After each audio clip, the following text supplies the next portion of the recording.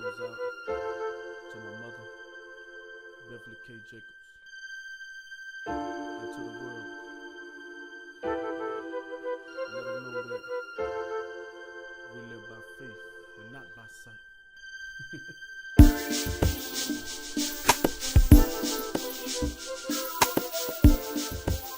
Homeland. Homeland. Yes. This was by request. For those kind of looking to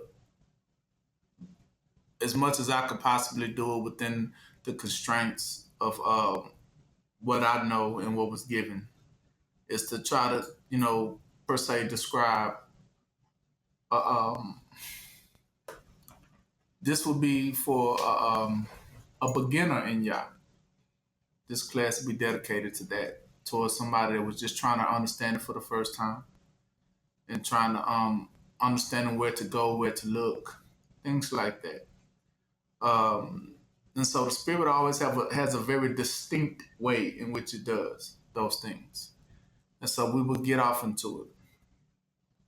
Of course, the Bible is very vast, and there's so many places you can go. So I always understand the scriptures I'm giving to you. There's always one scripture, but trust me, there's always will be, when you read the Bible, you'll come to find out that there's always two or more scriptures that confirms that one scripture. And that is how the Bible is written and described, so that it can always be like in a courtroom. It's always, if you got two or more witnesses, then everything that is spoken is confirmed. Every witness. You got to have, in a company of two or three witnesses, can every word be confirmed. So it's always better to have not just one witness that says something, because that one witness can be a what? A lie, right? But if you got two and three people say they saw the same thing, then we know that that is true, right? So that's why I say, in the company of two or three witnesses, let every word spoken amongst them be confirmed, meaning and confirmed to be true. So don't just take my one scripture, even though I will give you one, sometimes two, to confirm what I'm saying. But always know that the Bible will have two to three more scriptures that will confirm that one scripture that I might give you in order to get through this lesson. So there's meaning that there's a lot of scriptures that just going to confirm what I'm saying. So don't just take that one, right? Because there's more, there's others. But for the sake of time, that's why it's always given as much as we can give for that understanding. That way, for the sake of time. Not that there's more. There's always more. Okay? So bear with me for those of y'all that do know these things already, and for those that and bear with for those that need to learn it for the first time. And that is considered going into one of the areas that we will learn today is what they call long suffering. Because long suffering is that area was when you already know, but you have to endure for a time with those who don't what? Don't know. So that's called long suffering, because you have to be there along with them, to suffer right along with them, though you already got it, but you have to sometimes always suffer with those until they get it too. That's what he said. Let the weak say I'm what? Strong. I'm strong. So until that weak is able to say I'm strong, just like the strong one, then the strong has to endure with the what? With the weak. That's what it means, the weaker vessel. He has to endure, he or she has to endure with the weaker ones and feed them until they are strong enough as well, right? Same way a parent or a mother does her child. That's called long suffering. She endures with the child until the child is able to walk, talk, right, and move about the same way as if they was an adult as well. You got it? So with that, today will be considered homeland. And so with these things, I will go over a lot of key points so that you can kind of understand things. This is how the Spirit always works, all right? So with that, in your homeland, I want you to go ahead and start putting down from A, start doing a list. We're going to have a list so that we can touch these points together. And so it's going to start I want you to go from A all the way to, let me see where it stops at, where we have stopped at for now. At A through L. So each one of those will be a bullet point, okay? So you got A, B, C, D, E, F, G, H, I, J, K, and then we have what? L. Okay? And so we will go over what each one of those is going to be. That's a different point going into that you can kind of get the sum of the things, all right? I only chose to try to go as much as we can permit, right? All right. So in order to establish where we start from, it's always to understand who we are, right? Now, in order to understand who we are, we have to go to the main character that was given for us to have this understanding, and which will be Yahushua. So if anybody ever wanted to know, and Yahushua represents Jesus. Jesus and Yahushua are the same, it's the same name. But it is not necessarily the same person. Right? So Yahushua was the original Hebrew name for Jesus, for anyone who did not know. Now, when we came into the light of Jesus or handed the Bible for the first time, they might have told you that his name was Jesus. And so Jesus of Nazareth, or Jesus of Bethlehem, Jesus Christ. But his Hebrew original name was Yahushua, right?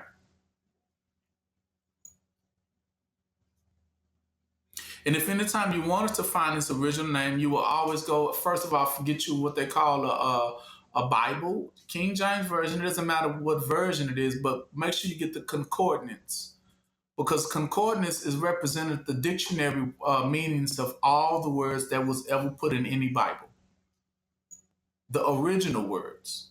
So in the concordance is where you get all the Hebrew, because the Bible was written from Hebrew first, and then it was translated to English and different other various languages.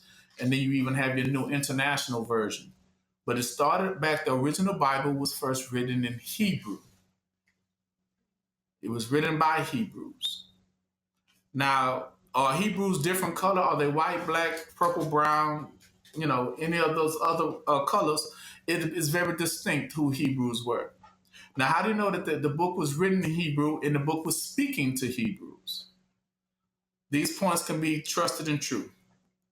Now, in order to first understand the Bible, you got to understand the character Jesus, which, like I told you, his name is Yahushua. And anyone knows, they will tell you. And if you don't know, you can Google it, ask what is the original Hebrew name of Jesus, and they will tell you his name was Yahushua. So first, let's start off at Matthew 1:1.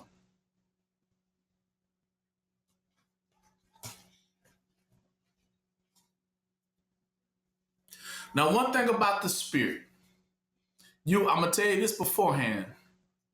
One thing about the Spirit is that the Spirit, you will say, well, how do you know you have the Spirit? How do you know? How do you know? How do you know? How do you know if someone else has the Spirit?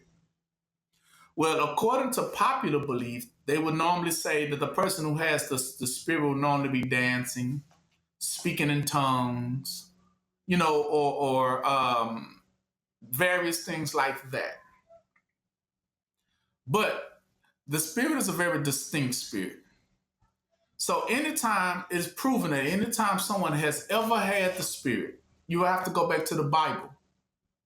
So you can't look at what you see in modern day churches, what they do when they claim that they have the Spirit.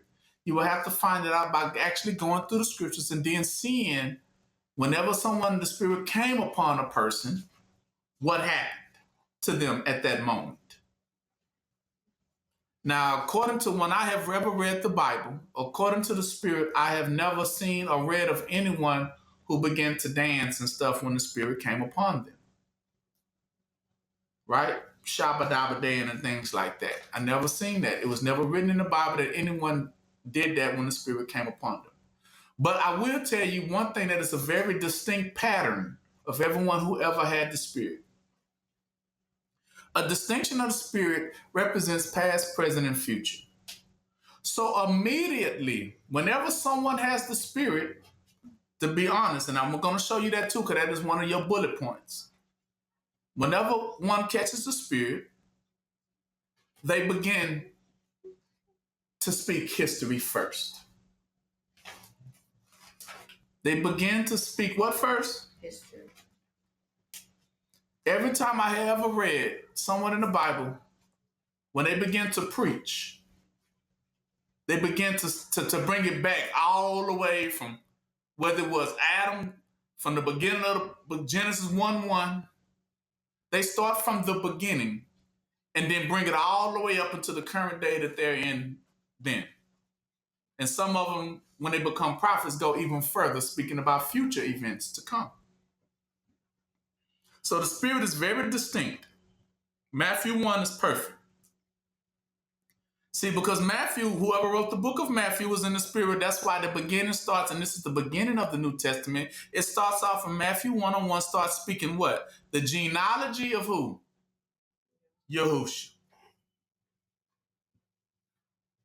So they can tell you first and foremost, these people was in the what? They was in the spirit. It says in the book of genealogy, you have to always understand this is how the spirit is able to determine things and tell you if they're in the spirit. In order to ever understand what walked you in it has to be somebody speaking to you in the what? The spirit. It's determined right here. The book of the generations of Yahushua, or Jesus Christ you call him, it will begin to show you his genealogy, his origin. So the spirit is very distinct at always bringing out the what? The origin. Now, why do you think it has to bring out the origin?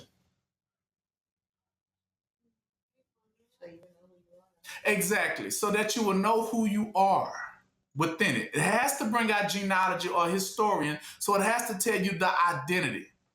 But it has to date it back from the origins in order for you to understand who you are within it and who it is referring and talking to.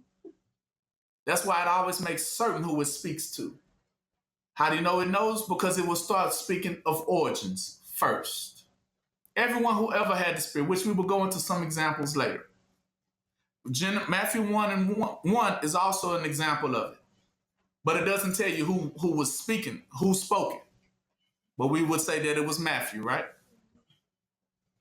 And so the first is going to always give you the genealogy or the family tree of Yahushua.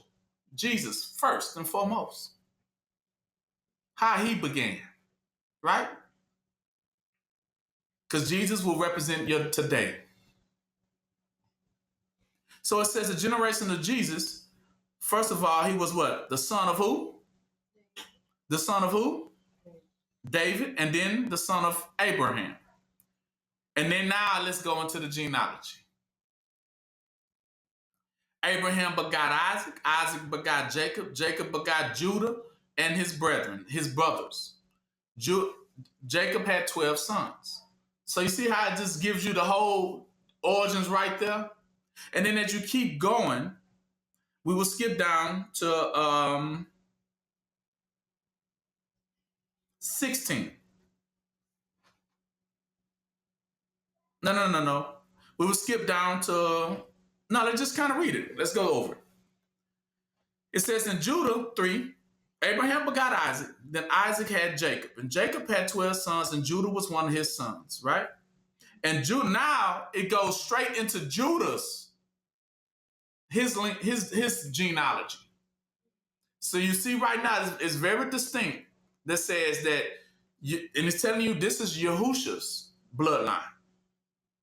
He Abraham, then Isaac, then Jacob, and then Jacob into what's 12 sons? Which one?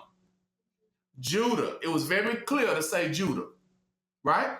And then from Judah is 3, right? It starts from Judah. Now the genealogy. It says, now Judah begot Phares and Zerah and Thamar, and Phares begot Ezram, and Ezram begot Aram, and Aram begot Amminadab, and Amminadab begot Naasson, and Naasson begot Salmon, and Salmon begot Boaz of Rahab, and Boaz begot Obed of Ruth, and Obed begot who? Jesse, and Jesse begot who? David the king. So now we have made a distinction. Abraham through Isaac, through Jacob, which we know went through Judah. And then out of Judah bloodline came what? King who? King David. And then out of the king, David begot Solomon. And Solomon begot Roboam, and Roboam begot Abiah, and Abiah begot Asa, and Asa begot Josaphat, and Josaphat begot Joram, and Joram begot Ozias, and Ozias begot Joamtham, and Joamtham begot Achaz, and Achaz begot Ezekis, and Ezekiel begot Manasseh, and Manasseh begot Amon, and Amon begot Joash, and Joash begot Jechanus and his brethren. And at that time they were carried away into what? Babylon. So it's making a distinction. This is when the first children of Israel went into what? Captivity. And then after they were brought to Babylon, 12, Jechanus begot Salathiel, and Salathiel begot Zorobabel, and Zorobabel begot Abidu, and Abidu begot Elikim, and Elikim begot Ezar, and Ezar begot Sadak, and Sadak begot Achim, and Achim begot Eliod, and Eliod begot Eliza, and Eliza begot Mathan, and Mathan begot Jacob, and Jacob begot Joseph, the husband of Mary, of whom was born Yahusha, who is called what? Christ. So all the generations from Abraham to David are 14 generations, and from David until the carrying away into Babylon was another 14 generations. And from carrying away of Babylon into Christ are another 14 what? Generations. Okay? So, like I told you, it always speaks of the bloodline because it wants to make it very clear of identity. Right? Now, speaking of identity, the main ones I want to focus on is what? I want to focus on David, Abraham. I want to focus on Yahusha.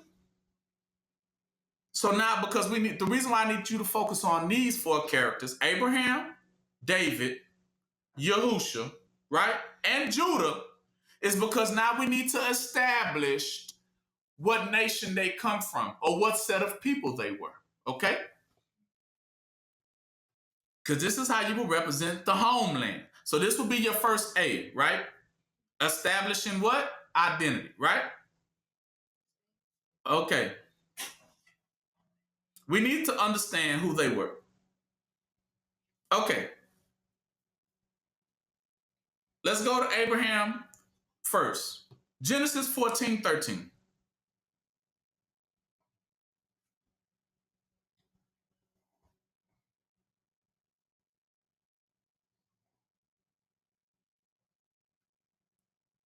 Okay, Genesis 14:13. We're establishing who Abraham was. What is his bloodline? Okay? Listen. Genesis 14:13. And there came one that had escaped and told Abraham the what? Hebrew. So it also lets you know that Abraham was what? Hebrew. Okay. We're just establishing these things. Okay. Now I go, who I said. We got Abraham, right? So Abraham had Isaac and Isaac had Jacob. So we know Jacob was also what? Hebrew. So he had 12 sons. So his son Judah was what? Hebrew. Exactly. All right. Now we want to establish that we skip down. We know that Yahusha came out of the loins of Abraham and Judah and David, right? Okay. Go to 1 Samuel 16, 1-13. I want to establish who David is. What did I say now? 1 Samuel 15 or 16. 1 Samuel 16, 1-13.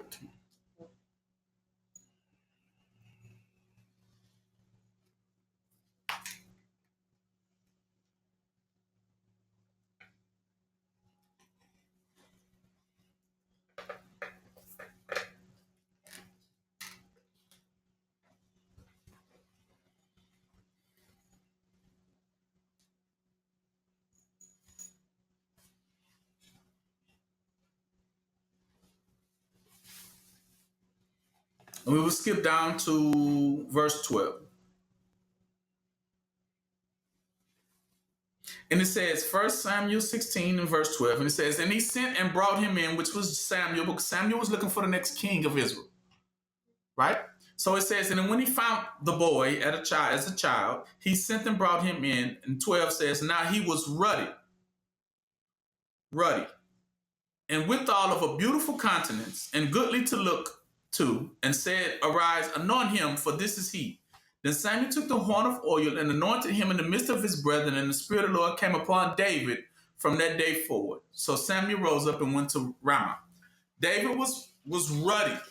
Now, we acknowledging what a Hebrew skin color, you would understand through David. What was the skin color, right?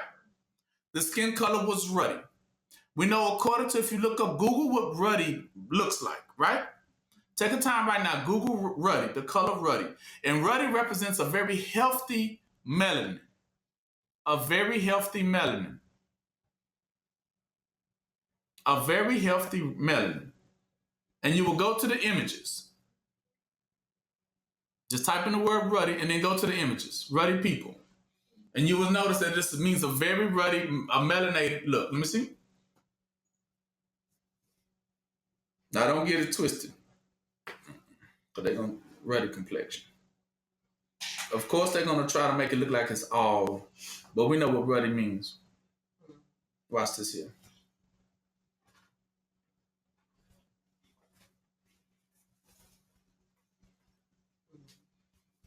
You're going to see when you type in the word ruddy, you're going to notice that it's a very dark skin. It is a very melanated person.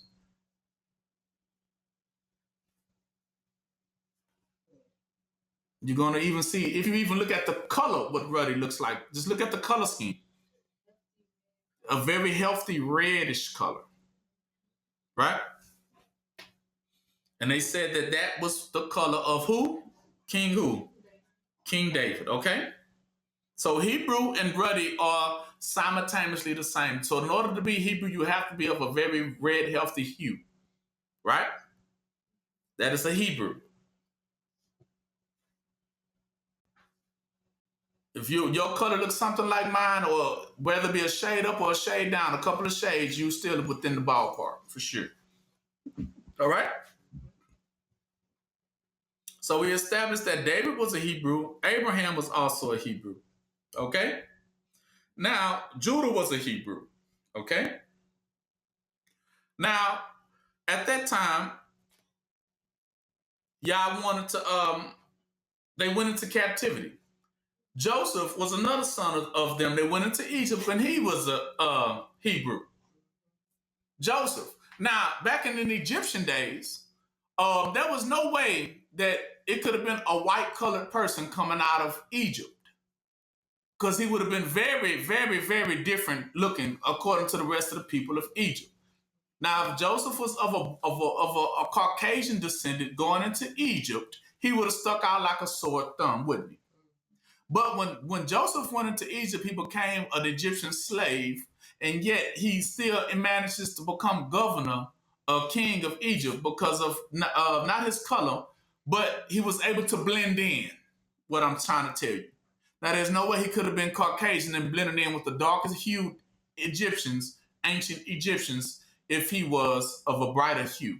You understand? It was no way possible. All right. So during his time, he came and went. But we also know, right, that he was that they went into captivity in Egypt, the Hebrew people, right? Now, they was also delivered out of captivity, but who delivered them out? According to the book, it was a guy named what? Moses. Okay, now Moses, we got to bring him into the fold. Go to Exodus 2:11.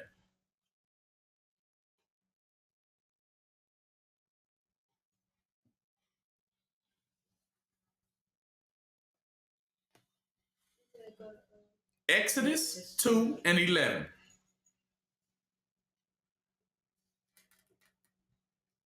And it came to pass in those days when Moses was grown, when he went out unto his brethren and looked on their burdens.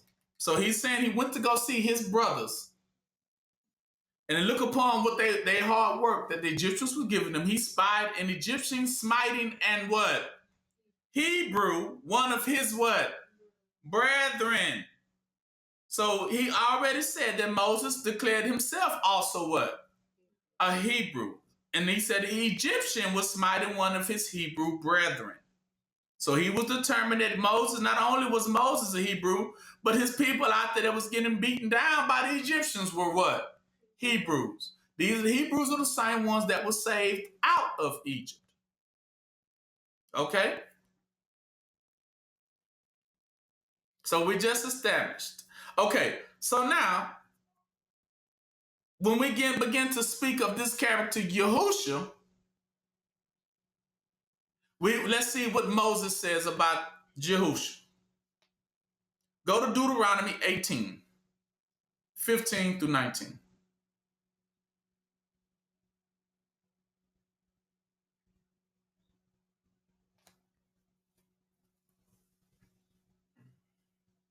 It says, Deuteronomy 18 and 15. It says, the Lord thy Yah will raise up to you. This is Moses speaking to his people, the Hebrews, before they go into the promised land. It says, the Lord thy Yah will raise up to thee a prophet from the midst of who? Thee. Of thy what? Brethren. So that meant he was going to become, the Messiah was going to come directly from out of their what? Bloodline. He says it right there. He's going to, from the midst of you and of your brethren, Hebrew brethren, like unto me. So he's also telling Moses, telling you that that Yahushua will be in the same what? He will be a what? He's telling them now that Yahushua will be a what? A Hebrew. Like unto me. Unto him you shall hearken. Okay? According to all that thou desirest of the Lord thy Yah in Horeb in the day of the assembly, saying, let me not hear again the voice of the Lord thy God, neither let me see this great fire anymore, that I die not. And the Lord said unto me, they have well spoken, which they have spoken. I will raise up to them a prophet from amongst their brethren, like unto them, thee, Moses, and I will put my word in his mouth, and he shall speak unto them all that I shall command him. And it shall come to pass that whoever will not hearken unto my words, which he shall speak in my name, I will require it of them. You see that? So he's telling his Hebrew people that Moses telling them that Yah is going to send them what? A prophet just like Moses, coming from the midst of their brethren, that he will be just like them. And he is whom they needed to what? Hear and listen to and heed to his instructions. Moses made it clear right here. He was speaking of a Hebrew person coming. Okay. Now, so of course, Moses talked to Yah all the time, right? The God. Now we have to determine God. Let's determine him as well. He ain't exempt. Let's see. Go to Exodus 9 and 1.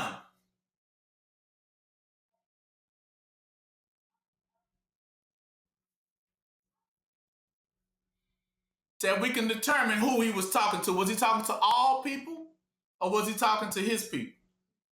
Let's find out. Okay. When Moses spoke this, listen. He said, then the Lord said unto Moses, go eat unto Pharaoh and tell him, thus says the Lord God of the what? Hebrews. Let my people go that they may serve me. And if thou refuse to let them go and withhold them still, behold, the hand of the Lord will be against you. All right? Okay? And to even more so know that they was Hebrew, we go down to verse 4. And he says, and the Lord shall sever between the cattle of Israel and the cattle of Egypt. He was going to make a clear separation, and there shall nothing die of all, that is of the children of Israel. Well, who you said, well, who are the children of Israel? Well, that goes back to Jacob. Jacob's name was turned into Israel after he wrestled the angel. So Israel and Jacob is still the same what? Person. And Israel had Judah, so that still represents of the 12 sons, okay? So we know that even the God that's over them was the God of the who? The Hebrew people, okay? So now you see why the Spirit is very, very careful to represent what? History. So anybody that refuses to hear history is refusing the spirit. Because the spirit always starts off with what? History. Listen. Now, and so that should cover A and point B, that God of Hebrew is distinguished too. That's point A, was that he was that we talking about all those people of bloodlines. A represents all the bloodline was what? Hebrew. That's point A. And I gave you all scriptures to see what was point A.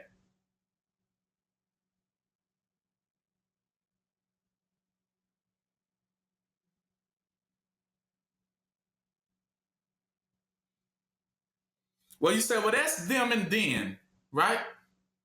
That's who they was talking to then. Well, let me give you one last one to close out A. Let's go into the New Testament. To the very person who wrote most of the New Testament. We will refer to Paul. Go to 2 Corinthians 11 and 22.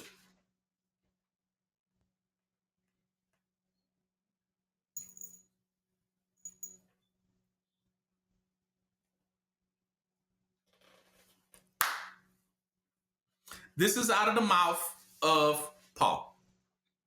2 Corinthians 11 and 22. Are they Hebrew? So am I. Are they Israelites? So am what? I. Are they the seed of Abraham? So am what? I. As you can see, this is coming out of Paul's mouth, who wrote most of the New Testament, for those that say, well, they were just speaking to them people back in the ancient days. No, Paul wrote half the New Testament. And he says the same thing. He was a Hebrew as what? As well. Speaking to what? Hebrews. Okay? So we made a clear distinction. B represent that God was the God of Hebrews as well. That is your B. Put that down for B. God of what? Hebrews. And that will be Exodus 9 and 1, which we just read. Got that? That's for B. That's for B. Because that the people that he was speaking to, the bloodline was Hebrew, and B would be the God was of the Hebrews. So the God you know and talk to today is of the what? God of the Hebrews. The God you talking to today, that you pray to today, is the God of the Hebrews. So for anybody that don't know the God that they were supposed to have been praying to, if you to pray to the God out of this Bible, whether it be King James, New International Version, whatever version of this Bible, then if you pray to this same God of this Bible, which most people pray to, then you're praying to the God of who? Hebrew. Okay? He's God of the Hebrew people. So I just need, that's a great B. That's the bullet point that you understand when you say I'm praying to God. If you any other race or any other denomination, when you praying to God of this book, and if you praying to the God of this Bible, then you are praying to the God of what? The Hebrews. Okay, let's make that very clear. That's why I gave you as point B. All right. Okay, point C. I would like to call this misconception. We're on point C now. The misconception. This is what the misconception is. Hear me. There's a misconception. The misconception is that Yah has or does appoint other nations of people to rule over, teach, guardians, monitor, supervise, tax, vex, punish, or instruct, and preach to the children of Israel or Jacob or unto the Hebrews. There is a misconception that this is a given thing that any other nation or race of people can have. Listen, and that God appoints that, or that God approved of it. You hear me? This is a misconception that you can be of another race. Listen, hear me. It's a misconception that you can be of another race and teach, preach, monitor, guard, officer, facilitate Israel or the Hebrew people. There is a misconception. Listen, that any other race or nation of people have been appointed to teach, preach, guide, guardian, monitor, or supervise the children of Israel. This is a misconception. There is no such scripture, there is no such Bible verse that gives them any right. Yah has never permitted it. Okay? Let's find out if Yah has permitted it.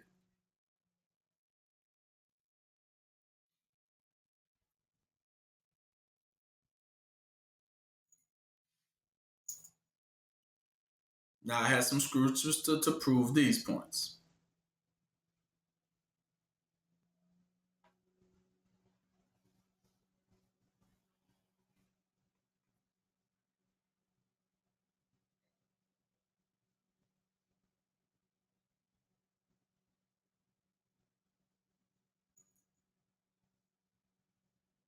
Go to Psalms 147, 12 through 20.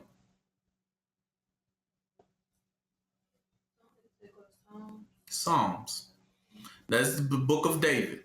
Going back to King David. Psalms what? 147. 147.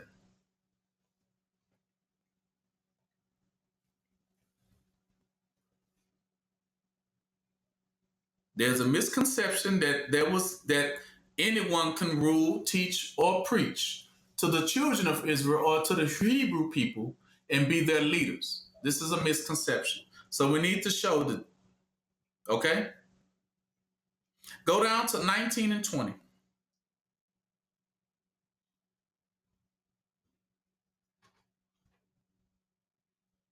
How do you know? Because he says it here. He has showed his word unto Jacob, Yah has, and his statutes and his judgments unto Israel. Listen, and he has not dealt so with any other nation. As for his judgments, they have not what? Known them. Praise ye the Lord. So what Yah has says concerning teaching Israel, do they know the teachings of Israel? He said they have not what? Known them. They were never what? Taught them. So it's impossible for them to be the teachers of Israel and Jacob when they themselves have never been taught. Right? Okay.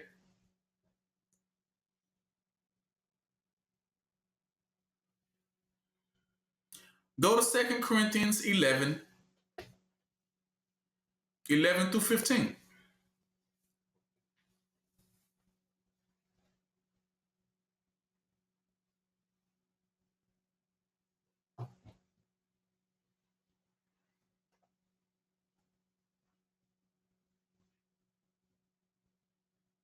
This is what Paul says. He says, wherefore, because I love you not, Yah knows. But what I do, being Hebrew, that will I will do, that I cut off any occasion from them which desires an occasion, that wherein they glory, that they may be found even as we. You see that? He's saying that there are some people who want to account themselves as one of us. Paul was referring to his authority to teach and preach to his own people. He says, but 13 says, for such are what? False apostles, deceitful workers, transforming themselves into the apostles of what? Yahushua. And no marvel, for Satan himself is transformed into an angel of what? Light.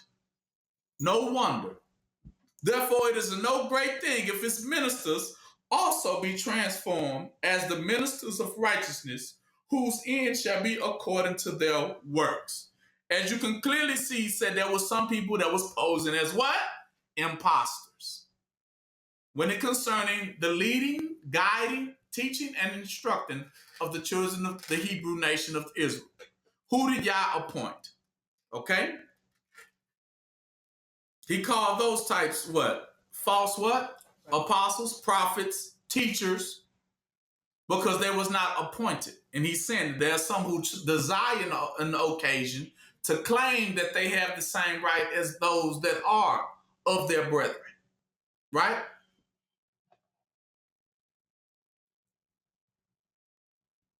Titus 1, 10 through 16.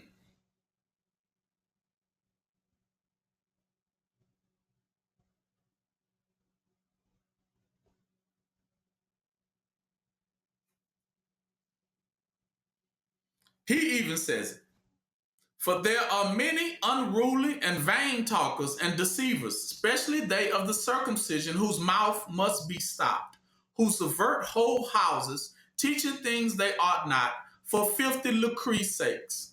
One of them, even a prophet of their own, said, the Christians are always liars, evil beasts, and slow bellies. This witness is true. Wherefore rebuke them sharply, that they may be sound in the faith, not giving heed to Jewish fables. Now, why he said Jewish fables? Because there are some who consider themselves to be Jewish, but they're not truly what? Jews. Jerusalem. That's what he meant. They are truly not of Israel, Jerusalem, Israel. But they are Jewish, meaning claiming to be. And commandments of men, he calls it. They teaching commandments of what? Men. They're teaching their own teachings, and that turn from the what? Truth. See, because unto the pure all things are pure, but unto them that are defiled and unbelieving is nothing pure. Even their minds and conscience is what? Defiled. 16 saying it. They profess that they know Yah, but in works they what? Deny him, being abominable, disobedient, and unto every work reprobates. That's what he means. These are not proper teachers. Right?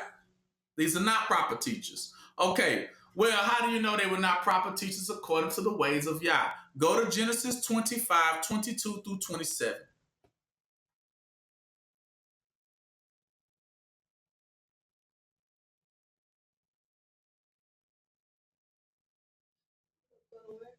Genesis 25. Genesis 25, starting at 22.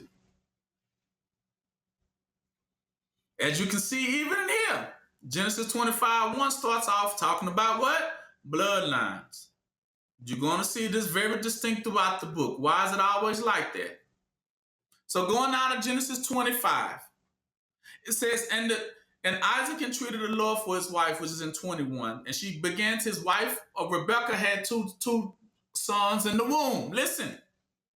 And the child, 22, and the children struggled together within her, and she said, if it so be, why am I thus? And she went to inquire of the Lord.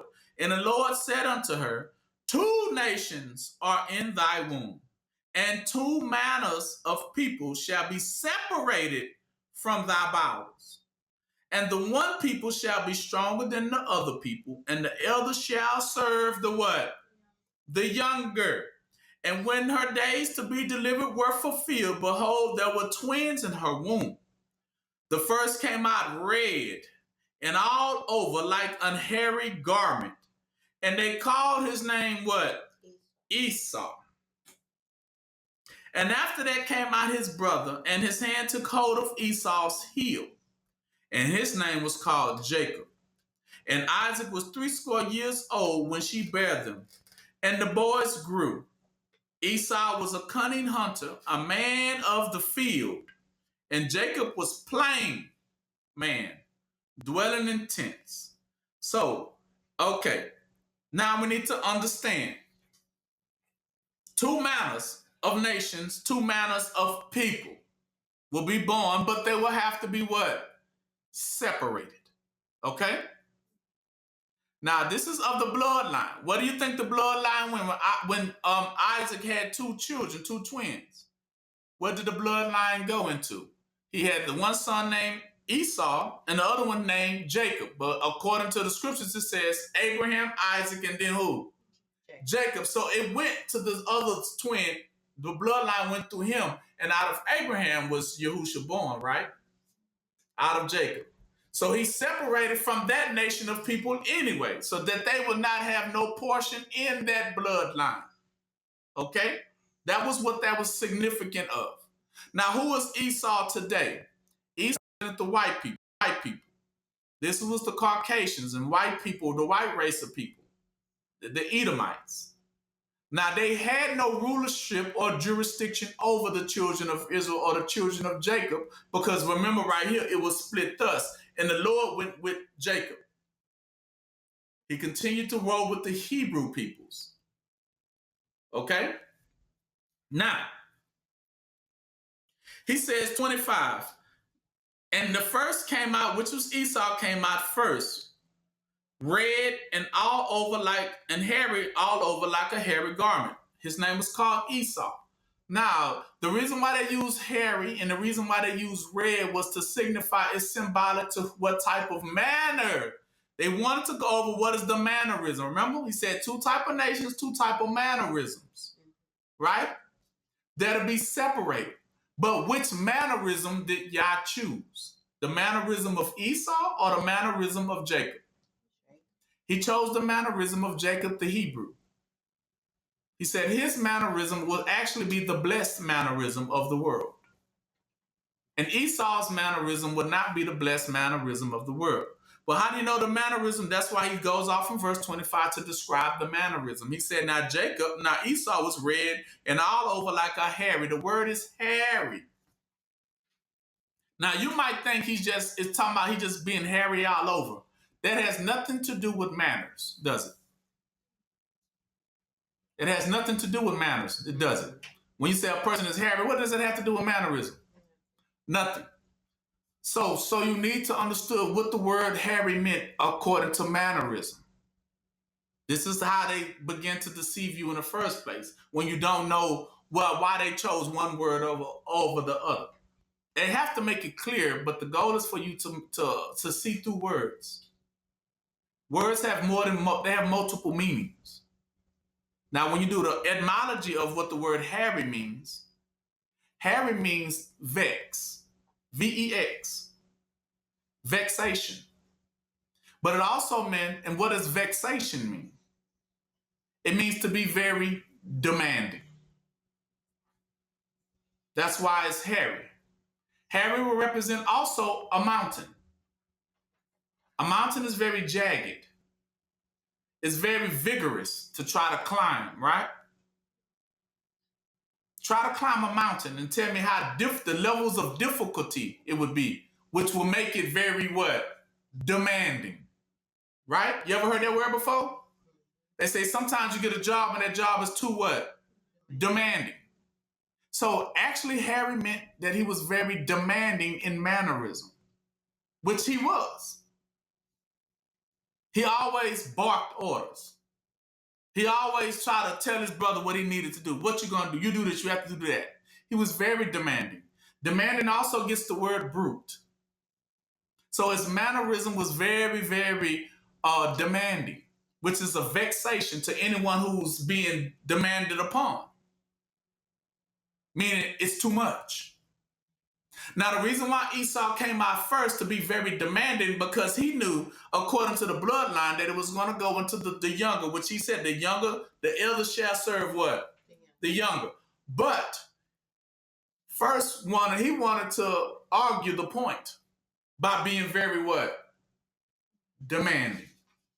Saying, well, you got to first, before you can truly have this birthright, you need to do X, Y, and what? Z. So that mannerism by Yah was a no-go. He said, because if it's about restoring and healings, if they listen to you, they'll never get what? Healed. So demanding also means debt. So one thing Esau loved to do was put you in what? Debt. That's what demanding also means. I need you to do this. I'm going to need you to do that. And you can't come out until you what? Do this or do that. So come out of what? Captivity. But how much does they have to do to prove themselves? But for Esau, you can never what? You can never, by him being demanding, that means he can never be what? Huh? When someone is too demanding, that truly just means they can never be what? No, satisfied. Never can be satisfied. So one thing about Esau, he could never be what? Satisfied. That was the difference between his mannerism and the mannerism of Jacob. How do you know? Because he said that he was red and very hairy, meaning blood and demanding. Right? The red will represent bloody. and the dirt in which he came from too. Now, Jacob, he said, when Jacob came out the womb, after his brother came out, right? 27, and Jacob was what? A plain man, dwelling in what? Tents. So it says that Esau was a cunning hunter, always on the prowl. He always, like any type of aggressive predator, he's always looking for what? Prey. Right? And he's a man of the field, meaning he eats what? Everything. His heart desires it all. He's a consumer. And Jacob was what? Plain. Another word for plain is the very opposite of hairy. That's how you know. Because when you think about a mountain, trying to climb a vigorous mountain, right? But think about him. He said, but his conversation is what? His mannerism is what? Plain. That means what? Without a mountain, it's what? If you remove a mountain out of your way, then what stands before you? Plain. See? It's just straight. It's smooth. You see? Smooth. So plain represented smooth. Meaning he was not that what? He wasn't demanding of what a person needed. So he gave it unto Jacob that Jacob, his way was better. His way was more excellent. It was a more better way as a teacher than Esau's way. Esau keeps you in what they call debt because he's too what? Too demanding. His system, what he created, is very too what? Too demanding, to the point where if you listen to him, you'll never get healed. If you listen to him, you'll never be restored. If you owe the debt, you can never what? Truly ever what? Pay it, because he'll never be satisfied at what you try to pay it with. But only will say, now you owe me what? More. It doesn't, and that type of mannerism does not restore at all. Which that's why you even to this day still in what? Captivity as a slave. Always asking yourself the question, when is enough what? Enough. But with Jacob, his teaching was never like that. That's why Yah chose his teaching over Esau's teaching. Smooth. Right? Of a firm foundation. Established. And how you know he was established? Because he said he was dwelling in what? Tents. So Esau didn't dwell in no tents. That means Esau was all, how they say, I'm outside. He everywhere. He don't know how to stay what? But Jacob knew how to stay what? Home. So that meant his tent represented his discipline. Jacob was very what? Disciplined. He stayed within his tent, his house. He stayed within his teachings. He didn't desire nothing more but what was given what? To him. How do you know? Because 31 says, and then Jacob said, sell me his what? Birthright. And as we know, according to that story of Jacob and Esau, his brother, he sold him birthright for a bowl of soup. And then he demanded that bowl of what? Soup. You know, bullying his brother around.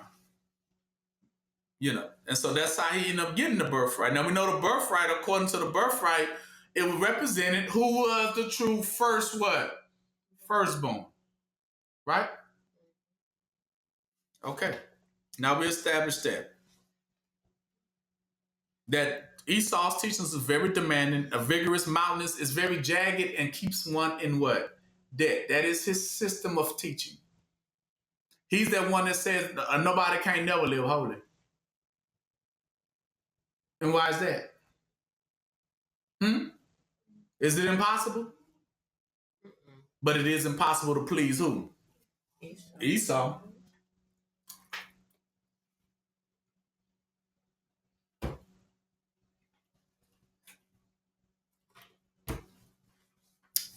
All right.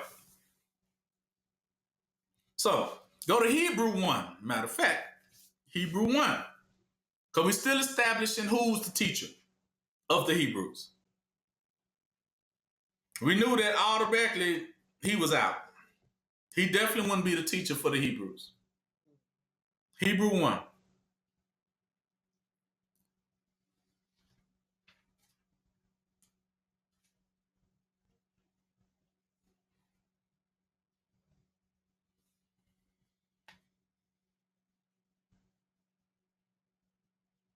Now listen, like I told you, misconception, once again.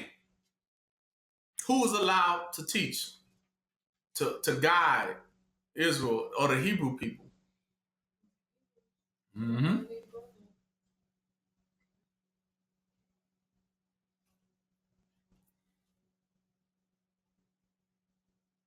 7. No, start at 6. And again, when he bring in the first begotten into the world, he said, and let all the angels what? Worship him. 5, go to 5. For unto which of the angels said he at any time, thou art my son? This day have I begotten thee. And again, I will be to him a father, and he shall be my son. Right?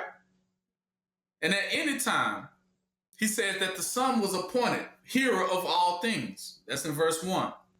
Right? And 3 says he was what? Who being in the brightness of his glory and the express image of his persons. So that means even Yahushua, or Jesus, what you call him, looked at like who? God himself. Now, what color was Yahushua? He was ruddy. He was a Hebrew as well. He says, number 9.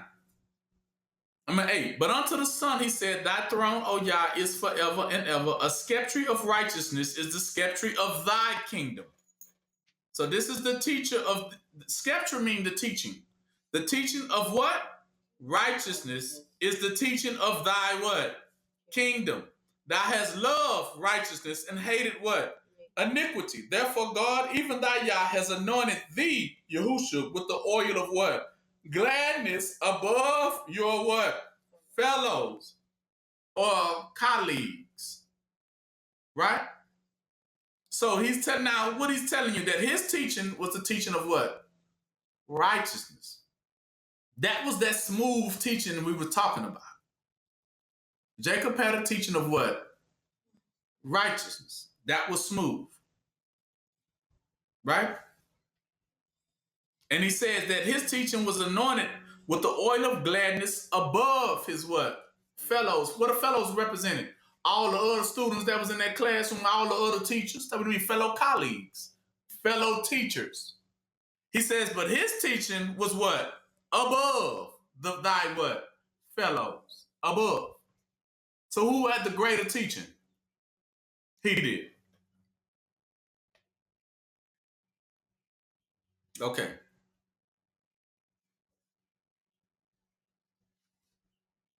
Deuteronomy 33, 1 through 11.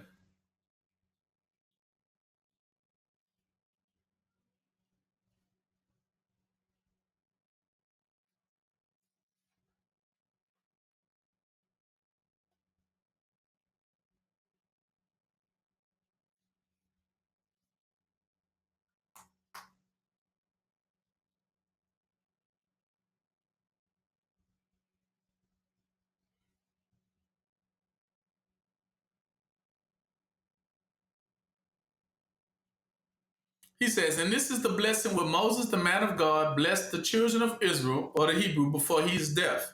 And he said, the Lord came from Sinai and rose up from Seir unto them. He shined forth from the mouth of Paran, and he came with 10,000 of his saints from his right hand with a fiery law for who? For them. Who? Who's the them? The Hebrews. Yeah, he loved the people. Who?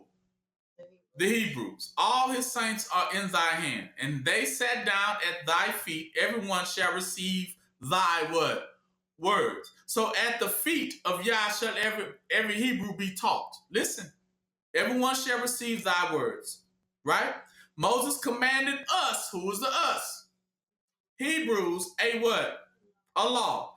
Even the inheritance of the congregation of who? Jacob. Listen.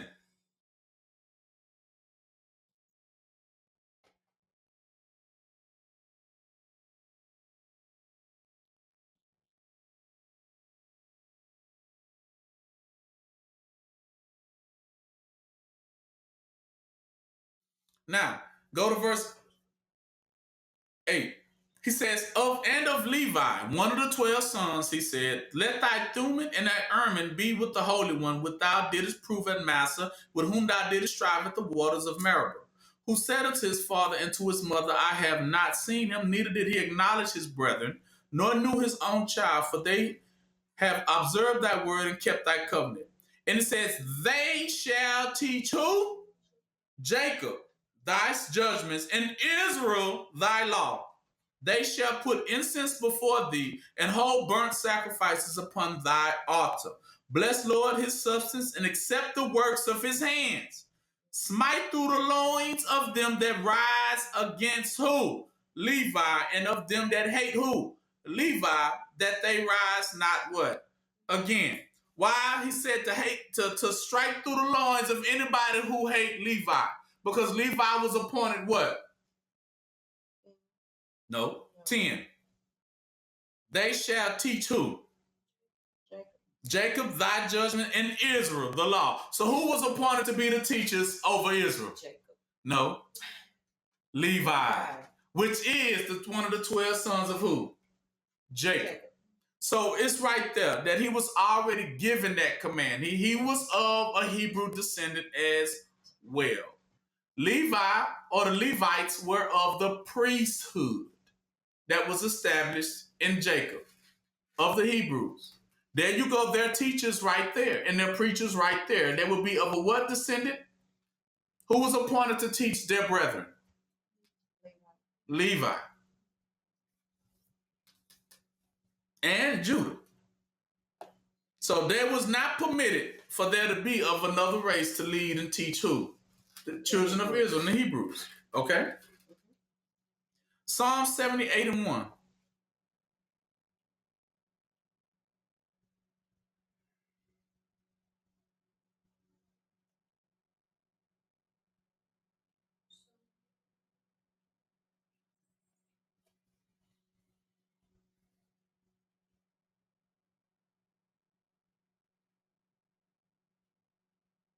Listen. Give ear, O my people, to my law. Incline your ears to the word of my mouth. Who is the people? Israel. I will open my mouth in a parable. I will utter dark sayings of old, which we have heard and known, and our fathers have what? Told us it. Who told? Who told them? Their fathers. We will not hide them from their children, showing to the generations to come the praises of the Lord and his strength and his wonderful works that he has done. For he has established a testimony and a witness in who? Jacob. So who was going to give a testimony? What type of descendants would he be that was given a testimony in Jacob? He had to be from what? The loins of who? Jacob. Who was going to be the witness? Who was going to speak to the people? And appoint a law in what? Israel. Which he commanded our fathers that we should make them known to their what? Children. So who was going to be teaching their children? Those from what? Jacob and Israel, right? He's telling you plain as day. Who was the teachers coming from? From where? Within. Where were their teachers and preachers coming from? Within. There was never an outsider who came in and had to teach Israel. It was never no such thing as an outsider to teach the Hebrew people of Jacob and his descendants. There was no outsider. There was never an outsider. It was always from within.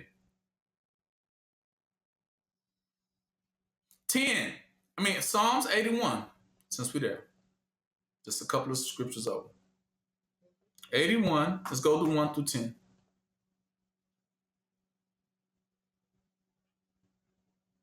He says, sing out loud unto Yah our strength. Make a joyful noise from the God of who? Jacob. Take her psalms and bring hither the timbrel, the pleasant harps with the psalmistry. Blow up the trumpet in the new moon, in the time appointed, in our solemn feast days. For this was a statute or a law for who? Israel, and a law of the God of who? Jacob, that he ordained in Joseph for a what? Testimony, when he went out through the land of what? Egypt, where I heard a language that I understood what? Not. So that's telling you, that's another reason to know that there is no other race or nation of people upon over Israel, because first of all, they speak other languages. So it's right, you wouldn't understand it anyway. So therefore, it's not appointed for all of our teachers and preachers and everything that became any leadership or authority always came from where? Within. I'm establishing that with you now. For those that think that's the greatest misconception, is that there's others of other nations and races that can be leaders or any type of authority figure over the children of Israel. There's no such thing. Listen, he says, I removed it. He said, even in Joseph, he said Joseph was the testimony or the witness that you needed to understand. That's what he's telling you right here. When Joseph was in Egypt, who ruled who? Did the Egyptians rule over Joseph or for a time, but then what ended up happening? Joseph ended up ruling over Egypt. A Hebrew ruler over the Egyptian people, the Canaanites, of African descent, of the children of Ham. He ended up ruling over them. It was a complete reversal of roles. He says, I removed his shoulders from the burden. See, the burden represented what? The hairiness. Remember being very what? And demanding. Remember we used the word demanding. Hairy means what? Very demanding, very brute about what you had to do 101 things. That's a burden, isn't it? So he said he removed the burden from Joseph. His hands was delivered from the what? The pots. Well, he said, well, what the pots mean? Well, the pots represented the gumbo, the cauldron, the pot of all nations and races mixed what? Together. So he removed him from what? That situation. He had to rise above it. And he ended up ruling over it instead of just being caught up what? In it, swimming in the soup. Okay? Y'all had to raise him out of the soup. All the gross darkness. Had to get him out of that situation. And he said the Spirit got him what? Out of that situation. He knew he wasn't being ruled over inside the pot. Y'all got him out of the what? The pot. He said, thou callest in trouble, and I delivered thee, and I answered thee in the secret place of thunder. I proved thee at the waters of Meribah with Selah. Meribah. I know y'all saying Meribah, but that ain't what it's telling you. The word is remember. Look at it.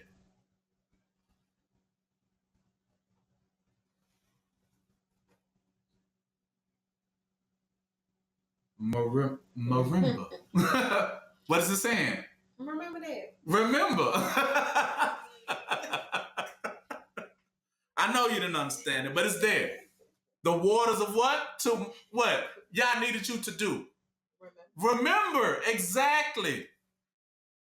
Selah. For him, O my people, I will testify unto thee, O Israel, for thou wilt hearken unto me. There shall no strange gods be in thee, neither shalt thou worship any strange what? God is telling you that. I am the Lord thy Yah, which bring thee out of the land of Egypt. Open thy mouth wide, and I will fill it. Meaning, pray to me, and I will give you what? Teachers. And I will fill it. I will fill it. But my people will not hearken to my voice, and Israel with none of my words. Right? So I gave them up unto their own hearts' lust, and they walked in their own what? Counsels. Meaning that's when other nations started what? Ruling over them. Listen, but it was not so. Go to Psalms 105.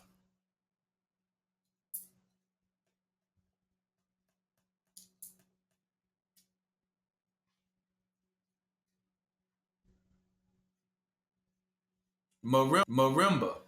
It's remember. So,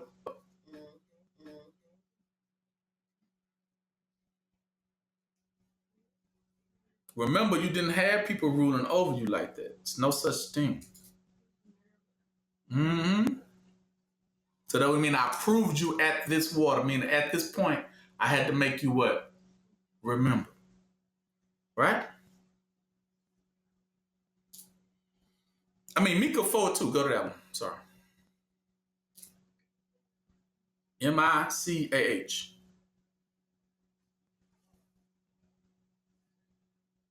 Now let's see what it is. Start at 1 and 2. He said, but in the last days it shall come to pass that the mountains of the house of the Lord shall be established in the top of the mountains, and it shall be exalted above the hills, and people shall flow unto it. Where they going to float in? People say it's going to be the one mountain that was going to be established, and at the top of that mountain. And many nations shall what? Come and say, come, let us go up now to the mountain of the Lord. Now, where's the mountain of the Lord? And to the house of the God of who? Jacob. And he will teach us of his what? Ways. And we will walk in his paths. For the law shall go forth of Zion, and the word of the Lord from where? Jerusalem. So it's telling you that the word is to them, for them, and it's going to come from them to the rest of the nations to understand. Right? It does not come from them. Now, how do you know? Isaiah 40.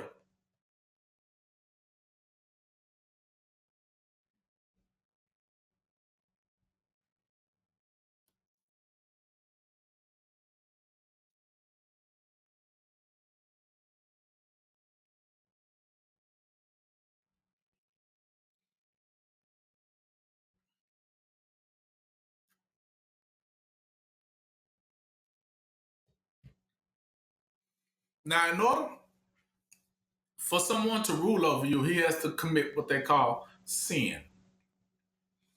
Sin is, Esau's very good at that because Esau creates debt. Sin and debt are the same words. How does he create sin and debt? By being very what? Demanding. Exactly. By him being very demanding, he know eventually something is going to make you what? Slip and what? Fall. So by him being very demanding, meaning you can never get out of debt with Esau. And because of this is how he uses this to create witchcraft, which is he uses this to brainwash you into think that you owe him what?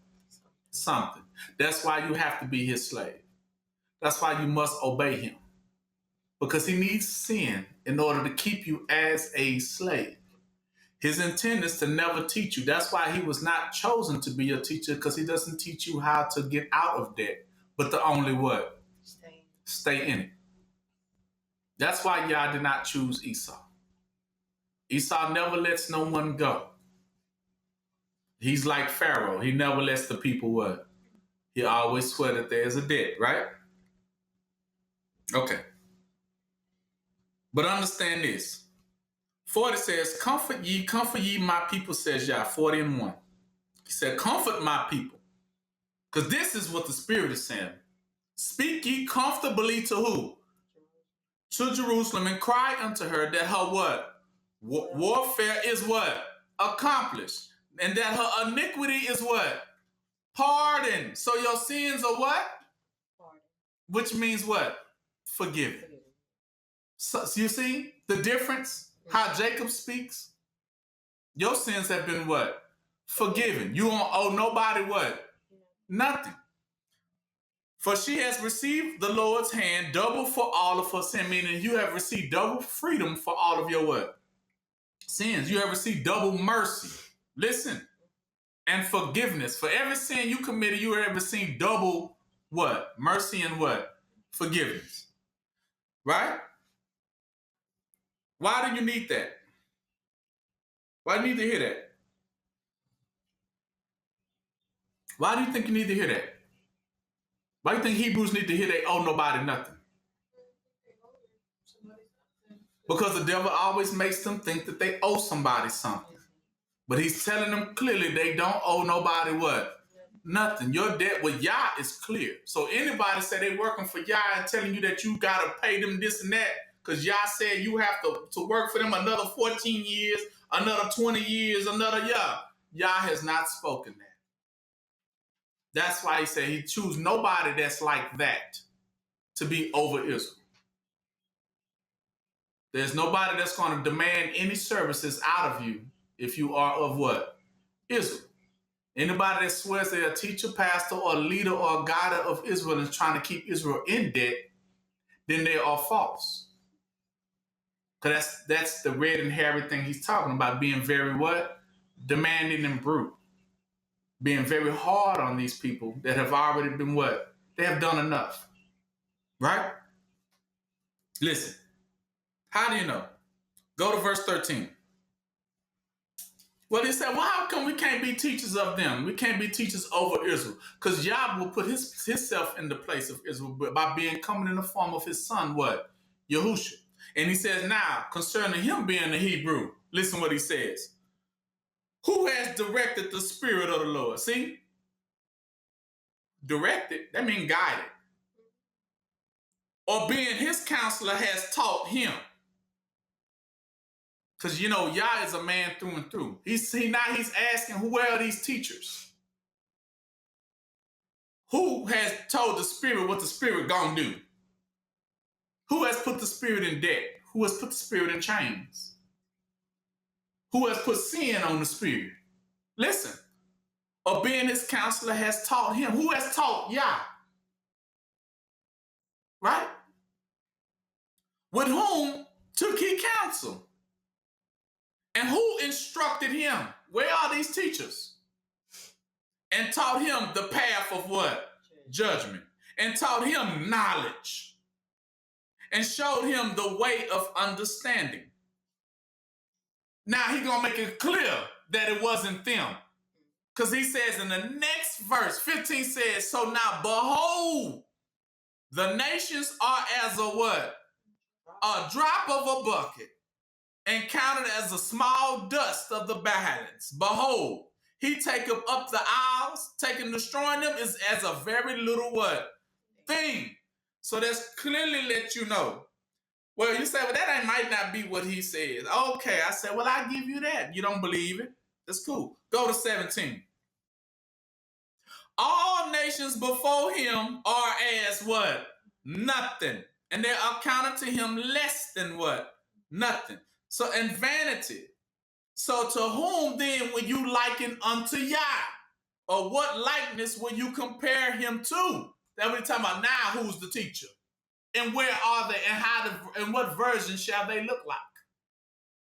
That's what it means. Who they going to compare me to? Yah says. How shall I look when I come on earth as a teacher? How shall I look when I come on earth as Melchizedek? Shall I come in the form of Jesus? Shall I come in the form of an Indian? How about, do I come in the form of a Chinese? Do I come in the form of an African? That's what he's asking right here. For those who say that I can choose anybody to teach, but have I? That is the question. And who has I chosen to rule over me? To tell me how and who I choose? Who has directed the Spirit? That's what he's saying. Who has trafficked the Spirit? You go over here, you go over there. Who can tell the Spirit, once the Spirit is in someone, who can teach them? Once you have the Spirit, who can teach you that don't have it? Who? That's what he's asking. Who can direct the Spirit? Who can teach it? Who can tell it what to do? Who has power over it? Only Yah. So Yah chooses and directs who he chooses and what? Directs. It's not of man. He clearly said it wasn't the other nations. So he already told you what he felt about the other nations. So they clearly was not Israel's what? Teachers or leaders or preachers. Anything that was of authority figure over Israel, they are lying. Okay? See it with your own eyes, right? Now let's go to point D.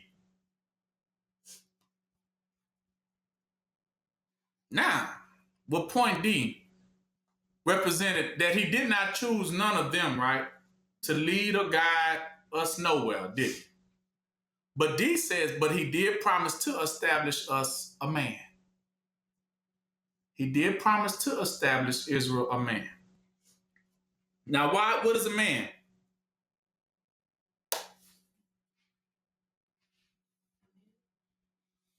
A man, you know, it's going to be of their descendants, right? You know, he's going to come from their loins. He's going to come from their brethren, right? And the reason why he calls him a man was to establish, listen, because only a man can teach. Listen, because only a man can teach, can be a preacher. That must meant that man had to do a lot of what? He had a lot of growing up to what? To do. Before he could what? Teach. Exactly. So this title ain't just slapped on anybody. No, it is man, it represents somebody that's very what? Mature in what they're saying. Okay? So these are the ones who really know what they're talking what? About. That's why he says he established with Israel that he was going to always give them a man. A man representing a shepherd to what? To lead them properly. How do you know it's a man? Because he ain't finna give them no child to lead them. You hear me? Sure. And he ain't finna give them what? No baby to lead them. Not no animal. Nothing from no other races. You just seen that established. Right? And he didn't give it to the hands of a woman neither, right? Okay. But how do you know? For some who say, he promised to establish a man as a light. Listen. So a man represents a what? A light. What type of light? You talking about this light? So in ancient days, how did they make light? A fire. Exactly. So when he says, I will establish to Israel and I will establish to Jacob and to Hebrew people their own man, meaning their own shepherd, their own teaching, he represented their light. Whenever you light a candlestick, right? He is the what? Light of the what? Of the world. So now a man represents what? A light. Because when you're in darkness, you need what? To see. Because light, what does a light do for you if you were that's in the darkness? It'll help you what? See where you're going. It will help you see who you are. And it will help you see where you what? Headed. So that's what he represented. So he said he was a light he would promise them that they will always have a light to the Gentiles and always upon the throne of David and his sons forever. The Levites, the priesthood, are the sons of the Gentiles. I know y'all kind of glossed over that. So Yahushua represented the man. And his sons represented what? The Levites, the priesthood. Sons of Yah. Listen. Go to Romans 11.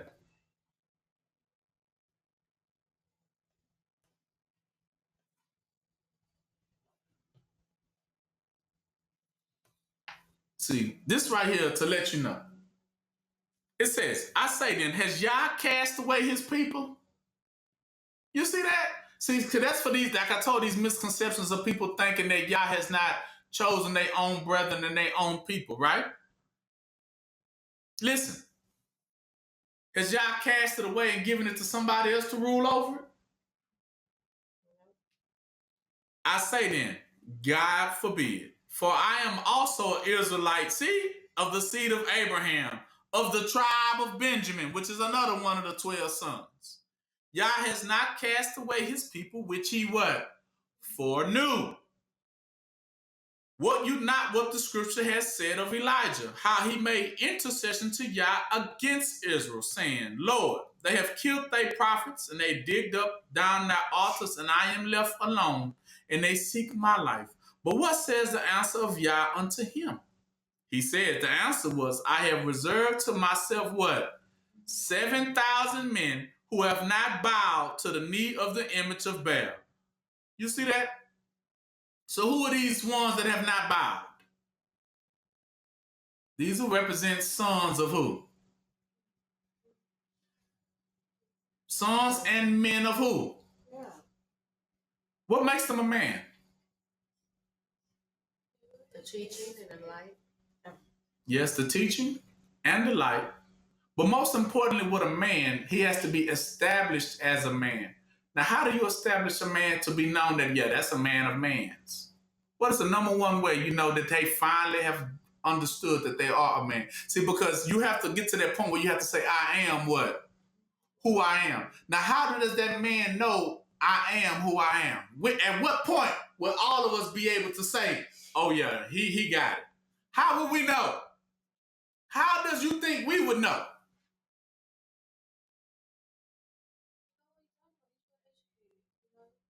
Yeah, he would be very well educated. But what would he be educated of, first and foremost? We know it's the truth, but what would he be educated first of? Yeah. He would know, but whose history? His history. So first, in order for him to establish he's a man, like a nail, he has to first know his own self. Exactly. So this is how we know he's a man, because we can't tell him a man unless he knows for sure what? That he's a man within himself. Because we can play all the games we want to with him, right? If he doesn't know he's a what? He's a man. So before he can ever be anything, he has to first know, he has to come to the realization. That's why I say it's come from where?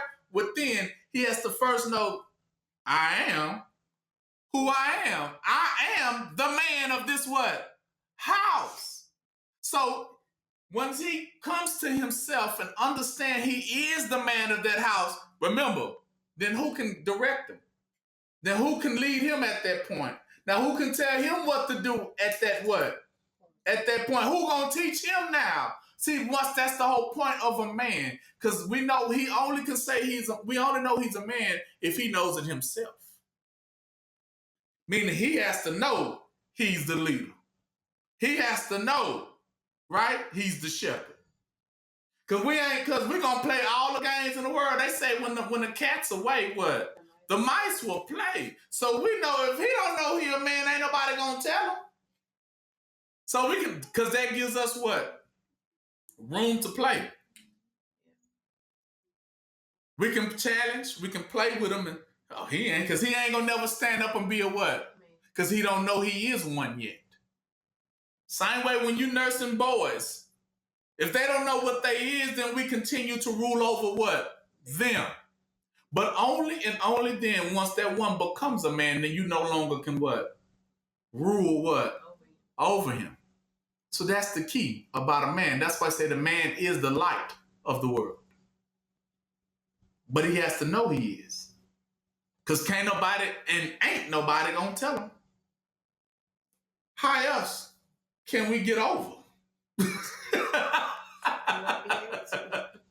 How else can we get over unless he has to know who he is?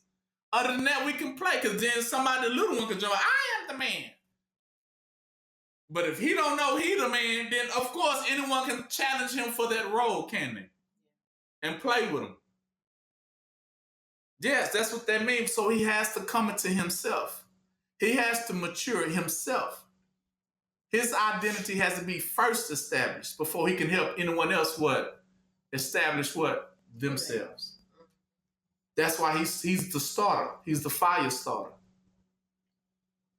I can't give you light if I don't have a what? A light to give. Right? I can't help you have a light if I don't have a light to what? To give. So that means I have to be burning and shining before I can show you who you are. I have to know what? Who what? I am first. That's what a man, that's why it starts with the man. That's why he said, I promise you, I will always give Israel what? A man. Because a man is necessary for identity. He has to be a man of history. He has to be a man of spirit, that he knows himself. That's why he's able to show you who what? Who you are. Yahusha was that man. See, before then, none of us know what the world we're doing. None of us know where we're going. Nobody knows who's who until that man comes in the room. That's why everyone's afraid of that man. Because that man knows who he is and he knows who you are. Nothing is hidden to Yah. The creator of what? Man.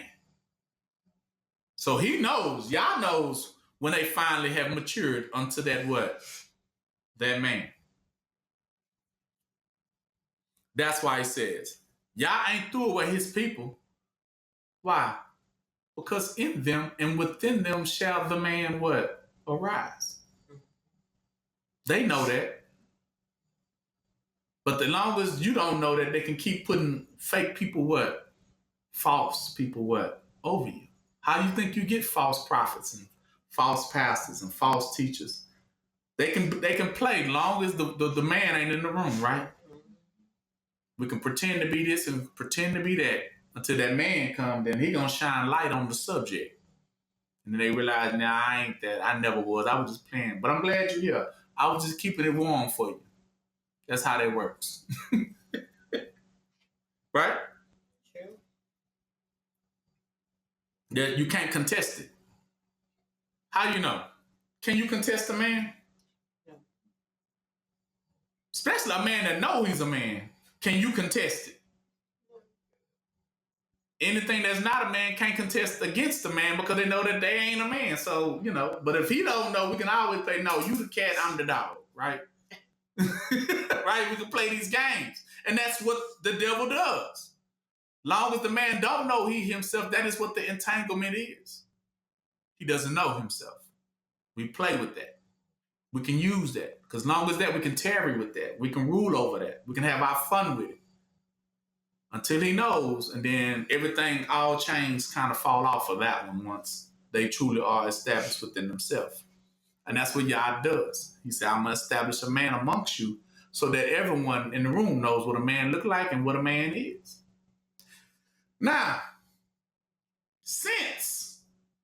once he is established and knows within he's a man, now it has to be made known to the rest of us that he's a man. See, because that's an inwardly thing that I was just describing. Now we need an outwardly action to prove it. Yah establishes both. Inwardly, then it transforms what? Outwardly. Now, when we're still investigating that man, is he a man? Does he know it yet? Does he know it yet? Does he know it yet? How? What is the number one action that proves that he knows? See, every devil knows it. Every weaker vessel knows it too. When he speaks. Not necessarily when he speaks.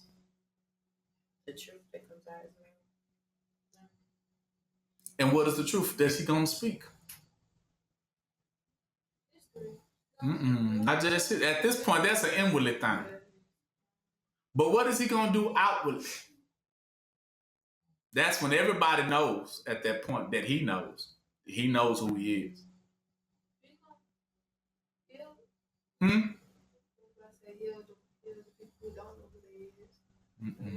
Okay.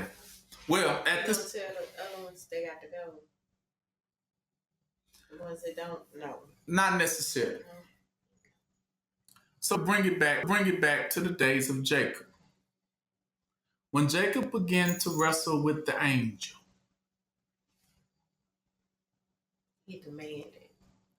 The angel was wrestling with him, right? Now, what is the wrestle? That what? Did he tell him who he was? Yes. But he wrestled with him so that he can always what? Rule what? Over him. But what ended up happening in that wrestling? He told Jacob who he was. No, before that. Oh, before that. During the wrestling, what ended up transpiring? Who won the match? That's what I'm wanting to know. Jacob won the match. So what ended up happening within there is that the one thing that a man knows once he comes into himself, the one outwardly thing he does, no matter who wrestles with him, is that he doesn't bow at that point. That is the number one way we know that he knows. Because we can't make him do no more. Well, we can't make him do anymore. Bow. That is the number one way you know he knows. Right? Because we try to play with him, and every time he always gives in, he breaks, he gives in to what? What does he gives in to before he knows he's a man? He always gives in to your demands. But the one sign we all know that, dang, yeah, he there now, is when what? Is when he begins to what? He doesn't do what anymore? He don't bow anymore. Because he becomes realizing that what is he bowing for?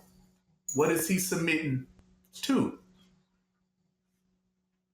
Because everyone in the room knew he was the ruler, but we had to play him like he what? He wasn't head of what? Household. So the number one response for a man to know that he is a man of the Hebrew descent is, but he begins not to what? He don't what? He don't bow. Because read what it says. Listen, let's start over Romans 11. Read it so you can clearly see this moment. He says, and I say, have Yah cast away his people? He says, Yah forbid. For I am also an Israelite of the seed of Abraham, of the tribe of Benjamin. Yah has not cast away his people, which he foreknew. Wote ye not what the scripture said of Elijah, how he made intercession to God against Israel, saying, Lord, they have killed your prophets and dig down your altars, and I am left, and they even seek my life. But what said the answer of Yah unto him? I have reserved to myself 7,000 men who have not what? Bowed to the knee to the image of Baal. This, why Yah says he had to make it very clear, men don't what? Don't bow. That's how he knows. Because you're going to be tested. You're going to be tried. Even Elijah said they seeked his life for that very reason, because the devil tried to make him what? Remember, the devil tried to tempt Yahusha. What was one of the things he wanted Yahusha to do? Bow down. But he wouldn't, would he? So, because it's the number one indicator once you know who you are. Outwardly. The inwardly is that you have to still come into yourself. But once that happens, it begins to see through your pores.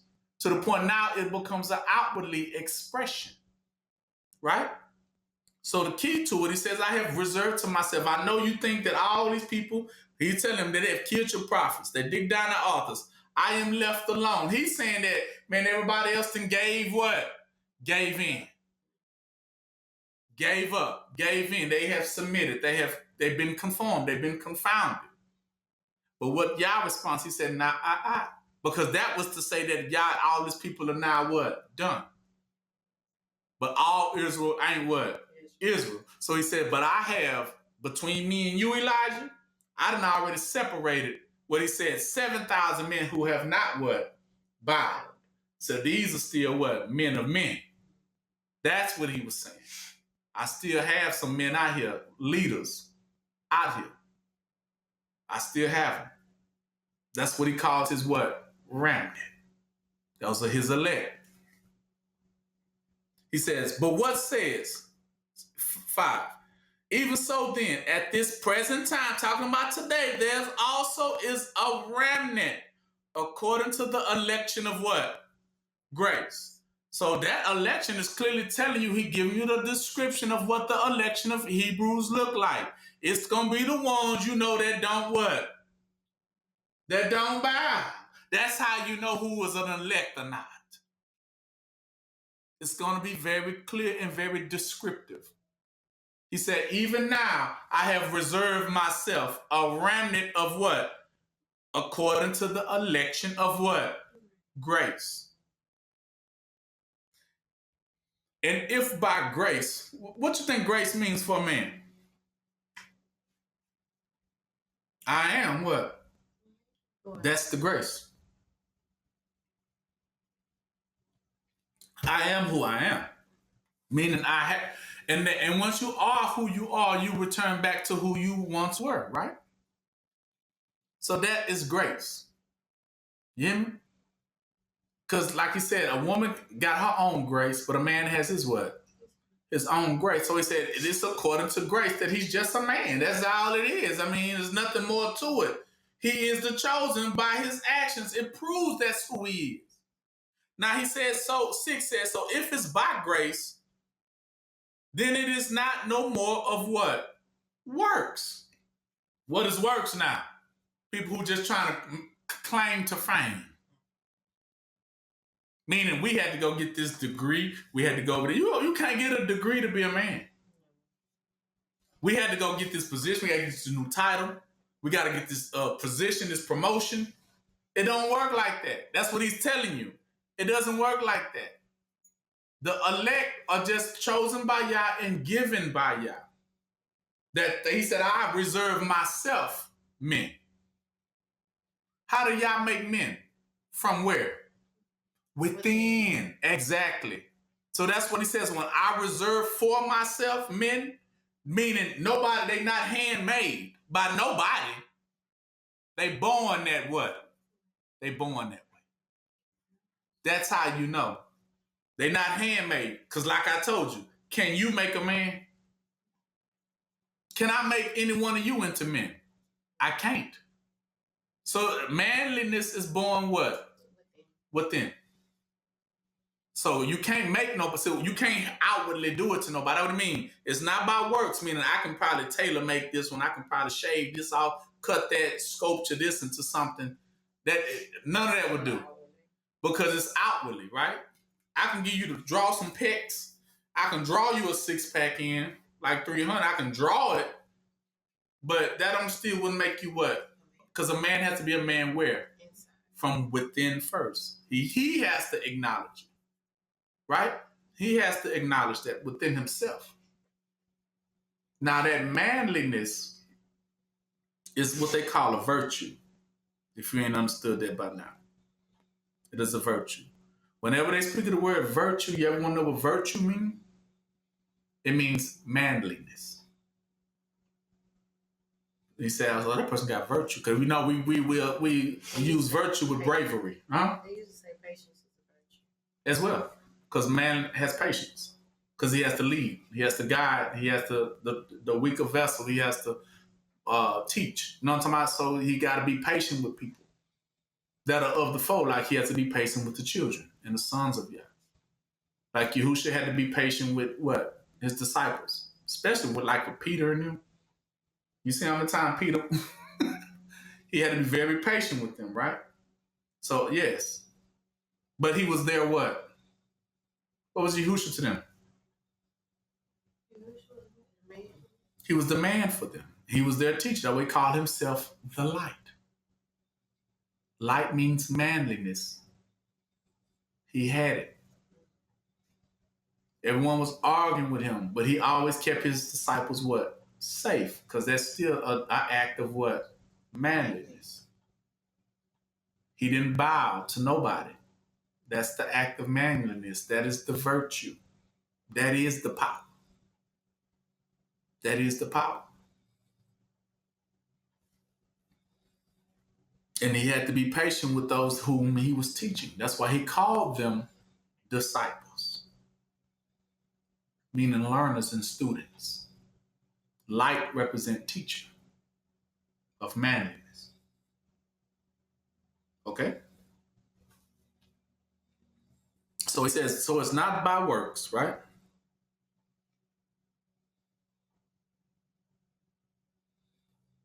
So 7 says, what say then? Israel has not obtained what you seek for, but the election have obtained it. See? And the rest were what? Blinded. According as it's written, God has given them a spirit of what? Slumber, eyes that should not see, and ears that should not hear until this day. And David said, let their tables be made of what? Snare and a what? Now stop, what are tables? They're what? Teachers of what? Welfare. So all their teachers were really a what? A snare and a what? A trap and a what? Stumbling block. And the recompense and recompense unto them. See, he's telling you, your other teachers you had before you had a man was a what? A trap, a heavy burden, a demanding brute, right? Sometimes be kids in grown-up clothes. Childish, exactly. 10 says, so let their eyes be darkened that they may not see, and bow down their backs, what? Always. So therefore they was never became what? Men. But he says, I say, have they stumbled that they should fall? Yah what? Forbid. But rather through their fall, salvation is coming to the who?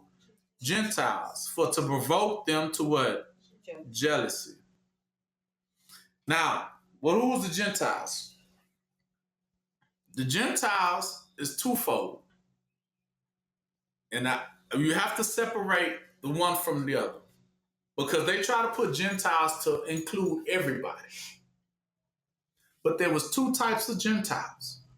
You have Gentiles, which are called the heathens. That's just the remainder of nations which we would consider as minorities, right? And then you had the lost sheep of who? Israel, which was dispersed amongst the what? Gentiles. So in return, their name changed to what? Gentiles as well. So when he's saying salvation is come unto the Gentiles, he's talking about salvation has come into the lost sheep of who? Israel at this point. But he's making it very certain that he's not still talking about all Gentiles. He's not talking about all Gentiles. Because all Gentiles is considered what? Heathens or remnants of other nations. That's the pot. Remember I told you the pot of everybody being what? Mixed in will be called Gentiles. The same way Joseph was in Egypt, was surrounded by all those Egyptians and Ishmaelites and stuff until Yah took him out of it and rose him above them, took him out of the pot, and then put him as what? Governor and king of Egypt. To the point where they was no longer ruling over him, but then he was what? Told you the version of man. That's what Yah was chasing. I gave y'all Joseph so that y'all can understand the version of how man is. Of course, when man is a child, he definitely has teachers and those who rule over him. But when a man becomes a man, he no longer has what? He rises. And he's no longer a child. So he doesn't bow anymore. So just like Joseph didn't have to bow anymore, now that he became king of what? Egypt. Meaning the man. Go ahead. So, I'm just trying to say, like, how do you know the difference between, like, the heathens and the Israelites? People, the heathens can use this as, like, they talking about us. Exactly. Because the Gentiles, you're right, the Gentiles will sometimes try to include and mix everything because that's what the devil likes to do. He tries to create what they call an inclusion to bring all people under one umbrella when there's no such thing. But that's why he says, but I have given them 10,000 of saints that will show that I always will make a separation. Now, Gentiles, he said, I didn't come to save everybody, but only the lost sheep of what? Israel, which was scattered amongst the what? Gentiles. So that was why they became Gentiles by title. But he is not referring to all. So anytime you read it, you have to make the separation at that point. Whenever you see the word Gentile in the Bible, you have to see. Now, because it will tell you within that chapter whether or not these Gentiles are of the mixture of all people, like in the pot, in the gumbo, or was he talking to a lost sheep? You're going to always, within you read it, you will know which ones he's talking to. Because trust me, they'll have it in both ways. They use the word Gentile for both when they know it's the lost sheep of Israel and then Gentiles. Now, the lost sheep of Israel represented the Levites. The Levites are the priesthood that was scattered amongst the heathens. Yah said he will save them first. Judah and Levites, the priesthood comes out first. This is in Revelation. Then the rest of the people will be guided by them because they will be considered the men. That's what he said, 10,000 of saints that have never bowed and ready to execute what? Judgment. Execute. So these are what? The armies of who? Yeah.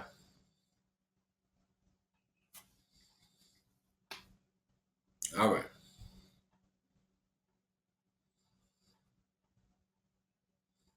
That's how you know he's talking about them.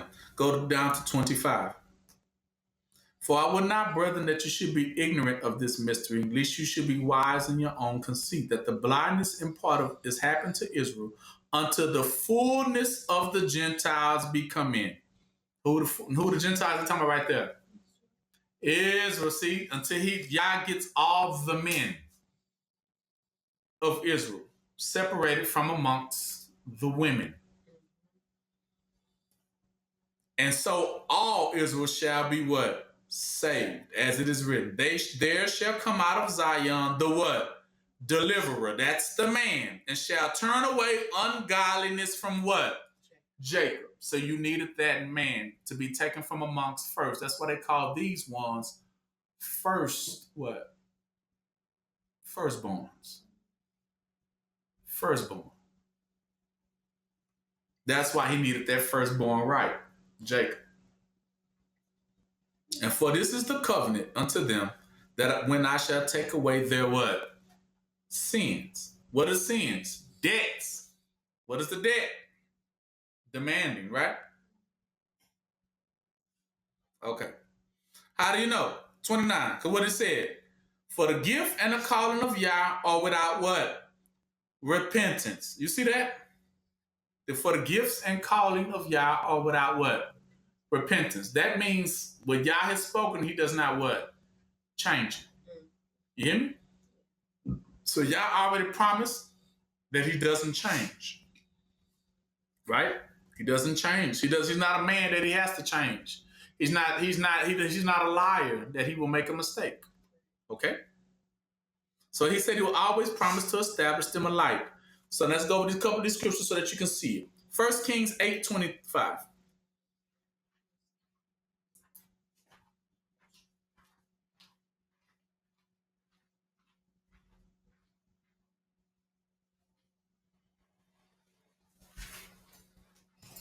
Therefore now, Lord Yah of Israel, keep with the servant David, my father, that thou promised him, saying, there shall not fail thee a man in my sight to sit on the throne of what? Israel, so that thy children take heed to their way, that they walk before me as thou hast walked, what? Before me. So he had already made a promise to David that there shall always sit upon the throne of Israel who? A man. You see that? It would never fail. A man of what descendant though? Hebrew descendant out of David loins. Right? Go to 2 Kings 8:19.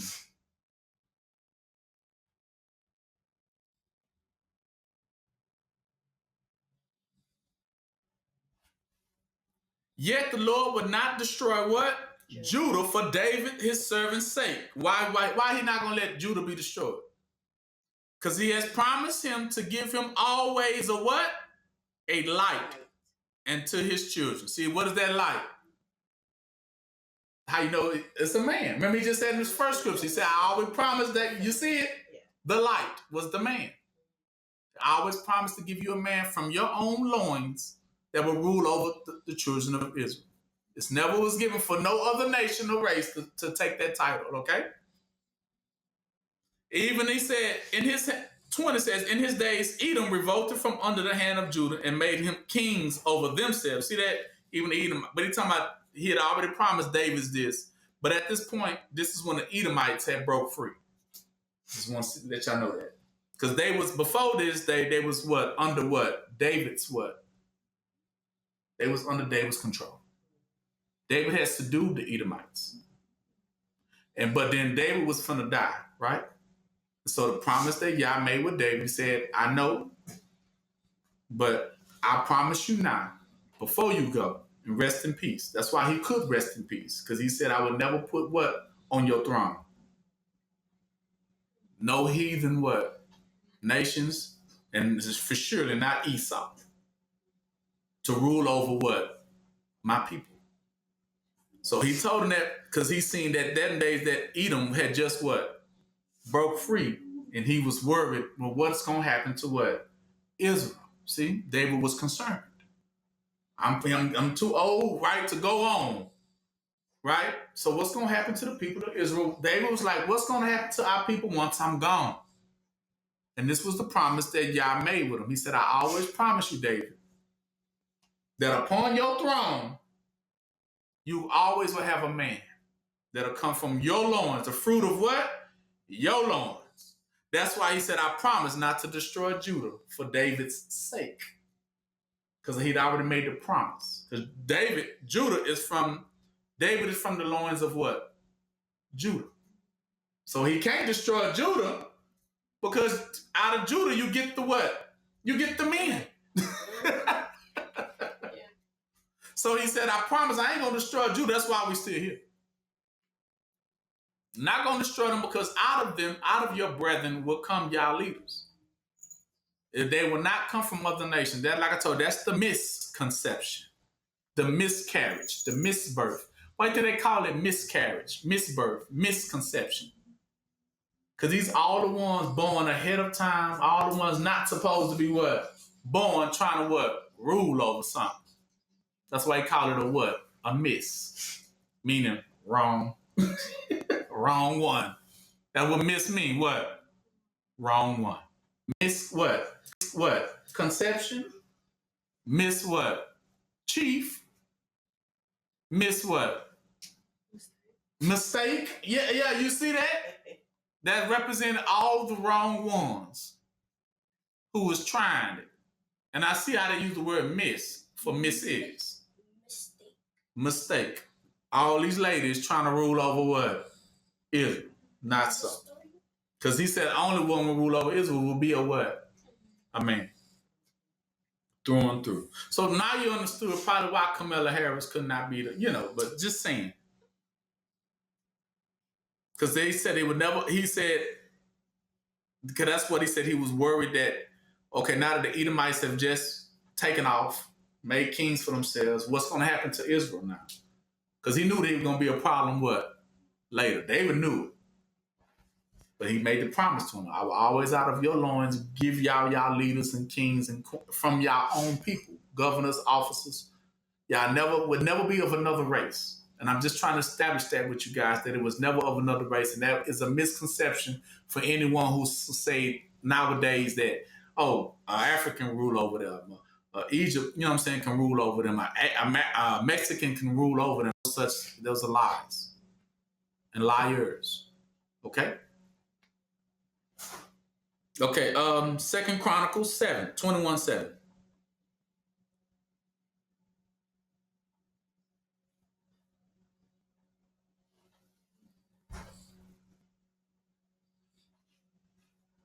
Howbeit the Lord will not destroy the house of David because of covenant, that he made with David, as he has promised.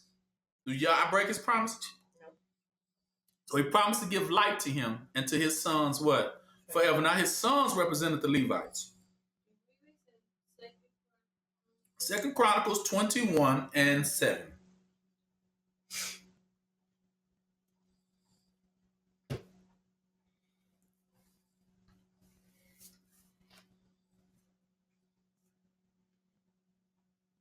And then read what 8 says. In his days, the Edomites what? Revolted from under the dominion of who? Judah. See, Judah say he's telling you now, not only will Judah always rule Israel, but they also permitted to rule over who? Edomites. I'm telling you now. So therefore they broke free, but trust me, when it all comes back together, it's going to always put itself back together. This was the beginning when things from the start being kabobbled. Meaning from the start being turned upside what? Yeah. Upside down.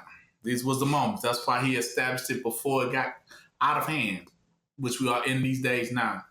He wanted you to remember identity, to understand where you are at now, but to understand who's who, who's lying to you, who's telling you the what? The truth. Okay?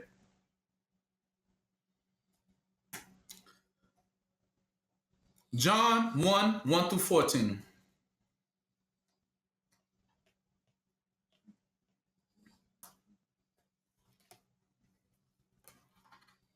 It says, in the beginning was the Word, and the Word was Yah, and the Word was with Yah, and the Word was Yah. And the same was in the beginning with Yah. All things were made by him, and without him was not anything made that was made.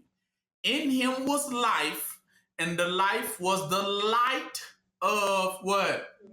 So he's telling you, what is the light of?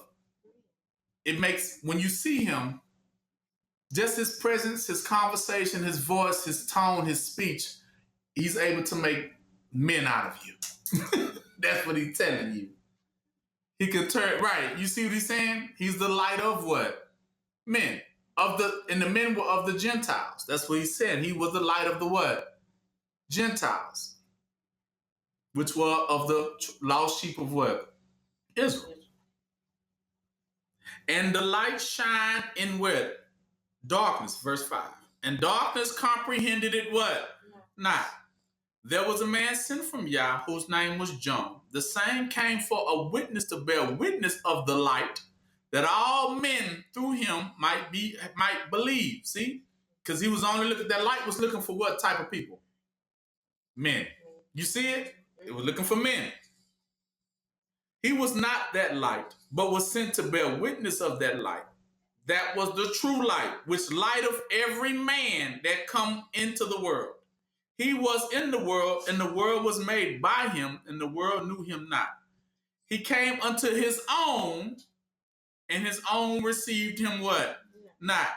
But as many as received him, to them gave he power to become the sons and daughters of who? Yah. Even to them that believe on his what? Name. But remember, he's talking about not the ones who came which were born what? Not of what? Blood, nor of the will of the flesh, nor of the will of man, but of who? Yah. And the word was made flesh and dwelt what? Amongst us, and we beheld his glory, the glory as of the only begotten of the Father, full of what? Grace and what? Truth. Why it says only begotten? At that point, he was the only teacher appointed by Yah to teach what? And he says he let him know because he was full of grace, meaning being full man through and through, manliness, and what? And he knew the truth. See, he knew the identity. So it was appointed to him to teach and guide Israel. So that is the point. See, manliness is the strength is in manliness because it helps you recover. See, the identity of himself helps you gather your what? See, because that manliness is a virtue. It gives off radiant power. So he's able to heal the what? The sick, the blind, right? Only thing they was sick was of what? Who they what? Who they were. That was what he was opening their eyes to. And those things were great healings for people. Because it was an inward gathering within themselves. Like, oh, snap. So if you won, then I'm what? Exactly. So he was giving people a great light. Meaning enlightenment. That they will begin to understand who they are too, as well. But you can't light a fire if you ain't never seen a fire. So that's the whole point. You needed to see one first before you were able to absorb that and then understand who you are. And then you will be able to touch somebody else and enlighten what? Them of who they are. It's like a fire starter, right? And before you know it, everything on fire. I mean, everybody know who they were, who they are. And it gives great light of clarity to the room. But it takes one fire to do it. And that fire represents man. Right? And he says, 13, he says, which were born not of blood. So he's telling you all the things that they were not. In order to be determined as a light, you could not be born of man, meaning you couldn't be born this on the what? Outside. Because then that's fake. If you posing as one, it's what? Fake. He said, we're saying all these outwardly things, they couldn't be coming. If it came at you like that, then you knew it was fake. Now, when it speaks of outwardly things, then it's also noted how the devil plays the trick. Mm-hmm. So we understood now. Let's go to point E.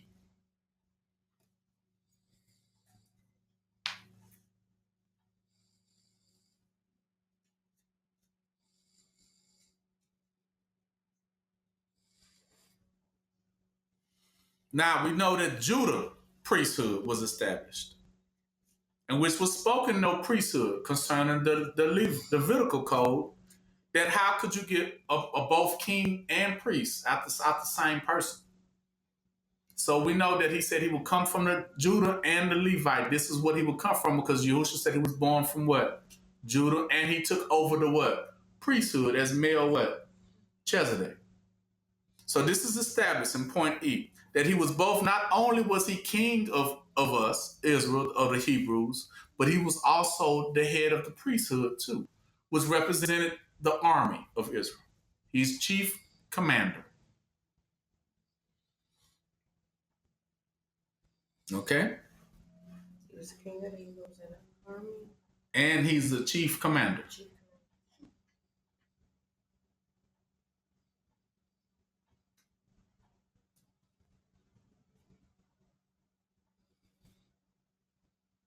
Which represented the priesthood. That's why he said he gave us to be kings and priests. That's Judah and Levites.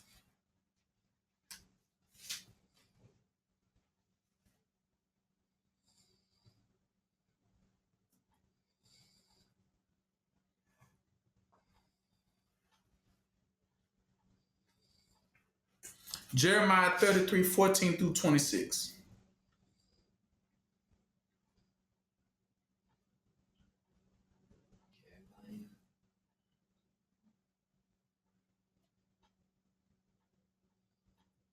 Jeremiah 33, 14 through 26.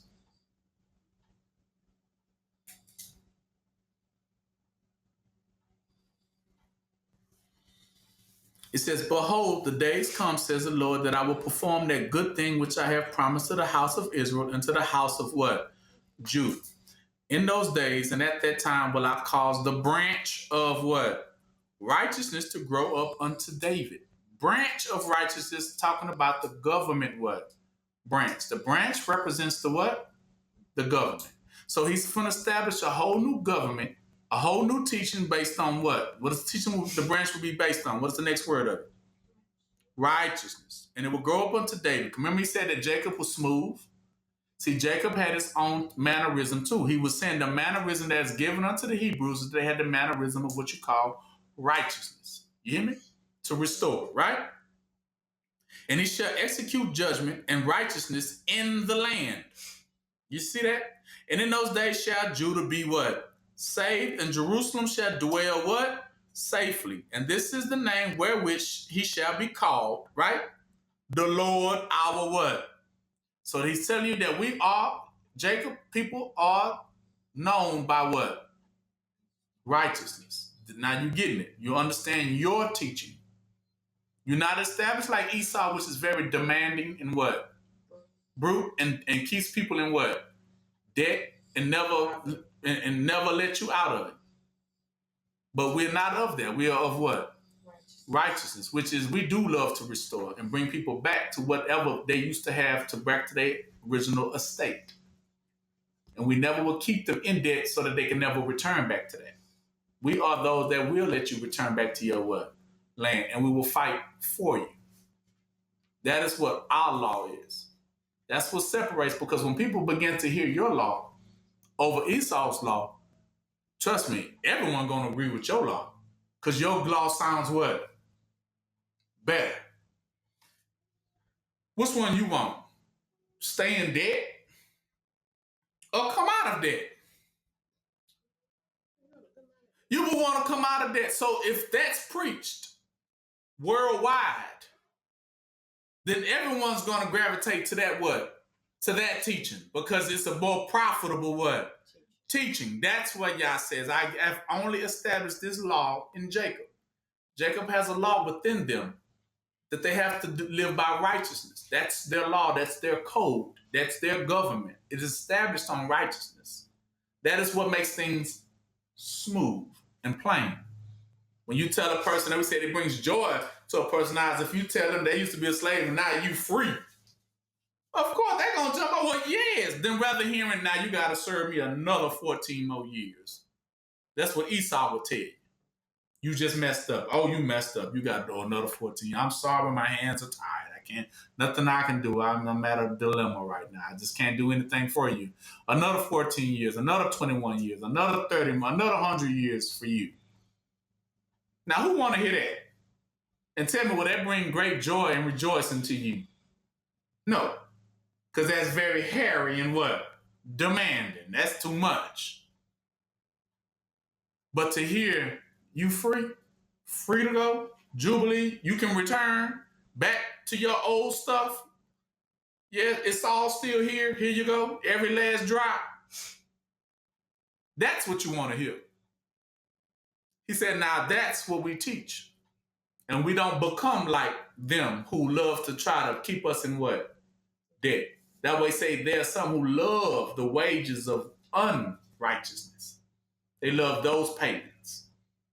Meaning the payment to keep you in debt rather than the payment to let you what? Out of it. They're afraid of that payment. Like, I don't know because I don't know how much that's going to be if I let them out. So they walk by sight and not by what? Faith. See, they don't receive the command. They don't receive it. I ain't gonna do it that way because I don't know what I have if I let them out of debt. Just like they think of you now, they are so afraid to let you go out of debt because they're afraid of that they will be bankrupt if we let you out of debt, which that's actually what it is. They're afraid of letting you out of captivity because they think it's gonna bankrupt them. So they'd rather just keep a debt instead. Keep them in debt. Don't never let them out. And if they try to get close to getting out, put another debt on them. That'll slap them right back down in that pit. Pit of debt. Right? Listen. 17. For thus says the Lord, David shall never want a man to sit upon the throne of the house of Israel. Neither shall the priests, the Levites, want a man before me to offer burnt offerings and to kindle meat offerings and do sacrifices continually.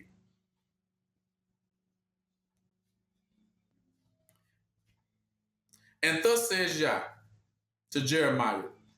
Thus says Yah 20. If you can break, because he's going to let them know, let y'all know right now.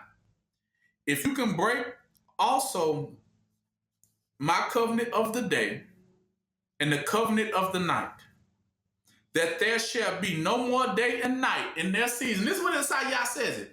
If you can take away my day, my commandment of day, and my commandment of night, that every day after day is going to turn what? Night, and after night is going to turn what? If you can stop that from happening and break my covenant, then may you also break the covenant with David my servant, that he shall not have a son to reign upon his throne with the Levites, the priests, my ministers. See, can that be broken? Can anybody stop it from being day? Can anybody stop it from being night?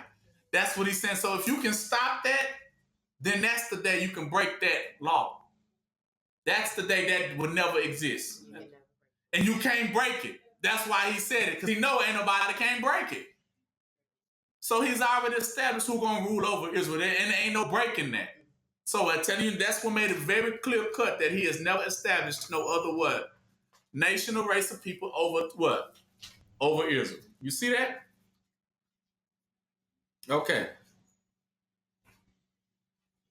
All right. And as the host of heaven cannot be numbered, neither the sand of the sea, so will I multiply the seed of my servant David and Levites that minister before me. Moreover, the word of the Lord came to Jeremiah saying, consider not what these people have spoken, saying, the two families which the Lord has chosen, he has even cast them off. See how people are going to try to say that? The two families. Who are the two families? Jerusalem and who? Judah. He talking about Israel and Judah, that you can cast off my covenant of my people.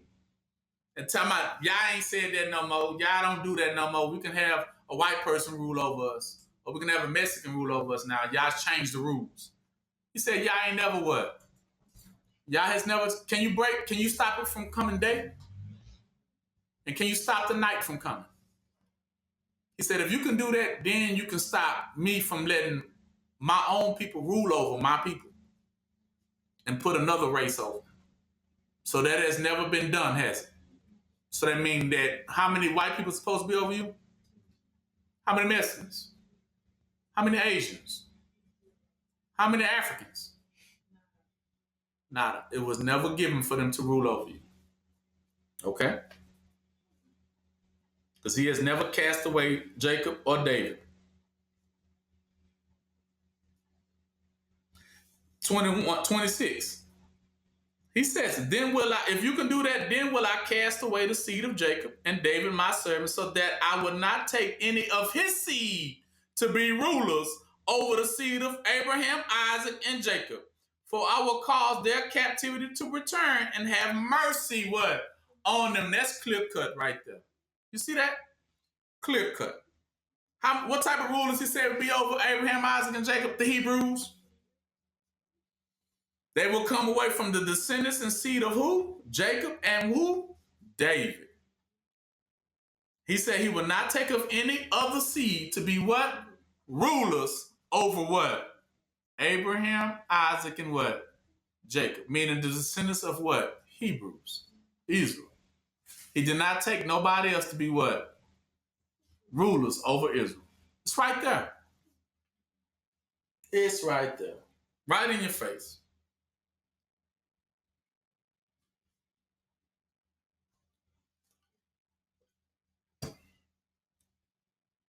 Where y'all can clearly see that. You see it? Those are the two families he's talking about. Jacob and David. He ain't chose nobody else to be rulers, right? Okay. So now that you understand that Judah priesthood in which was spoken, no priesthood, he has already had this, has joined them. These are the scattered sheep. Right? He has chosen our priesthood. He has chosen our people to be our own priests, our own preachers, our own ministers, our own judges, lawyers, officers, governors, mayors. We are those of our own people. You hear me? It comes from within. We are from within. So that nobody can never tell you, that's changed. That's the old days, right? Are they the old days? Because you can't even break that covenant. I'm going to read it one more time just so you know. Just that last part, Jeremiah 33:26. He says, if you can break that covenant of day and night, like he says, then will I cast away the seed of Jacob and David my servant, so that I will not take any of their seeds to be what? Rulers over who though? The seed of Abraham, Isaac, and Jacob, seed of the Hebrews. I am always going to choose what to be rulers over them? Hebrews. For I will cause their captivity, see, get you from under their people yoke, to return and have what on them? Mercy, meaning mercy and return means exactly what it means. I don't hold you in no debt. So come back what? Home to your what? Proper what? Estate. Return. Refresh. What does refresh mean? Whenever you refresh something, is that you you go back through the motions to bring it back to its original what? State. That's what it means to refresh something. When they say refresh the screen on your computer, just put it back. Because you probably got too much stuff cluttered, you clean it up so you can refresh it back to its original what? State. So that's why he said, I have blotted out your what? Sins. Or your what? Debt. So therefore, Israel doesn't have a what? A debt. That's why he told them. And at that point, their captivity is to what?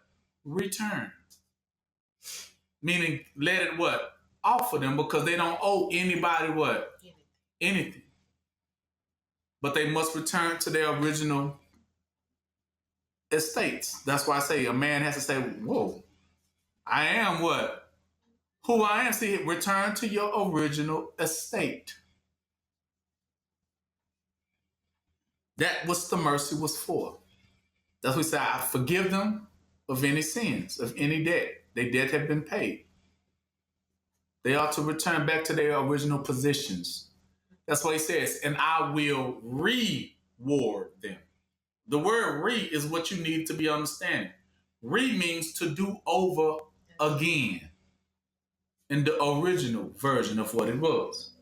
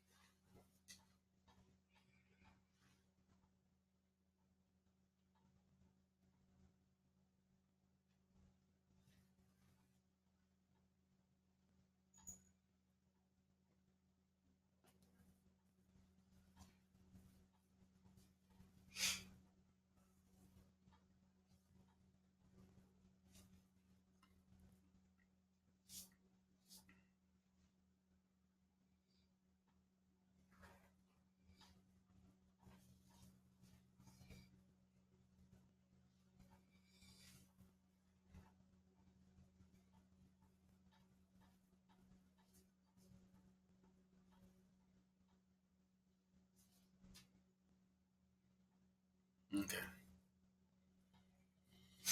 So what point was we on?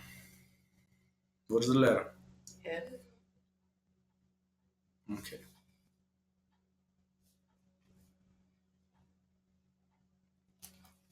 Because now, we must establish the great deception. Now, this is how the people were fooled. Because they decided that, oh, snap, we needed to find a way to put the snake's skin over their eyes.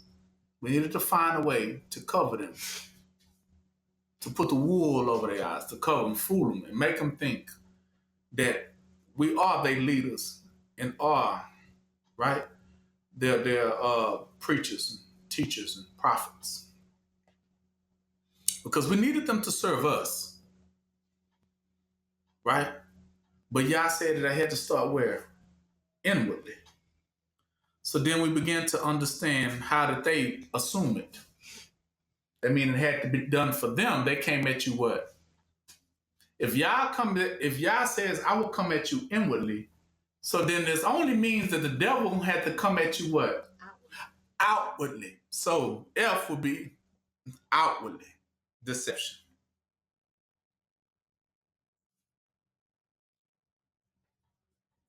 Now, it's only one way they can pull it off outwardly. This is where you are at now. How did they pull it off outwardly? Go to Psalms 83.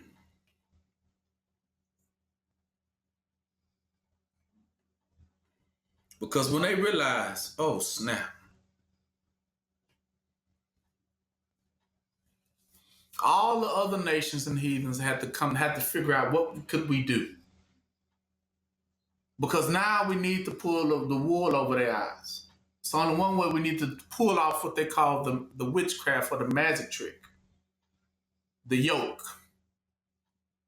The magic trick to make us fall.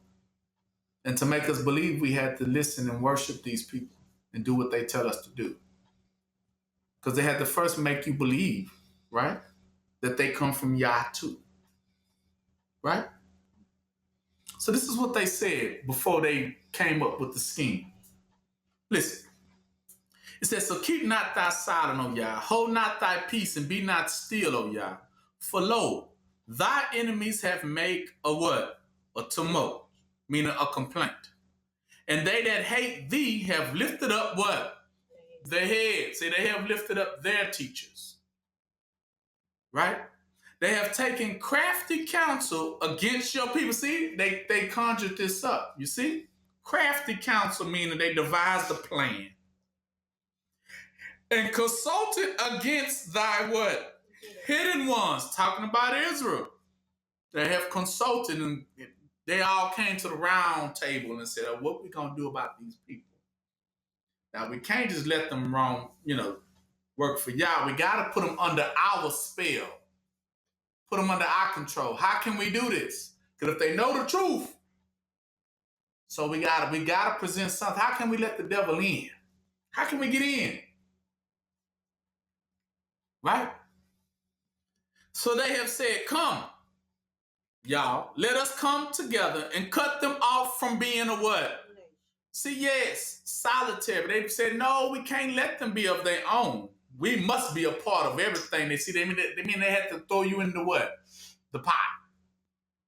They had to throw you in the pot. That the name of Israel may be no more in what? So they had to make you not remember anymore. Right? For they have consulted together with one consent. They are confederate against Yah and against Israel from becoming their own what? Nation of people. From where? Within. Now it gives you a description of all the nations that are joined in it. Right here, right? It says the tabernacles of Edom, Ishmaelites, Moabs, Hagarenes, Gebel, Ammon, Amalek, Philistines, inhabitants of Tyre, Assur, also is joined with them. They have helped the children of what? Lot. You see this? They have all said in their hearts that we are not going to let them become their own people. We're not going to let them be self-ruled. But how could they do it? How could they pull off that spell? Well. Go to Joshua 6. This is when it began. Joshua 6:18.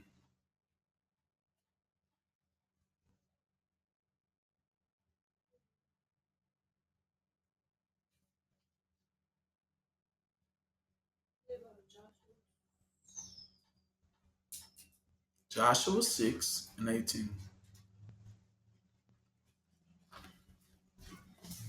Now, give you a little backstory. This was at the point where they was finna go take over. Moses had left, and now it was Joshua, or this is where the original name of Yahusha came from. According to Yahusha, reason why we know it's not the name of Jesus, because Jesus also starts with a letter J. The letter J in Hebrew, there is no such letter J in the Hebrew alphabet, which the book was translated from Hebrew. There's no letter J in the whole alphabet of Hebrew alphabets. So we know the name could not have been Jesus. So we do know that they said they called him Jehovah, but we know there's still no letter J in that. Right? Like you get Jehovah Witness and things like that. So what happened is that if you take away the letter J and you put the letter Y there, which that is the original spelling of it, and even right here, if you take the letter Y and take the J away out of Joshua, what do you get? Yahshua. That's the original way it's spelled. That was actually the name of this book. Yahusha. Yahshua. It was the actual original name of this book. See, they changed it and put the J there. But it was actually telling you, Moses was letting you know then that after him was going to come a man named what? There you go. Because after Moses died, he put it into the hands of a man named Yeshua. Yahusha. All right. So at this point, Yahusha had took over. And he was headed to the promised land with the people. But he had to make this one place he had to stop, was the place of Jericho. Well, you ever heard about the walls of Jericho had to fall, right? So, but going into the walls of Jericho, when they understood that the children of Israel was coming, they had locked themselves down inside this Jericho. They sealed up the city, all four walls. Now, when they came to the city, they had to do what Yah had told them, they had to walk around like 7 times or something and blow the trumpets, and then the whole building fell like after the 7th day or something like that. So when they did that, Yah told them before they go in, he says, make sure y'all burn up everything, tear down everything, because he said that place has become very exceedingly wicked, and he did not want the children of Israel to touch any of that stuff, because he said he had already made it appointed that that stuff was cursed. right? That's why he wanted them to burn everything in the first place. Now, they got to that point. This is where they also found Rahab at. And they say rescue Rahab out of there, right? So in that, he says, I already have cursed these things, cursed them, right? These things. So he tells them, don't even touch it. Just burn it. Lest you take upon yourself the curse. So here we go. What verse I said? 18. And ye in any wise keep yourself from what? The accursed thing. Lest you make yourselves what? Accursed. When you take of the accursed thing and make the camp of Israel accursed and trouble it. So this is how your troubles and your burdens came upon you. This is what he was giving you right now, the sign of how you was going to put a curse upon yourself. Israel. And how it began. And it said you were going to trouble yourself. Trouble was mean to put yourself in debt. Put yourself in sin. And troubled also meant demanding. Now, what was you going to do that was going to be so accursed that you was going to put over yourself, and then it was going to be very demanding towards you? That's why he called it the accursed thing. Don't never let the accursed thing in Israel's camp. He said it right here. Don't let that thing in, because if you let it in, it's going to put a curse on you, and it's going to put a burden on you. So you say, well, what is that accursed thing then? Okay. Now go to Joshua 7.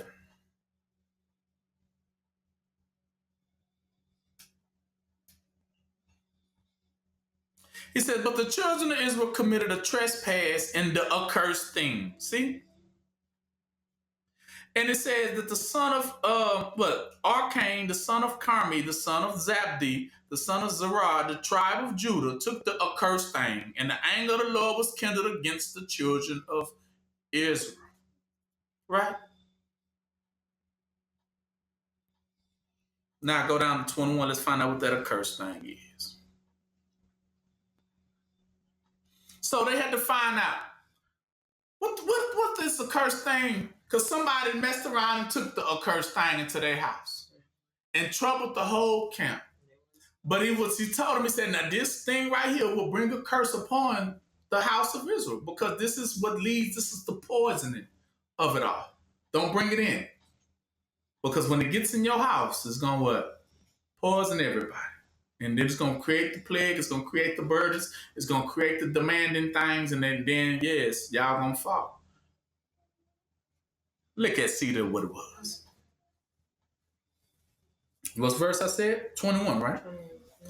He said, so when they found the man who did it of Israel, they had to go find out who it was, because then Yah started slaying them. So they had to stop the plague. They had to stop the curse. They had to stop Yah from killing up all their people. So they had to get down to who did it, who took it, and where it's at. So they had to line everybody up, start going through the ranks from families and going all the way down till they got to the last little family. And then the man of his house finally spoke up. And this is what he says.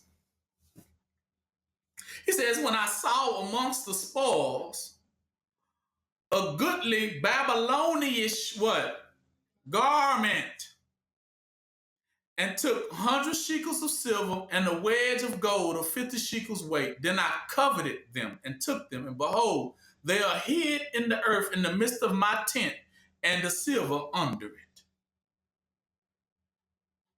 Now, let's go back to what the accursed thing was. You think it was the money? It was that garment.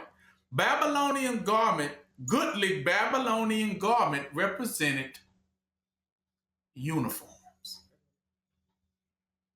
See, he said he laid eyes on the Babylonian uniform. He seen a uniform. See, Yah told him to do what to it? Burn it. That way it won't plague your people. He said, no, he said, man, that uniform looked busting. It's dope. and he took it into his home, in his tent. And he said it brought a curse upon his people. Now, let me tell you what happened spiritually, right? Because we know uniforms are worn where? Inwardly or what? Outwardly. Outwardly. So the curse that Israel will bring into their homes were people that was wearing what? Uniforms. Outwardly. Uniforms. He said, no, never let the people with the uniforms do what? Rule over you. Come into your what? To your home. And don't let them in. People wearing the suits and ties. Who are these people? Armies, police officers, governors, lawyers, judges, teachers. See, because when you let them in, you bring what upon your home? Plague. A plague. Curse. Why? You said, well, because it's outwardly. What are all those titles? Outwardly titles. Matthew 7:15.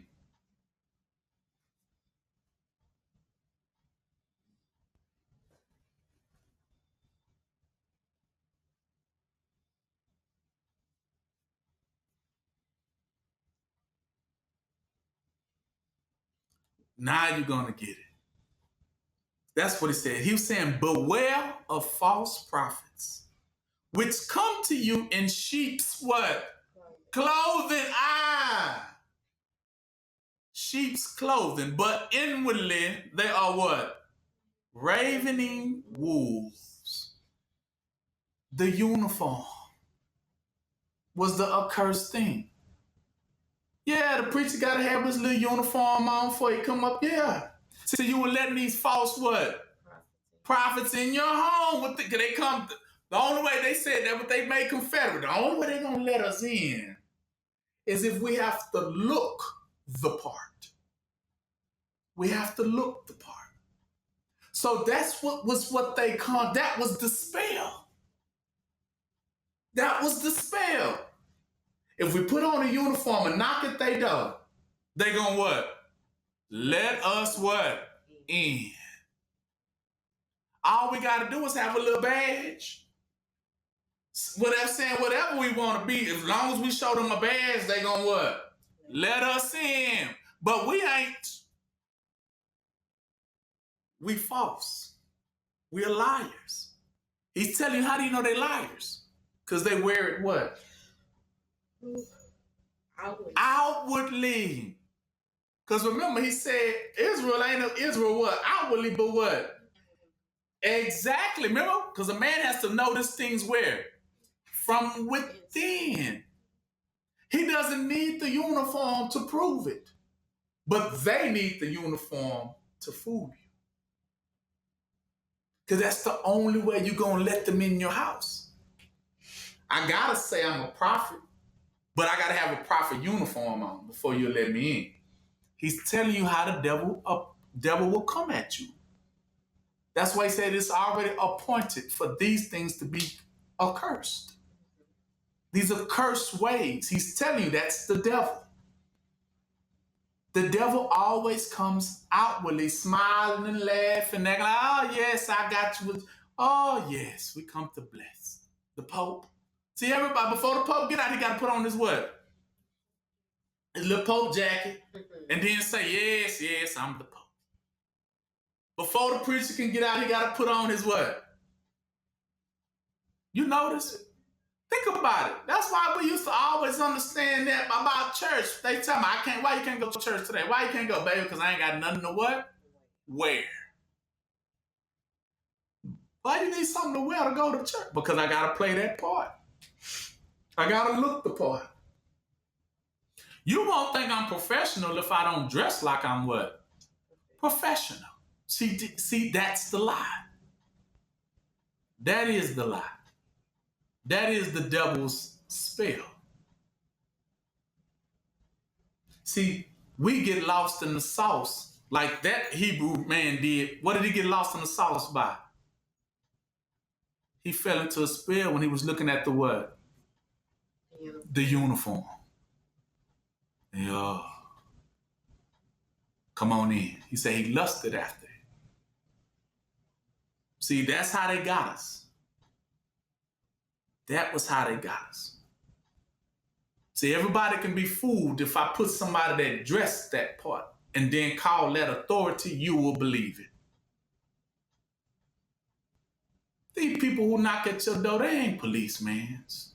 These people who knock at your door, because they wear it what? Outwardly. Because if they was, they wouldn't even need it. But that's the only way they can get you to bow and respect that. Through the what? The uniform. So he's telling you it's fake. It's false. It's part of their little universe. It's part of their university. It's part of their lie. That's why they gotta have it. And that's why you think when you came here to this country, first thing they did to you is do what? Strip you of all your what? Clothing. Exactly. And then so you wouldn't know who was what? Who was who anymore. Because now they took your clothes and put them on and handed you rags and told you to put them on and said, we will be the rich now and you will be the what? The poor. You are the minority. We are your leaders. Look, how you don't believe me? What's the first thing they do? Grab they what? They badge and name. Tell like that matters. What does that prove? When a police knock at your door, unfold the badge. Here, let me in. What does that mean? It means what to y'all? Nothing. Nothing. This is how we got fooled, y'all. Go to Matthew 23, 24 through 28. You fell for the uniform. That's why you think, like even in the chef's world, right, Poochie?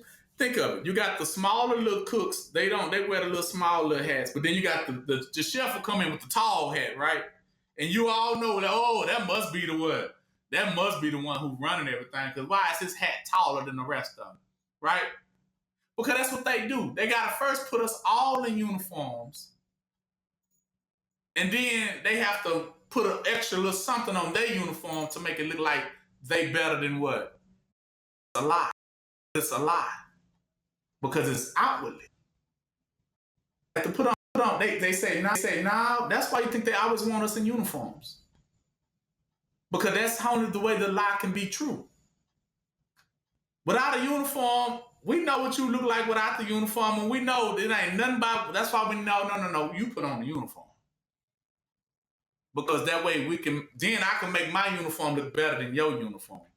And then people gonna think because of my uniform has more buttons, right? Then I must be the it because your uniform, man, he got one button, you got 7 buttons. Yeah, you must be the boss. See how the uniform plays a great spell on you? And you think just because they had the top hat, they must be worth more. And you was fooled. You was deceived by the devil. And you just opened your door and let the wolf in what? That's what he meant. Wolf in sheep's clothing. Because the sheep appeared to be righteous. The sheep appeared to be of Yah. But they were not. See, that was the only way they had to make it believable. They had to make it believable to Israel. That's why they stripped you naked. That was the only way they could make it believable. Even unto themselves. Some of them lose sight of it like, man, I really think I'm strong. Nigga, just because you wear a uniform don't make you, right? But they even start losing their own minds within it. The spell of it all, of just wearing it or thinking playing that dress up makes you think you something more than what you truly what you are. And that's the spell the devil played on us. That's why the devil always want us in uniforms. Matthew 23, 24.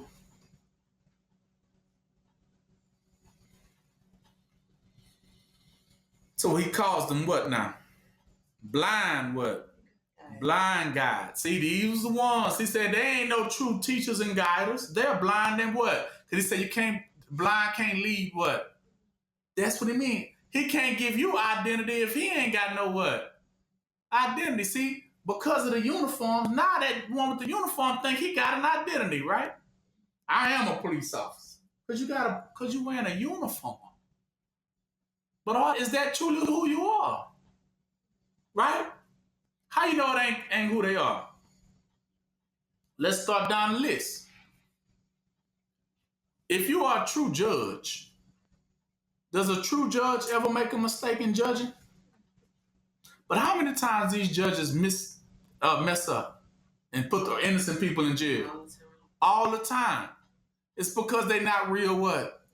They're not real judges. Because real judges wouldn't make that mistake. How many times police officers have shot innocent people?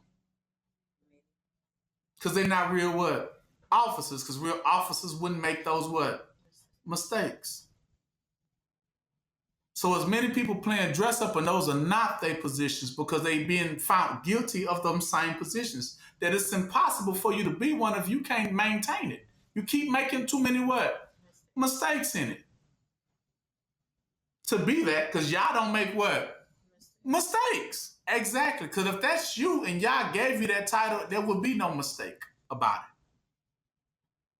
That's what a man is. It comes without the what? The mistake. When Yahushua came through that, what mistake did he make? Not one. That let you know he was, I am what? Who I am. Exactly. No mistake. He was true to it. See, that would mean grace. Meaning that truly is who he is. It doesn't come with a mistake. That's how he tells you. That's the truth. Meaning I would never leave no what? Forsake you. If I gave you that position, I ain't going to let you fall in it. And I told you to be that. That's what y'all means. I'm not going to set you up for what? Failure. Exactly. If I called you to be a son and daughter of Yah, I'm not going to call you and then lead you down a bad path and make you make all the mistakes in the world. Same way Moses. He told Moses, I want you to set my people free. Was that a mistake? Or did he help Moses all the way along that process? And even when people came against him, he cast them people down because he told them. Why? Why did he tell to cast them down? Because I told you I chose who? Moses. So I'm not going to let him fall because I'm not going to fail. Once I give you a title, it's without repentance. It's without failure. That's how you know that they is what? Who they are. That's the confidence they have. That's the grace. As many times once I came into the faith that many people try to make me fall, but once I came into the faith, I understood and I see that many people try to make you fall, but you don't what? Fall because who got you? Yeah. If Yah gave you that position, I'm giving you a secret. Hint, hint. If Yah gave you the position, it's impossible for you to what? To fall. Only time you're going to fail is when what? When it was not given to you in the first place. That's why I tell people, don't go out there running, jumping on stuff, and Yah didn't give you that. We say, well, all you're getting, get what? Understanding. Because if you go out there and grab something Yah didn't give to you, you're going to what? You're going to fail. And you're going to fail miserably because Yah never gave you that. That's how you know. Because Yah is not a liar. And he's not a man that he makes what? Exactly. So it's not going to come a time where you make a mistake because Yah got you. Yah put you there. Yah established you there. And he said, if I'm for you, then what? Who can be against you? Because I'm fighting for you now. Ain't nobody going to make you fall if I'm fighting your battles. That would mean once I establish you as a man, who going to take you down? That would he said, not at that point. Who you going to bow to or who you will have to bow to at that point? Nobody.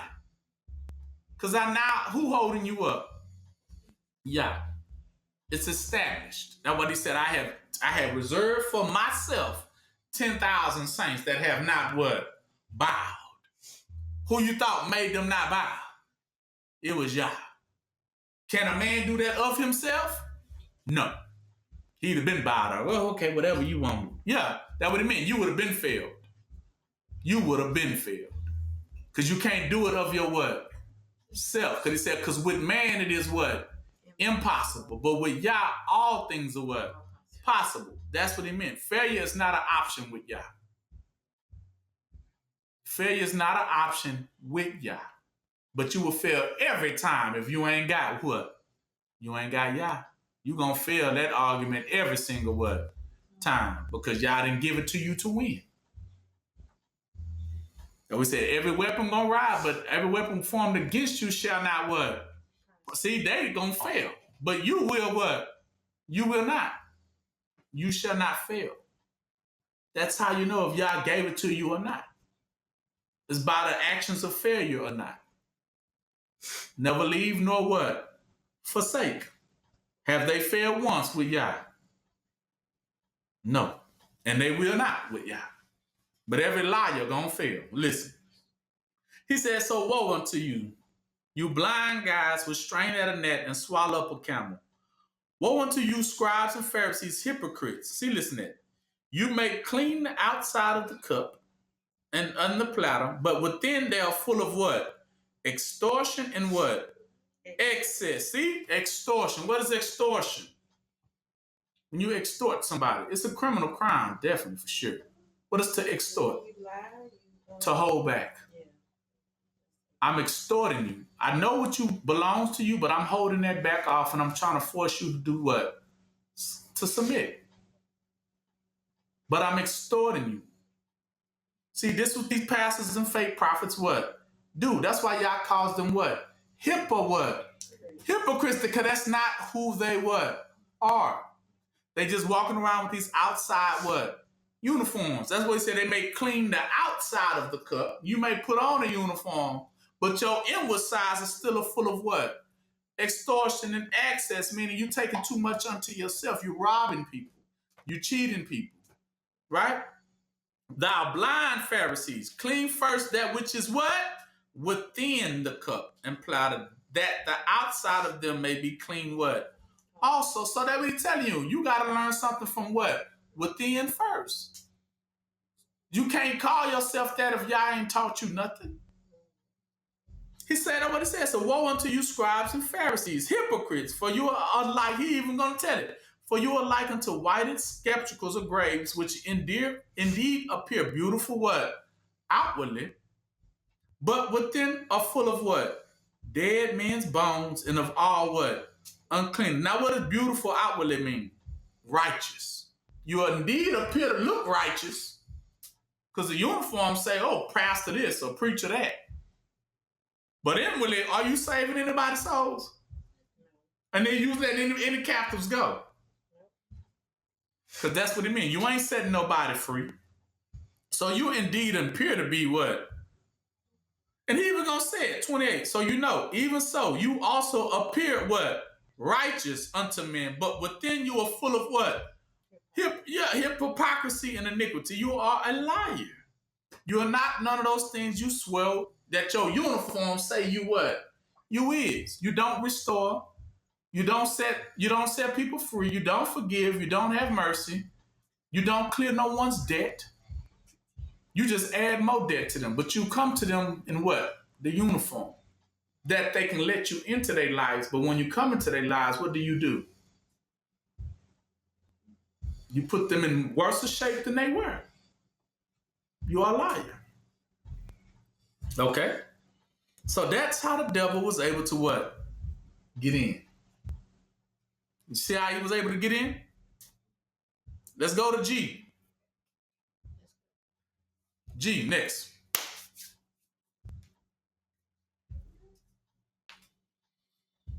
Now, G was that point I started with at first. Because whenever the spirit, so you got to know, you got people that's fake and you have those who have a spirit. But whenever the spirit comes in, like I told y'all earlier, how does the spirit start? Okay, we write as inwardly. But remember I said in the beginning, whenever a person gets the spirit, how did that person begin with their mouth?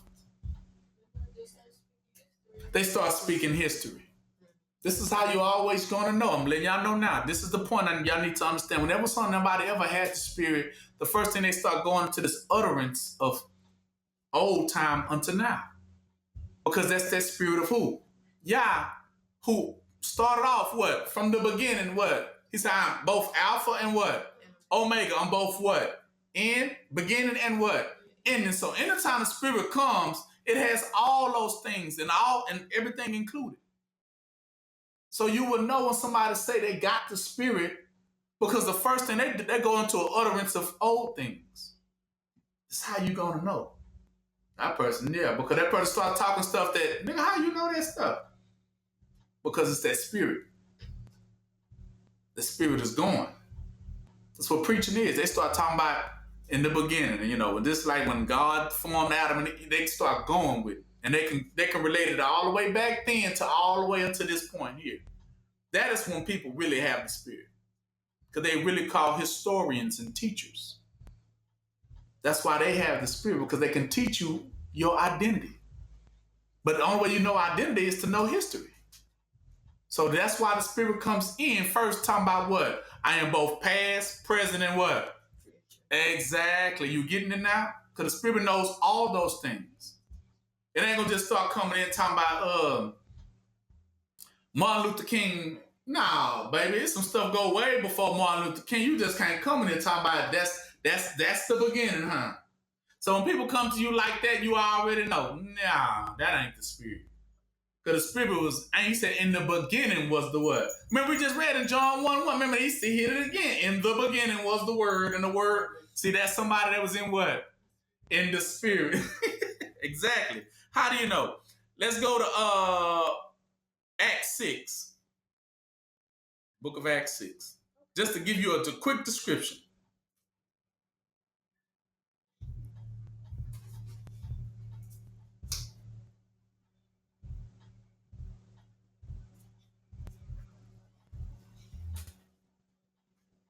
Listen, in those days when the number of disciples was multiplied, there arose a murmur, and this is after, look, and this is after Yahushua had passed.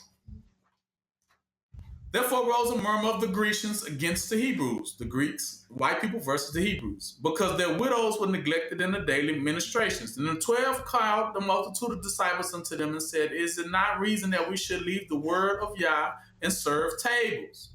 Wherefore, brethren, look ye out among you 7 men amongst you, see, your people, 7 men of honest report, full of the Holy Spirit and wisdom, whom we may appoint over this business.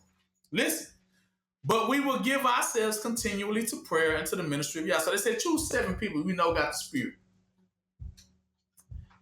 And the saying pleased the whole multitude, and they chose Stephen. Listen, let's read about Stephen a little bit. And he said, Stephen was a man full of what? Faith and of the Holy Ghost. 5, right? And Philip, we know the other name. But I just want to focus on Stephen. He said, Stephen was a man full of the faith and of the Holy Spirit, right? Whom they set before the apostles. And when they prayed, they laid hands on them, right? Okay. Now, go to 8. And Stephen, full of faith and power, did great wonders and miracles amongst the people, because he had the what? The Spirit. All right. Then there arose certain of the synagogues, right? These are institutions. These are the fakers, which is called the synagogues of the libertines. See, these are the other Greeks, and that's the Edomites and stuff. Syrians and the Alexandrian. Yeah, that's the Edomites. And of them are Sicilians and of Asia, disputing with Stephen. See? They want to get the argument because they know he got the what? The Spirit. But guess what it says? And they were not able to resist the wisdom and the Spirit by which he what? He spake. Right? So then they suborned men which said, we have to now speak blasphemy against Moses and against God. They try to lie on his name. So they stirred up the people, right? And they counseled together, okay, and saw as he has a face of angel. Can I not go to 7? Because this is Stephen. Acts 7.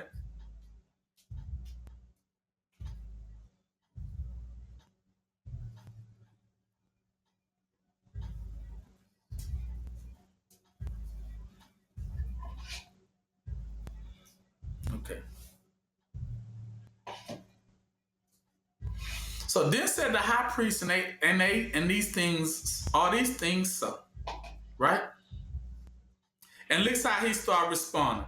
Immediately. And he says, I'm not quite sure how to help you with that. He says, and immediately, men and brethren, fathers hearken. The God of glory appeared unto our fathers, what?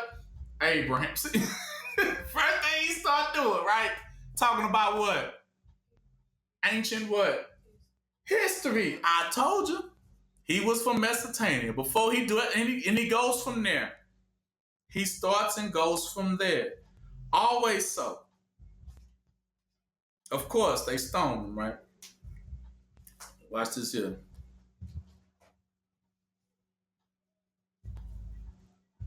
Go to Acts 3 and 12. Same thing with Peter.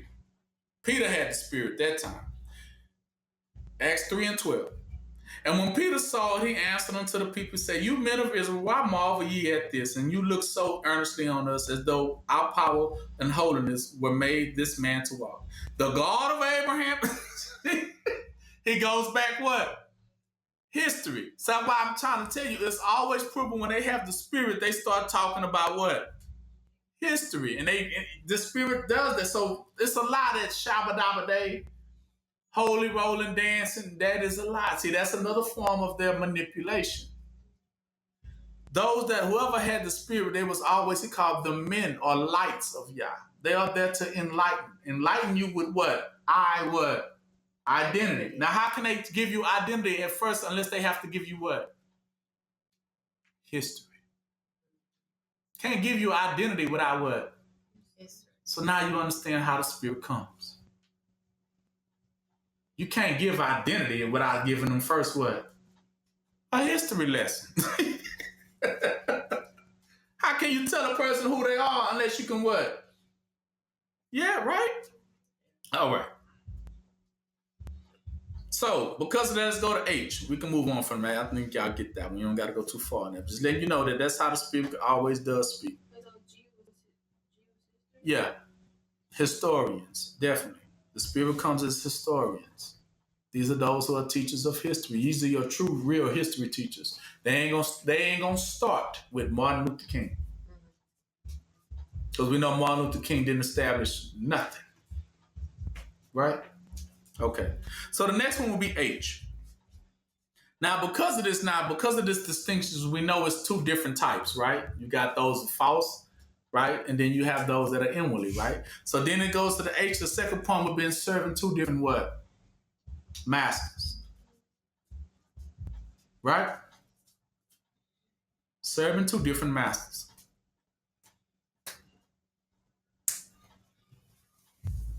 Matthew 6:16 through 24.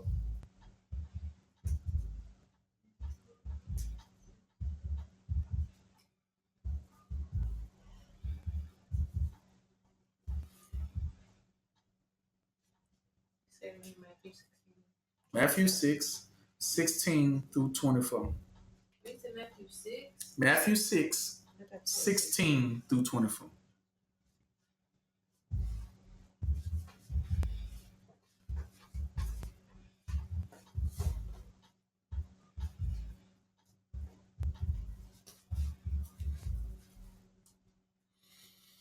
It says, so moreover, whenever you fast, because we know now fasting and prayer, right? We talked about this, that you know now if you really are in it, you're going to have to pray and what? Fast. But we know that if you're fasting, that means you're fasting because you are a man. But you know the man has a duty, right? His duty is to lead and teach, right?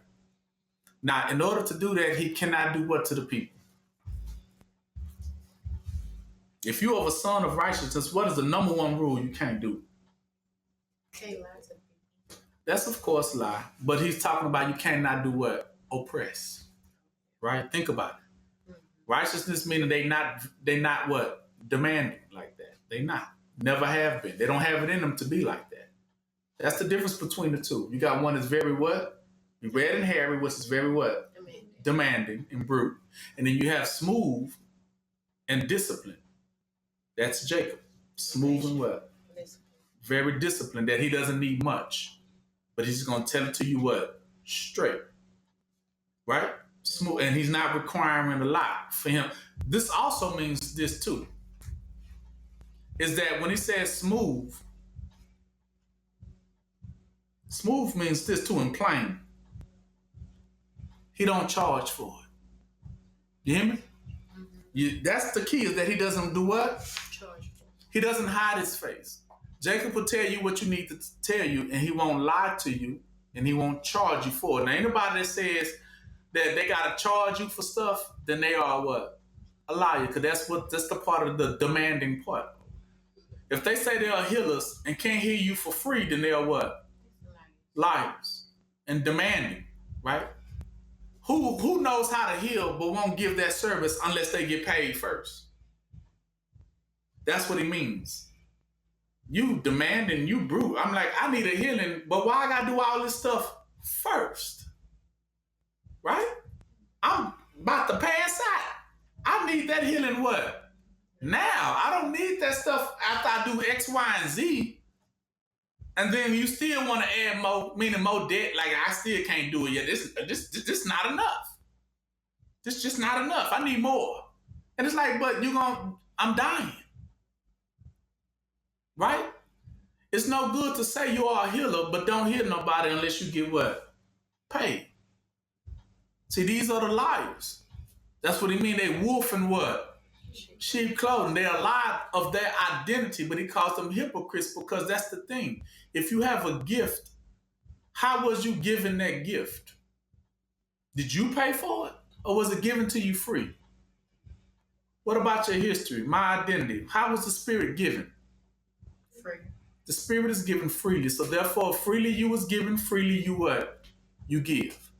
You don't charge people for anything that belongs to them.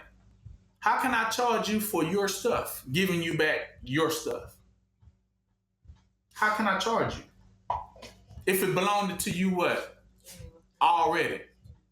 And see, that's the thing about the righteousness, is to restore.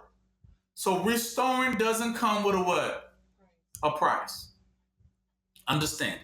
That's why I say you can't serve two what? Masters. Because if you become one of those ones that say, I can't do nothing unless I get paid first, then you false. You are a hypocrite. You dishonoring your title. Right? He says, so moreover, that's the fasting. So you fast not to what? Burden them. Not to be what? A burden. A burden to them, meaning demanding things. Right? That's the fast. I'm supposed to heal you for how much? Free. So I fast to not, it's going to be $17.99. And you got to come up with that first before I can tell you what? Anything. I can do anything, and it's going to cost you heavily. No, it's supposed to be free of charge. If they ask you for anything that's concerning their selves, their identity, they ask you for anything that's a healing, Yahushua proved it. He gave it to them what? Free. See, righteousness does not come with a charge, not like these pastors. It's no price. Because remember, you have already paid the what? Price. And what y'all say, he's already blotted out your what? Sins. And he has already done what? Forgiven you and already paid the what? The debt. So how much more do you what? Do you owe? Nothing. You owe nothing anymore to no one. So they supposed to love you without a what? That's the second commandment. Love them as I have loved you. Did I charge you? Yeah, I never charged you to have mercy on you, did it? But so therefore you have mercy on them. That means mercy is without a what? A price. That's what he was saying. So he says, so whenever you fast, that's mercy. You give mercy without a price. Be not as the hypocrites. A sad countenance. How they make a sad countenance? Like, I could do it, but I'm gonna need that 17.5. I'm gonna need that 17.5. Right? But they should be happy to what? Do it. So you see, not like them who swear that they need something before they can do it. But they should have a joy, a cheerful, that we said cheerful what?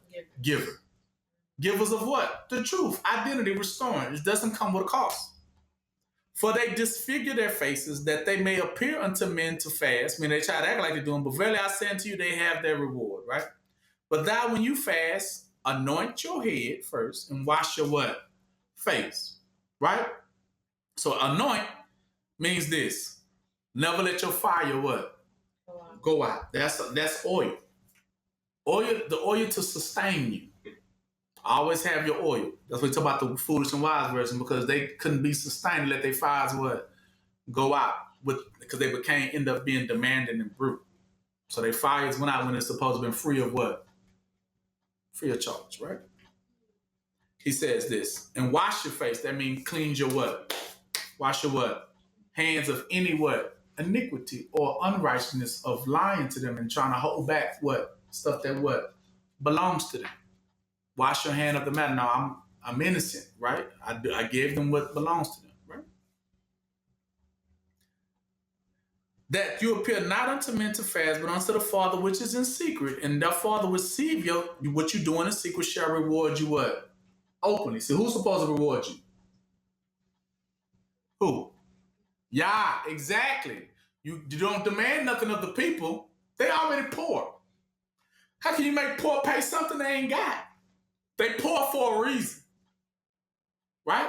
They already they don't know who they are. They already don't have no identity. They don't know what the world they doing out here. Why you gonna take advantage of that?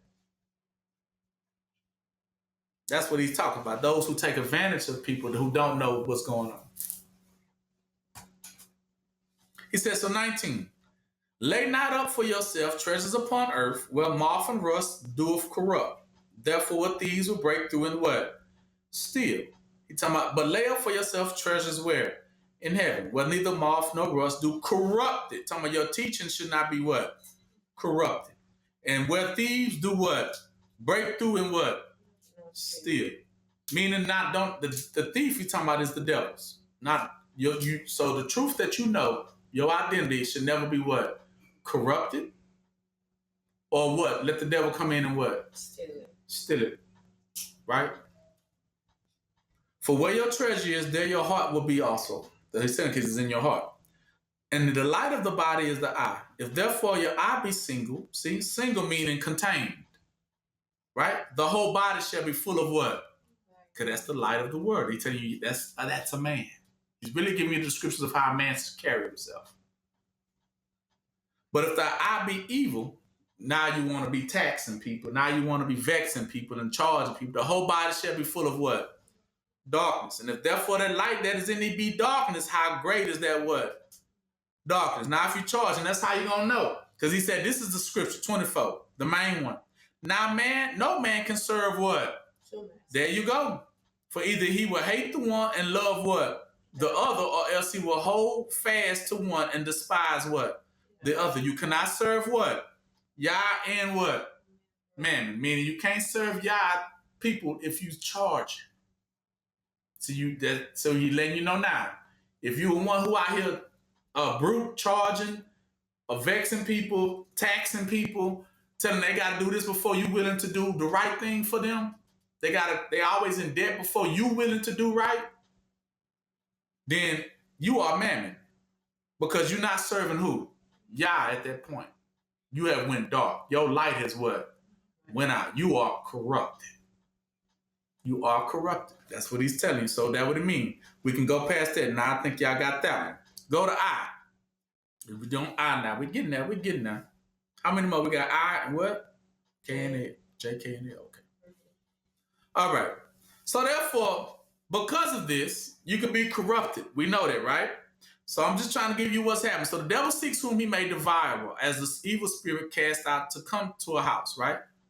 All right. So let's go into remember he said that the thieves can come in and what? Steal? Steal that what? Identity. So go to Matthew 12, 43 through 45.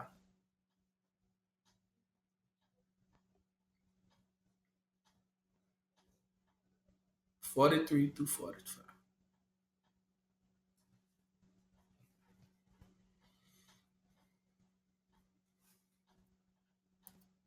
Listen. Because knowing that the devil can steal, what is that treasure that he was trying to steal? Identity. Exactly. He was stealing your identity because that ain't who you supposed to become. Now, when he steals your identity, you became a hypocrite. You're not who you are anymore. You have lost the light of the guidance of what was supposed to be a man. Matthew 12, 43 through 45. Let me know when we're there. Knowing that this great treasure, which is called the spirit of man, or manliness, or virtue, can be taken by the devils.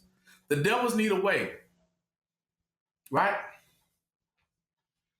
So Yah put in this favorite parable right here that you can understand. See, before the devil can come in your house, right? This is how he can come in. He says, so when the unclean spirit is gone out of a man, see? He walketh through dry places, that spirit, the unclean spirit, seeking rest, but he find what? He don't find none. Then he saith unto himself, I will return unto my house from whence I came out. This is what the unclean spirit says. And when he is come, he findeth that house what? Empty, swept, and garnished. Then goeth he and taketh with himself, because he sees it empty, with himself 7 other spirits more wicked than himself, and they enter in, and they dwell there. And the last state, see, a state of that man is worse than the what? The first. Even so shall it be unto this wicked what? Generation. Now let me tell you what's going on. When the unclean spirit was represented the devil be looking for people he can what? Possess. But he looks for certain ones of us that he can possess. So it says when he goes, he returns into the house and finds that it was what? Empty, swept, and garnished. So why do you think the devil always needs you in their environments? What are people trying to do? Convert you, right? So what ended up happening is our people, a lot of times we end up converted. Now, once you are converted, that is the devil that has now entered in and taken away from you, man, what? That treasure and spirit of what? Manliness is gone. So that's when he said he came to it and he found it what? Empty. So what did that man have lost? His identity. So that's how the devil comes in. He looks for those that don't know their what? History. In the identity. And once they find one that doesn't have their identity, those are the ones that they attack. Because, yeah, it's easy to come in if you don't know yourself. You get it? The devil looks for those that don't know themselves. So when you see them people prowling around you, that's what they're looking to see. Do he know himself? Do she know herself? That's what the devils are looking to see of Israel. Who knows themselves? And if they don't, then they say they enter in and bring 7 more what? Worse of spirits, meaning people that's going to be even more what? Harder on you. Because now you, instead of one, meaning one just got casted out. But at that time, once one gets casted out, you have to allow what in you? The spirit. Because it's the spirit that fights off the other what? The other 7. That's the spirit of who? Yeah. Yahusha, right? Which is the light of what? Men. So that light has to be what? There. And if they come in and they don't see that identity there, then they come in what? And make you what? Bow. They come in. But that's what they always are lurking for. To see if you lost that manliness. To see if you lost it. That's why they were always looking at. Then they always want to test. You know, seeing if will he bow now? Will he bow now? But remember how Yah spoke. He said, but then he said 7,000 I reserved that have never bowed what? To the image of who? Baal. He said, because if they do, bowing brings in more what? What are the other 7?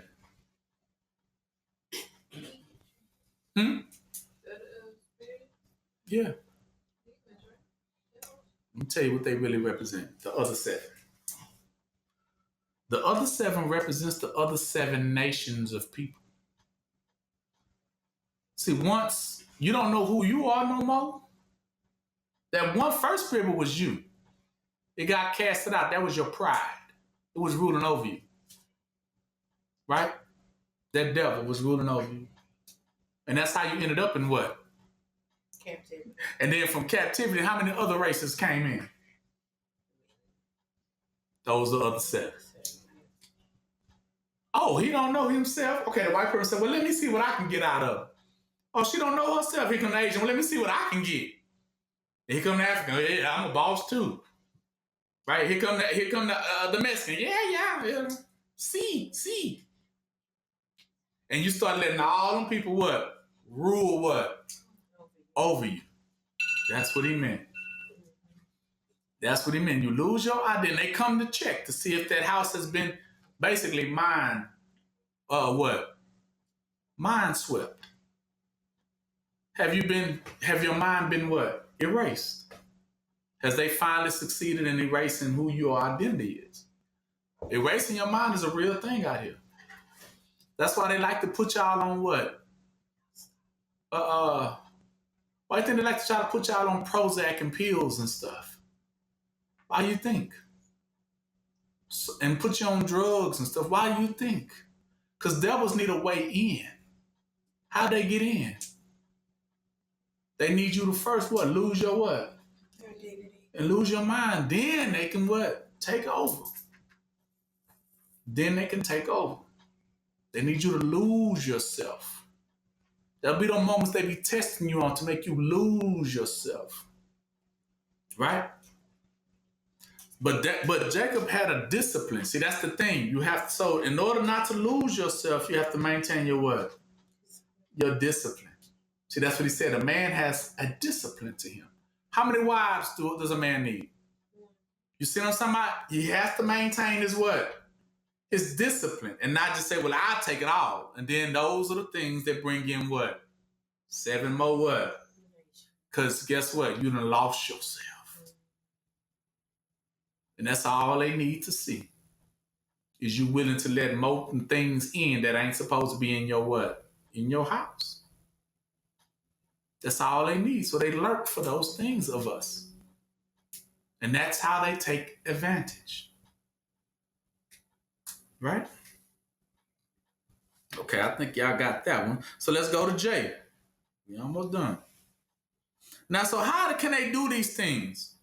Well, we know now, J, they will represent that they need some sort of religious what? Institutions and what? Conformities. They need places where it can be what? You can be processed at.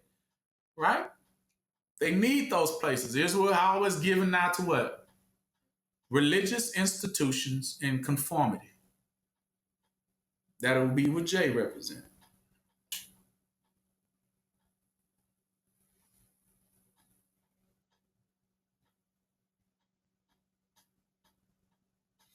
Now, how can the devils get in first? Remember, you have to lose your what? Discipline. That's your identity, right? Now, how many white people you can marry? Not one. See? But if you don't know that about yourself, then you what? You wouldn't you? See? It's all about your what? Identity. See, these are things you need to know of yourself. What are your rules? What is your discipline? What are the things you can have and what are the things you what? Can't have. That way you know can you have the whole buffet according to food. Right? Know your what? Know your discipline, right? You can't go to buffet and just eat everything nowadays, can you? Because you have a discipline. So Jacob always had, that was he dwells in his tent. He has his discipline. Once you eat everything at the buffet, you will get food. Not only with that, you will get food poisoned and sick because you're letting in too many what? Things that shouldn't what? Be in your what? In your holy temple, which is your body. That's why you keep those things out and only eat what is prescribed by Yah. You don't just take a point and say to eat everything or join everything or any organization, whatever that's available to take me in, I'm going for it. No, you have a discipline. Nobody say every man supposed to have one wife. You know what I'm saying? These are the discipline things that we were established in. that we lost sight of, like interracial marriage. It was another rule. It was not a teaching. And these things we have let get out of what? Get out of hand, out of pocket. And that's why we are in the state we are in, because we start taking too much of, as we see those some seven little spirits, we start letting things come in that shouldn't what? Be there. Because one devil gonna let what? Another devil in. That's what he's telling you. Did you not know that if you let that one devil in, the devil gonna look and say, okay, y'all come on, here we party over here. Party over here. And that's where the house party starts. You just got, how many you got letting in to start it? Just one. That's all it takes. Let in one person that ain't really there to do righteous, and that's it. Trust me, that one gonna bring the rest of the unrighteous party with them. How about can my such and such come and stay? Can my the other one come in? Cause what about that one can come in? Can they all come over here? I want to have a sleepover. Is it all right? Can we bring this one? Can we bring that one? And none of them people they bring want to live what? Right, not one. But they want them in your what? Environment. Why? So they can steal your what? Identity, which steals your what? Your discipline, which takes your what? Peace.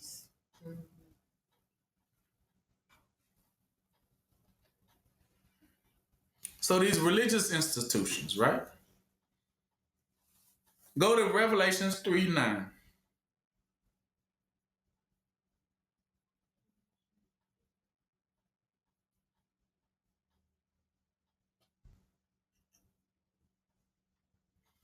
This is how you know it's an institution of conformities, right?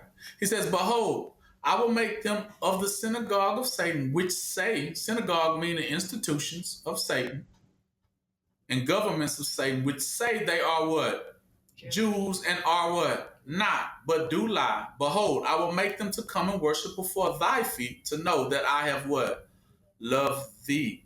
So he's telling you that there are places out there that they use these institutions for your what? Conformity, but these are called synagogues of what?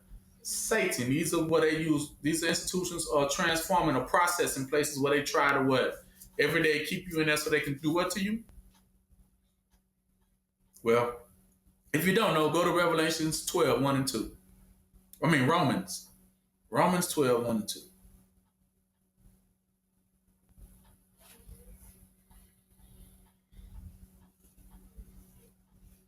He says, I beseech you, therefore, brethren, by the mercies of Yah, that you present your bodies a living sacrifice, wholly acceptable unto Yah, which is your reasonable what?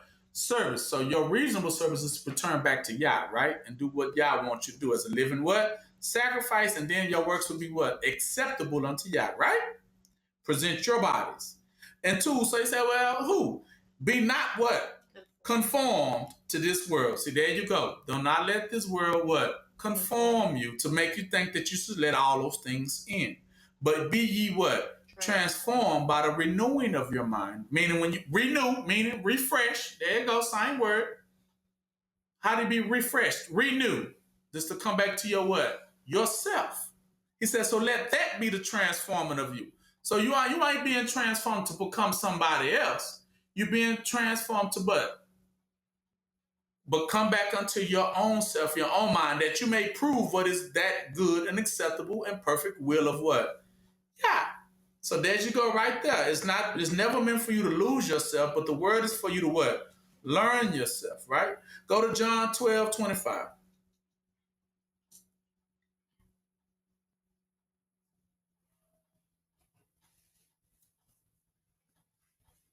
He says that he that loveth his life here shall what?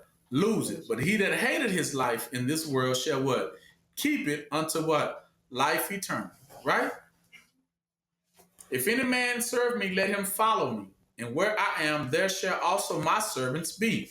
If any man serve me, him will my Father what? Honor. See, there it is. All right. Go to James 4.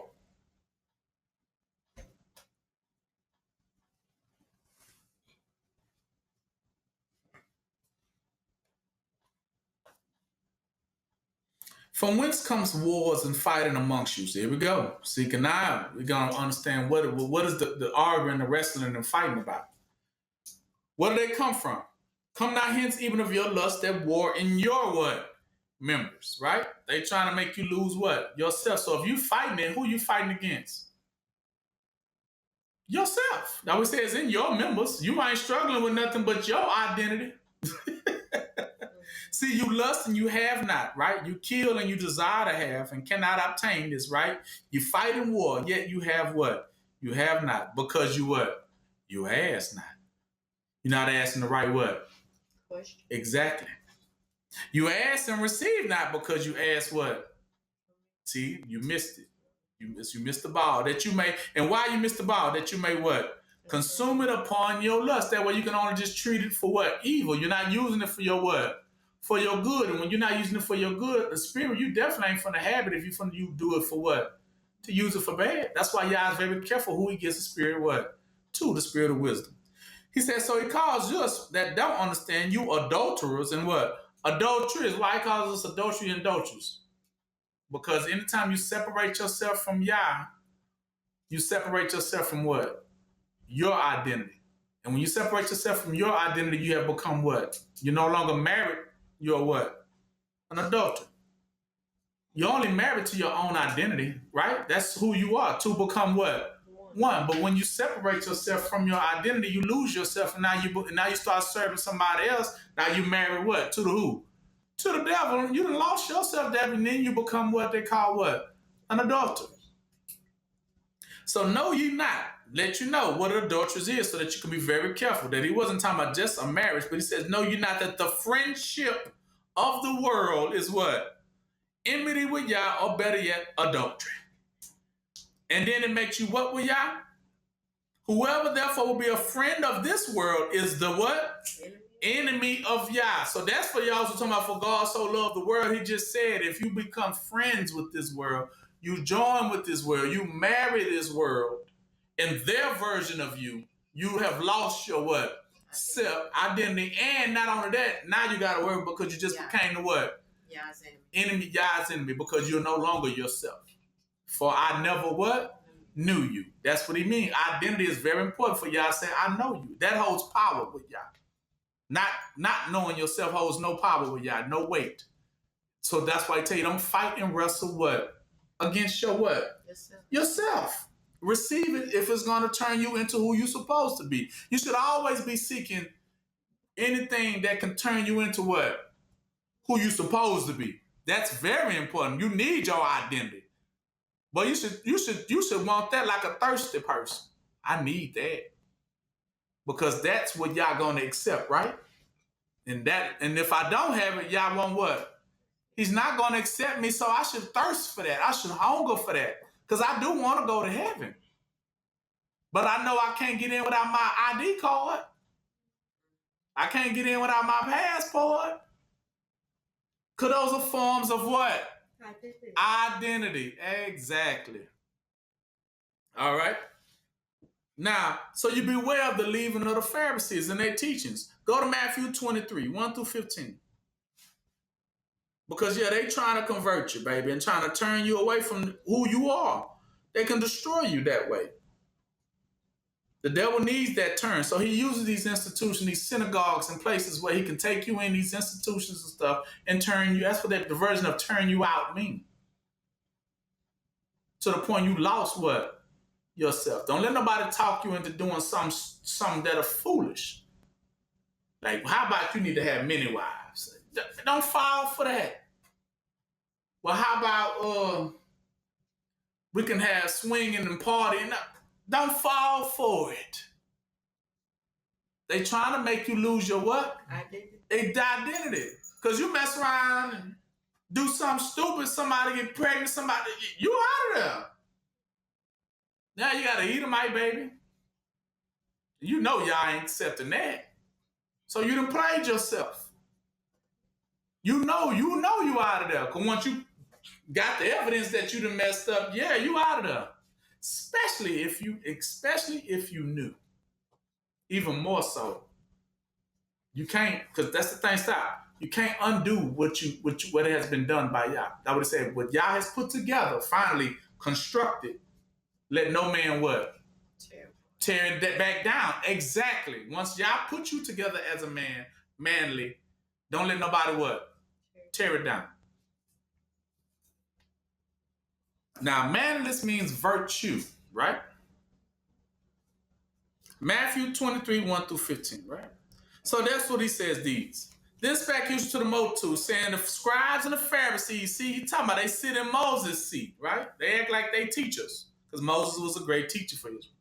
They act like that. I would say they sit in Moses' seat. They want to act like they great teachers.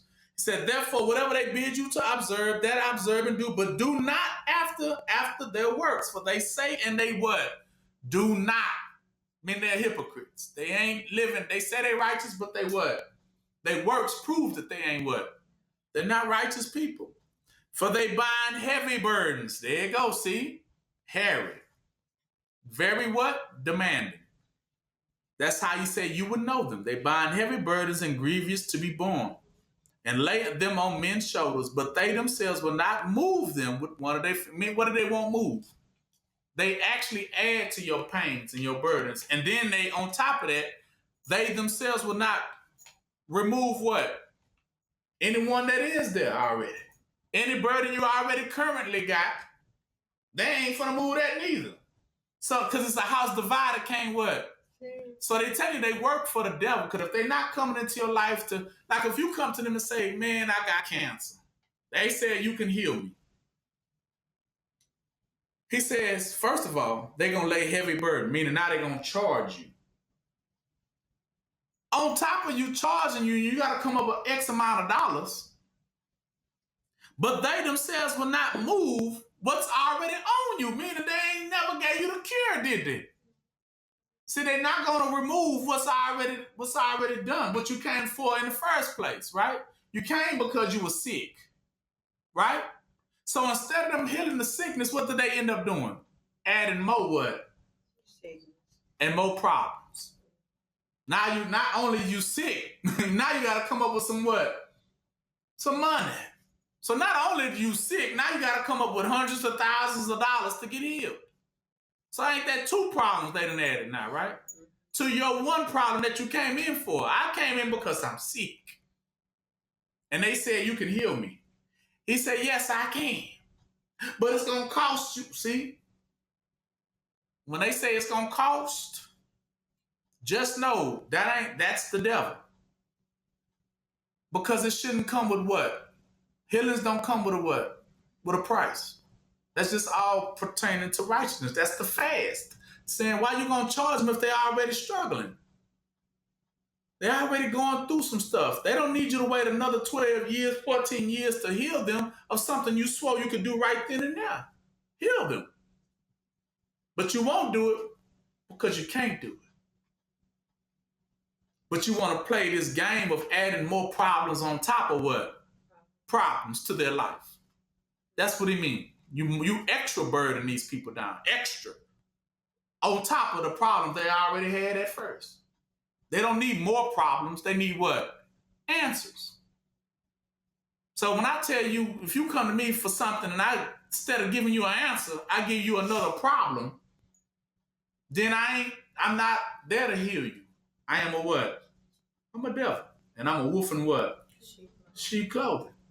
If I say, nah, I can heal you, but then it's going to cost you this, it's going to cost you that, an arm and a leg. I don't even got that to give. I'm already sick. So anybody add more pressure, more burden to what you're already dealing with are not there to save you. They just there to keep you in what? Debt. Now you're not on the top of the sickness. Now you're a slave to this doctor because now the doctor playing games with you, right? Now you got to keep coming back. You become a slave, right? Begging him for that healing that he never gave you from day one. Playing games with you. He says, but all their works they do to be seen of men. See, it's uniforms. And they make broad their philanteries. What are they talking? And enlarge the borders of their what? Garment. Now he's telling you they wear long coats. Who wear long coats? Priests. Keep going. Popes. Keep pastors, doctors, polices, nuns, judges. You see, ambulance. See, all these people that swore that he's telling on them that that's what you going. They come in them long road. Oh man, you ain't now. Scientists, the long. Yeah, they come with the long coats on, like they really coming to heal. Detectives, right? But they be lying. Superman with the cape. Yeah, come on now, bro. You ain't coming here. You're not coming to help. You coming to make things worse. Doctor Strange, right? They gotta wear the little capes and longer robes. They make them longer to make it appear. Oh, I'm here to bless you. And you look at it like because of the uniform, you think they got the healing touch, right? Ain't that all we believe because we see the uniform? That's what he's telling you. It's the uniform that got you under the spell. That's what you're looking at. Like you think, because they put it on, you really think they smart. Professors do it too, right? They really think they real smart. How do you know? How did you know they was real smart? They never told you nothing, but all you seen was the what? The uniform, right? Ain't that all it was? Yeah. You just seen the uniform and you thought, oh, that person was really. That's it. It's just a uniform. Right. You got over the uniform. Don't be fooled by that stuff no more. Understand what it is. They love the uttermost rooms of the feast, the chief seats in the synagogue. See, they take the high places in these institutions. That's how you know they're the lies. And greetings in the marketplace. They love people to call them rabbi. You know, all these little high titles, they love it. Judge, master. But he says, be not ye called what? Rabbi, for one is your master. Even who? Yahusha. And all others are your what? Brethren. See, he don't even give them no high title because they ain't better than you. Call no man your father, for there's only one father, which is in heaven. Neither be called master, for one is master, even Yahusha. But he that is greatest amongst you shall be your what? Servant. For how much? Free. Whoever shall exalt himself shall be what? Slapped down. And he that humble himself, that's the one y'all gonna what? Lift up, exalt.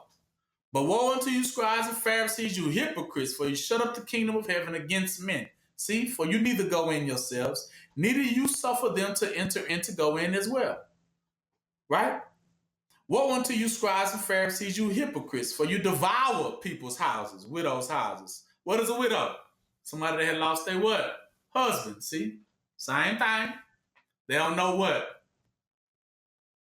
What is a husband? Teacher. So that means he's teaching you your what? Identity. One who has lost their identity, the teacher of their identity. And for pretense make long prayers. Therefore you shall receive the greater condemnation. Why? Because you've been out there lying too much. Woe unto you, scribes and Pharisees, hypocrites, for you compare sea and land to make one proselyte. See, these are the teachers. See how they trying to do what they doing to people. He said they go land and sea so they can what? Find one person and try to do what to him? Convert him. And when he is made, you make him twofold more the child of hell than yourself. That's what he said. Woe unto you blind guys which say, whoever shall swear by the temple is nothing, but whoever shall swear by the gold of the temple, he is a debtor. See, he puts people in what? Debt. He ain't freeing nobody. Now you understand about these institutions and conformities of these outfits and stuff. They're not there to save nobody. They ain't there to bring you back to your original self. They can care less if you learn who you is. They there to keep you what? A slave and in debt. They're not there to save you. Stop looking up to them. Stop thinking that they are who they are. They're liars. Plain and simple. Okay. Therefore, because of this, the war of darkness against light. The war.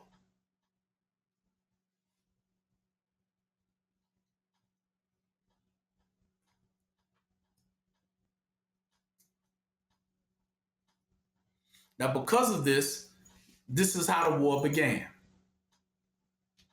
Because then Yah, through Yahushua, started lighting up men. Manliness. Identity. And because of this identity, now them same Pharisees and them same ones that was hypocrites that knew that they was fake began to try to war with those they knew was what? The real ones. And the war began. Children of the light versus what? Children of the dark. Exactly. Darkness are those who keep you in the dark or in debt. And those versus the children of light that's trying to bring you to the light of what? Your what? Identity. That's what this is all about. And you have come into that war yourself. This is what we're fighting for. This is what you're going through and understanding where you're at now in it. The war of identity. And they're persecuting you because they're trying to say, why y'all chose you to be that? Why y'all chose you to be the man and not me? Because y'all don't make what? Mistakes. So they want to fight. That's why they choose to keep us in what? Captivity. Because it's the fight that goes on every day. That's why they won't let the children of Israel go. Because we at war. Right? Because you know a house divided can't what? Can't stand. So they're not dividing themselves. Remember, he said one just add another burden on top of what you already what? Got. So basically it's like this. One person give you a disease. Then you run to the other person to get help and they just what? Charge you. So the person with the disease and the doctor you just ran to, they both working what? Together. And then you try to run to the pastor and the pastor charge you tithes. So the one who gave you the plague, the doctor, and the pastor, all three are what?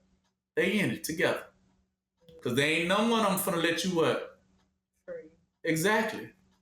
They all playing you. Because every time you go to somebody and they say they charging, then just know they part of the what? Wow. The part of the problem. They're not there to divide themselves. They're not trying to let you free. Right? So this is the fight that you are in. This is the war.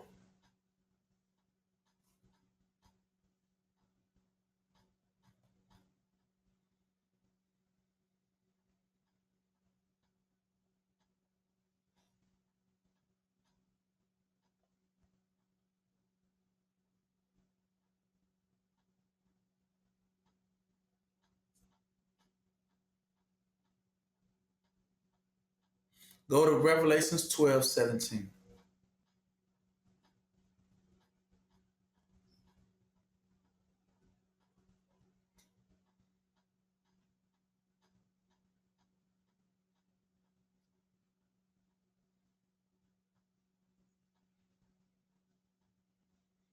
Or start at 7. He says, and there was war where? Revelations 12 and 7. Heaven. In heaven. And there was war in heaven. See, a war did break out. Michael and his angels fought against the dragon. And the dragon fought and his angels. See? So you got Yahushua and his angels fought against what? The devil and his what? Angels will represent his children. So Yah has his children versus what? The devil and his what? That's what's going on. But the devil's children prevailed not. Neither was their place found anymore in where? Heaven. See, because they want to sit where? In heavenly high seats, in heavenly places. So that they can continue to do what to us? Keep us in debt. And the great dragon was what? Cast out, though. That old serpent called what? The devil and Satan. What makes him old? Because old is another word for hate. He hated us so much because we were chosen by what? Yeah. Elect. Was deceived the whole world. See, he deceived them with them uniforms and stuff. You see that? In universities. And he was cast out into the earth and his angels were cast out with him. Right? And I heard a loud voice saying in heaven, now that you kicked them people out, listen to this. Now has come salvation and strength. And the kingdom of our Yah and the power of what? Of his Christ. Talking about what? Identity. For the accuser of our brethren is cast what? Down. Which accused them before Yah day and what? See? Now that's the war. They fight every day. How do they accuse? How can they keep you in debt? By continuing to demand more things, right, out of you, and then always complain about everything you are doing so that they can keep you in what? Debt. Meaning they'll never be what? Satisfied. That's what he said. That's why he said they accuse day and night. Because they'll never say that you're doing good, even though you could be doing good. You ever notice no one never says you when you're doing good, but they always got a complaint when they see you doing what? Bad. In order that they can keep you in bondage even longer. They're not looking to let you go. They just need to find some more fault. Oh, he didn't do this right, or she didn't do that right. That way we can hold them. Now give them another 10 years. Give them another 20 years in slavery and bondage. That's how the devil is operating. He accuses to keep you down. That's called persecution. Because he's fighting your nativity that Yah has already chosen you to be elect. To be what? The rulers of what? Heaven and what? Earth. And they don't want you to take your what? Your title back. So the ones that are fake are trying to fight you tooth and nail to keep you in bondage and keep coming up with more complaints after more what? Complaints. Always swearing you ain't never passing your classes, or they always swearing you ain't never doing a good job. Always got to say, nah, you know what, so they can keep trying to keep you in what? Captivity, or keep failing you. And then say it's because of your own self why we can't, do right by you, but it's just you. But it's not you. It's them. Right? But guess what, though? Because you think you're not going to win the victory? It says it. 11. And they overcame him by what? They overcame all the accusations by the blood of the Lamb and by the word of their what? Testimony. So the blood talking about the bloodline. See? Their identity, and by the word of their what? Testimony. They spoke the truth. And they loved not their lives unto what? Death. So what did they do? Taught the word freely, right? They did it right. Therefore rejoice, O ye heavens that dwell in them. Woe unto the inhabitants of the earth, though, and of the sea, for the devil has come down to you having great wrath, because he know that he has but a short what? So they have a short time to try to make you turn. That's why they have to place you in institutions and stuff and try to cut you off on heavenly things. Heavenly just means that you are in a position to have and accumulate things. They're trying to fight you from what?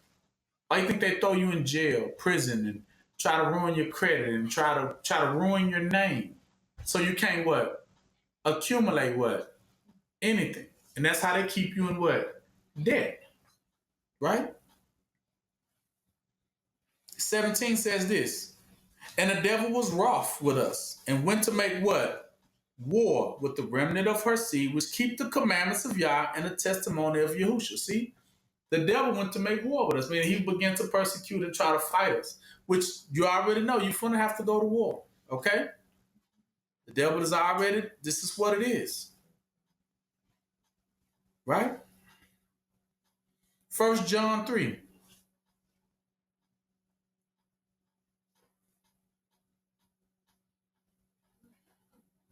Hey, snap.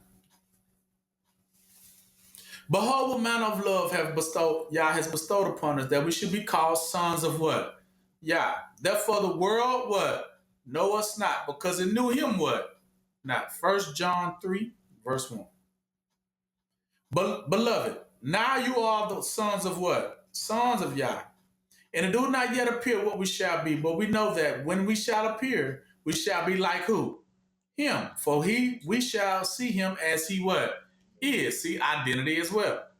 And every man that has his hope in him purifies himself, see, even as he is what? Pure. Pure meaning that you are your full self without no what? Iniquity. You all have no hypocrisy in you. You have no desire to be brute. None of those things reside in you, and you ain't charging nobody for the truth, right? You just loving people what? Purely. But whoever committed sin, see, sin is to what? To put someone in what? Debt. Transgressive also this law. See, for sin is the transgression of the what? The law. That means to take more from them than necessary. And you know that he was manifest to take away our what? Sin, see, and in him is no what? So he's telling you, Yahusha was created to take away what? Debt, right? Sins and debt. And in him is no what? Debt or sin. See? But they was trying to what? Add what? Debt. He's telling you to know the difference. Whoever so therefore abide in him sinneth not, meaning adds no more what? Debt to you. Whoever sinneth, though, add a debt to you, have not seen who? Yah, nor neither what? Know him. Okay? Little children, let no man deceive you. Listen, he that doeth righteousness is what? Righteous. Even as he is what? Righteous. See, he not adding no debt. 8. He that committeth debt, though, is of the what? Devil. For the devil, what? Added debt from the what? Beginning. For this purpose, the Son of Yah was what? Created. So the children of light was created for this purpose, that they what? May destroy the works of what? Break the spell. Understand what's going on. They are created to understand and make sense of it all. That way they're able to destroy the works of what? The devil. The stronghold that he has on Yah's what? People. That's the war. The war is over souls. Think about it. The devil trying to keep everybody in what? Captivity. And Yah is bringing some of his sons and daughters so that they can what? Free them. Exactly. But the key is that they have to do it free of what? That's why you think Martin Luther King and them couldn't do it. Because remember, they wasn't pure. They didn't quite know themselves. If you're a Christian, I tell you now, you say what you want to say. But if you're a black Christian, you don't know yourself. So it was impossible for you to let the people free. Because your identity was not what? Your identity was not made pure, was it? See, that's what he says. It only takes a pure person. I would say a person that prays and what? Fast. So if you fast, I mean you are of your true what? Yeah, I'm not getting this. Now, those people can pray and get a prayer what? Answered. But a sinner who adds debt cannot what? Get a prayer what? Answered. Because he's working for who? The devil at that point. He's not working for Yah. So if you are a Christian, you don't understand yet. You don't get it. So therefore, you're not out here doing any what? Good, because you don't understand. You ain't in your true right state of mind. Though you might think you are. But you haven't reached that yet, that true identity. You ain't reached that manhood yet that he's talking about. You haven't reached it. That's perfection. Right? So little children, let no man deceive you, right? Whoever is born of Yah do not commit sin, see? But his seed remaineth in him. See, his seed, what is that seed? That's that treasure. That's that manhood. He told you what? Never to let the devil what? Steal it. You have the teachings. And then he cannot what? Sin. Because he is born of what? Yah. In this, the children of Yah are manifest, and the children of the what? The devil. Whosoever do not righteousness is not of Yah. See? Neither he that loveth not his what? There you go. For this is the message that you heard from the beginning, that we should love what? One another. Not as who? Cain's telling you right now, because Cain did what to his brother? Right. Why did he kill him? Because he found out that his works were what? He found out that his works were not of what? Yah. And he found out his brother was doing what? Yah's work for real. See, that's what it is, the identity. They begin to persecute the identity, saying that one's the real one. So then they want to fight against that one. They're trying to make that one stumble, fall. They said, now this Cain is trying to make Abel what? Stumble and what? Fall. Coming after him. Because he lost his identity. How you know he lost his identity? Because in the beginning, when the angel spoke to him, he said, you're supposed to rule over the devil. Not let the devil what? Rule over you. So you mean he let the devil what? In, didn't he? So he was not working for Yah. He let the devil in and it destroyed him, and he killed his brother. He lost his what? Identity. That's why he said, well, your continence says what? Fallen. Who are you now? Mm-hmm. All right. L.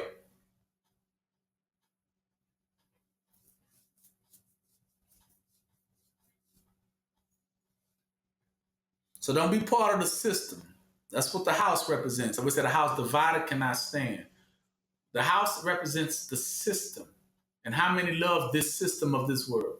Right? The pastor likes it, right? The doctors like it, don't they? The churches like it, don't they? Are they trying to tell us to come out of it? No, but much rather always telling you, work, yeah, get back in it. That's what they telling you to do. What? Get back in it.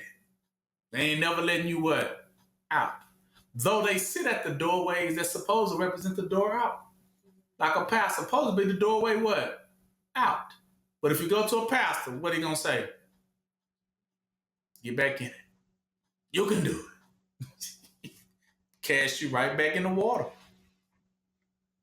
So, L, new heaven and new earth, new government established.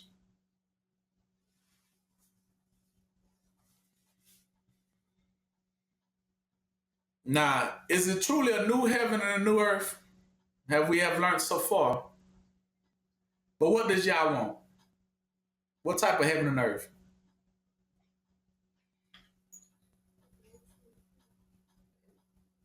You said what Type of earth do y'all want?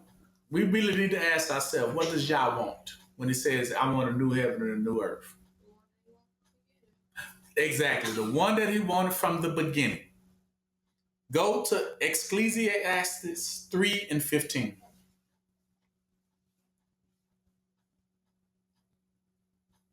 We'll start at 14, sorry. Ecclesiastes 3, 14 and 15.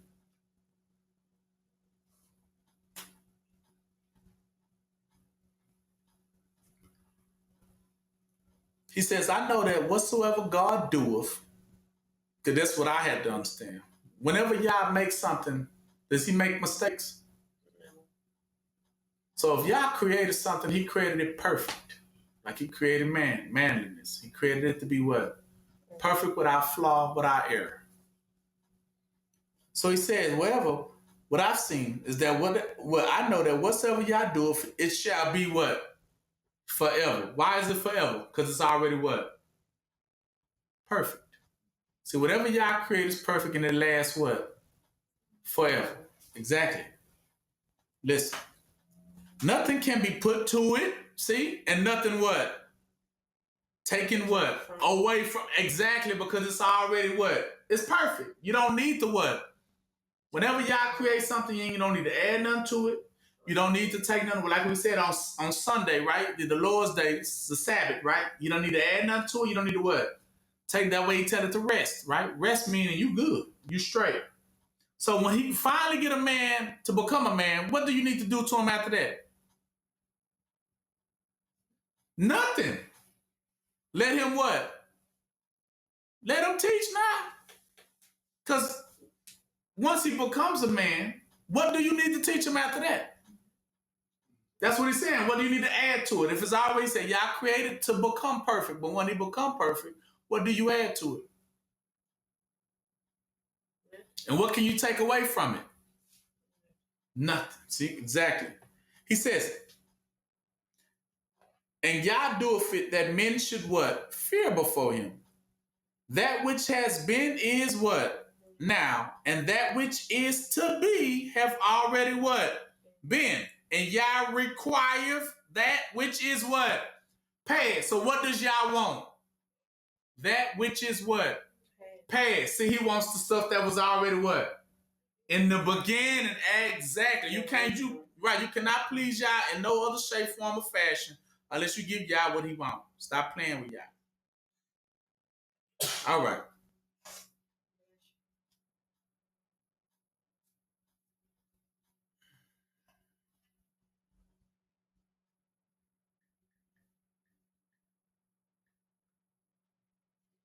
Go to 1 Corinthians 13. Letting you know that Yah will not do away with that which is perfect. Listen, that's how you know what he was talking about, what is perfect. What is perfect is forever. You can't change it, you can't add nothing to it, you can't take it away, but it is established once it becomes what? Perfect. Listen, 1 Corinthians 13. He says, though I speak with the tongues of men and of angels and have not what? Charity, I have become as a sounding brass or a tinkling cymbal. What is charity? How much is charity? Free. It's free. That's why he's telling you. So love has to come what? Free. And though I have the gift of prophecy, see, now this one got a gift of prophecy and understand all mysteries and all knowledge, and though I have all faith so that I can remove mountains, and I have not charity, I am what? Nothing. I am nothing. Right? Because remember, you become to be an oppressor instead of probably setting people what? Free. Your goal, your entitle was to set people what? Free. It was never to what? Bind nobody back down to more harder restraints, right? And though I bestow all my goods to feed the poor, and though I give my body to be burnt and have not charity, it profit me what? Nothing, because y'all will not accept me. See, why? Because charity suffereth what? Long. And it's kind. Why does it suffer long? Why is it long suffering? Because you have to give the people what? If you are the man, you have to give people what? The ones under you, you have to give them what? Those teachers too, so they go in. Right, but in order for you to give them that teaching, you have to first have what on them? Mercy. Exactly. That's how I say so it's long suffering. Because he has to it's not going to be easy for him to put up sometimes with a lot of things they say or do, but he's in the process of teaching, like any teacher. And so sometimes the student might say something kind of silly, right? So the teacher has to, to correct them, right? So that's the long suffering, right? Is that they have to still deal with the child accordingly, right? But they still never trying to take what? Advantage. Okay? And is what? Kind. See? What is kind? Very forgiving, patient, right? Long suffering. A gentleman. That's why he calls it. So only type of man it's supposed to be is a what type of man? A gentleman.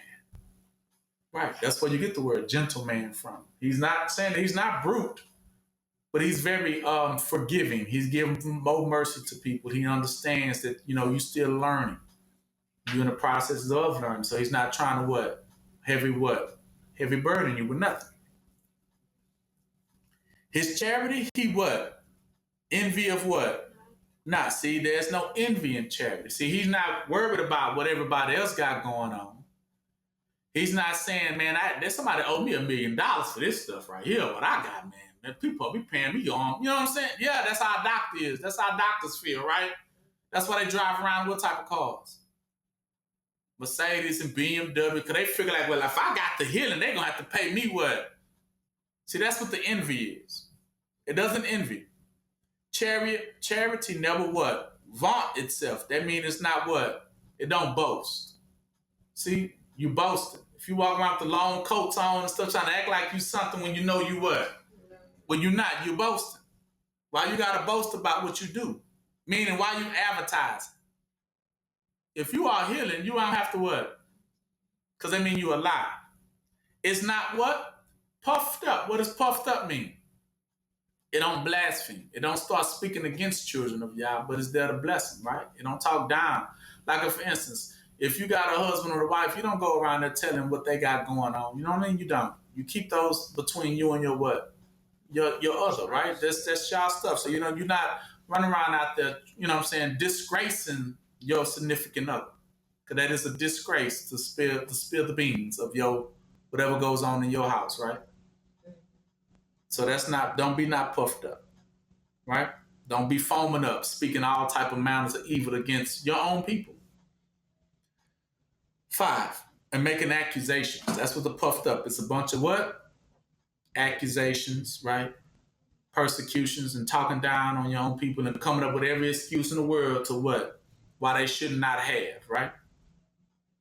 5, this charity does not behave itself what? Unseemly, meaning it does not lose its what? Identity.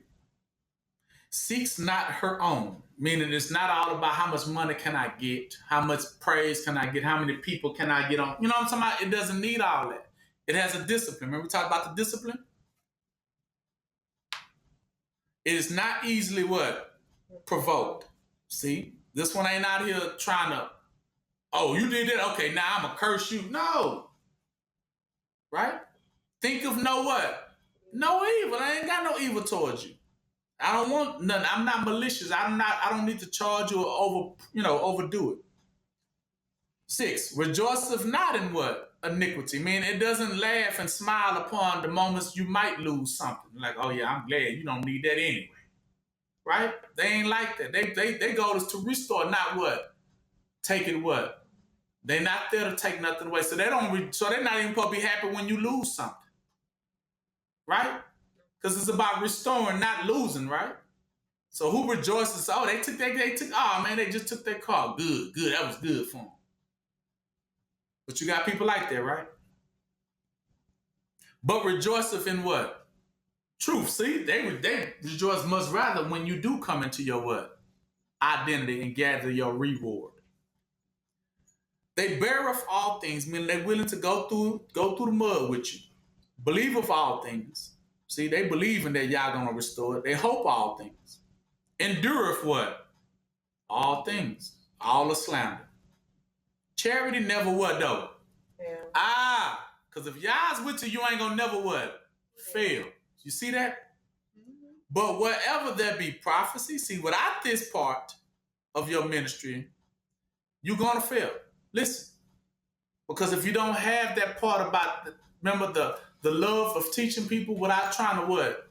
Take from them, you're gonna fail. Whether there be prophecies, they shall fail. Whether there be tongues, they shall fail. They shall cease. What are you talking about? All them fake teachers, all them hypocrites, all them other occupations, they gonna fail, right? And whether there be knowledge, it shall what? Vanish away. For we know in part, and we prophesy in part. But when that which is perfect is come, then that which is in part shall be what? Done away. When I was a child, letting you know what is perfect. See? When I was a child, I spake as a child. I understood as a child. I thought as a child. But when I became a man, I put away childish what? Things. For now we see through a glass darkly, but then face to what? Face to face. I know in part, but then shall I know even as I am known. What is that saying? He's seeing his what? Identity. He says, now I'm even known as I am known. I see who I am. I am known. I have power with y'all. I seen through the glass, but now I can wipe away the dirt. I can see my what? I can see myself. I can see my identity of who I am. And now abide faith, hope, charity, these three. But the greatest of these is what? Charity, because charity should never fail you. Love will never what? Fail. It brings no torment. It brings no cast down. You're going to be there for how long? Forever. It's established. Man is going to be what? Established forever as teacher of what? Israel. He will not be cast what? Cast down. All right? Now, last point. And then we're going to be done. It's the last title. This is the last one. Now, because of manliness represents the word virtue, then we know that there's another word that knows if you have that same manliness too. So if you have virtue represents manliness, then what is a virgin?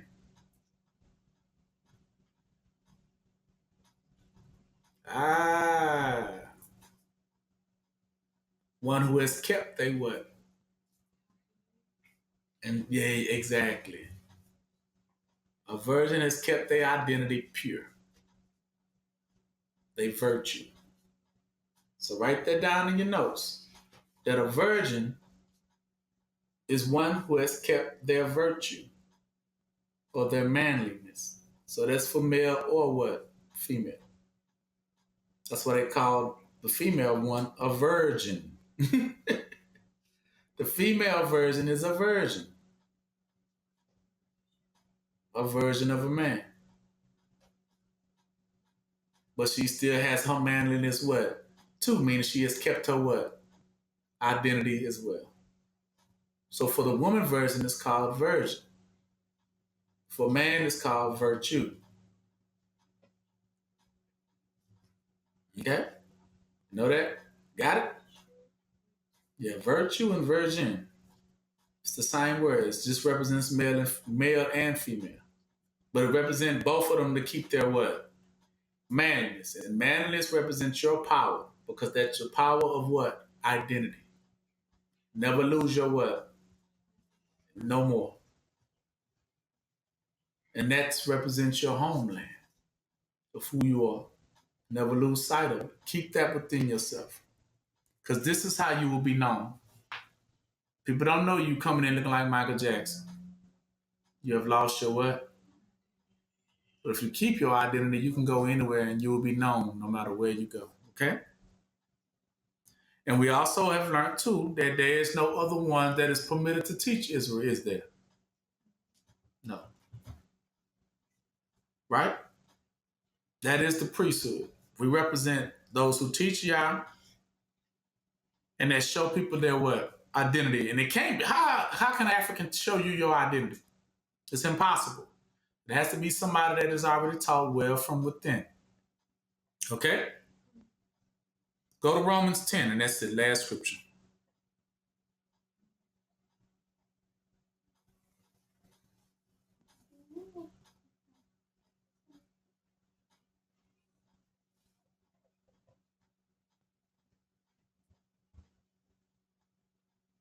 Brethren, my heart desire and prayer to Yah for Israel is that they might be saved. For I bear them record that there's zeal of Yah, but not according to knowledge. See, the knowledge is who? Yahushua is that knowledge. See, he's that light. Meaning he's that manliness that we have to understand who we were through him, right? That's what that light represented, to understand. I can't understand my identity unless I understand who? Yahushua first, exactly. He is given for our identity. He wasn't given for the other nation's identity. That's why he called himself the glass, the looking glass. And you can look at it like a magnifying glass. You're able to see who you are through who? Yahushua. He is that looking glass. Just shows us our what? Our identity. We need him for that.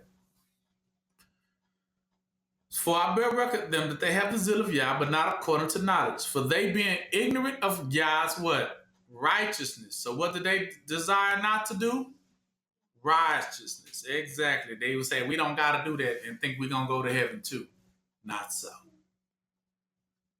And going about to establish their own what? Righteousness. Have not submitted, therefore, unto the righteousness of who? Yeah, they have not done it Yah's way. They have not decided to do it their own way, which is would not be approved.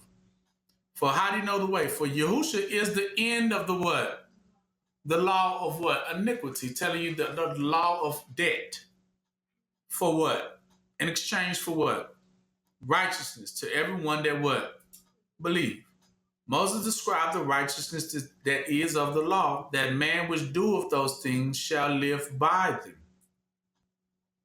But righteousness which is of faith speaketh on a different wisdom, saying not in thy heart, say not in your heart, who shall ascend into heaven? That is to bring Yahushua down from heaven by grace. He was chosen, he's an elect. Or shall descend into the deep? That is to bring Yahushua again from the dead, who all in all. But how the Spirit speaks. The word is nigh thee, even in your what? Mouth, and in your what? Heart. That is this word of faith, which we preach, which we speak. Because you can't get a mountain out of your way unless you what? Speak to it. So you can't be afraid to what? Speak. The devil wants you to, because when you don't speak, that is why they call you punk or a woman at that point. Because you're afraid to speak up.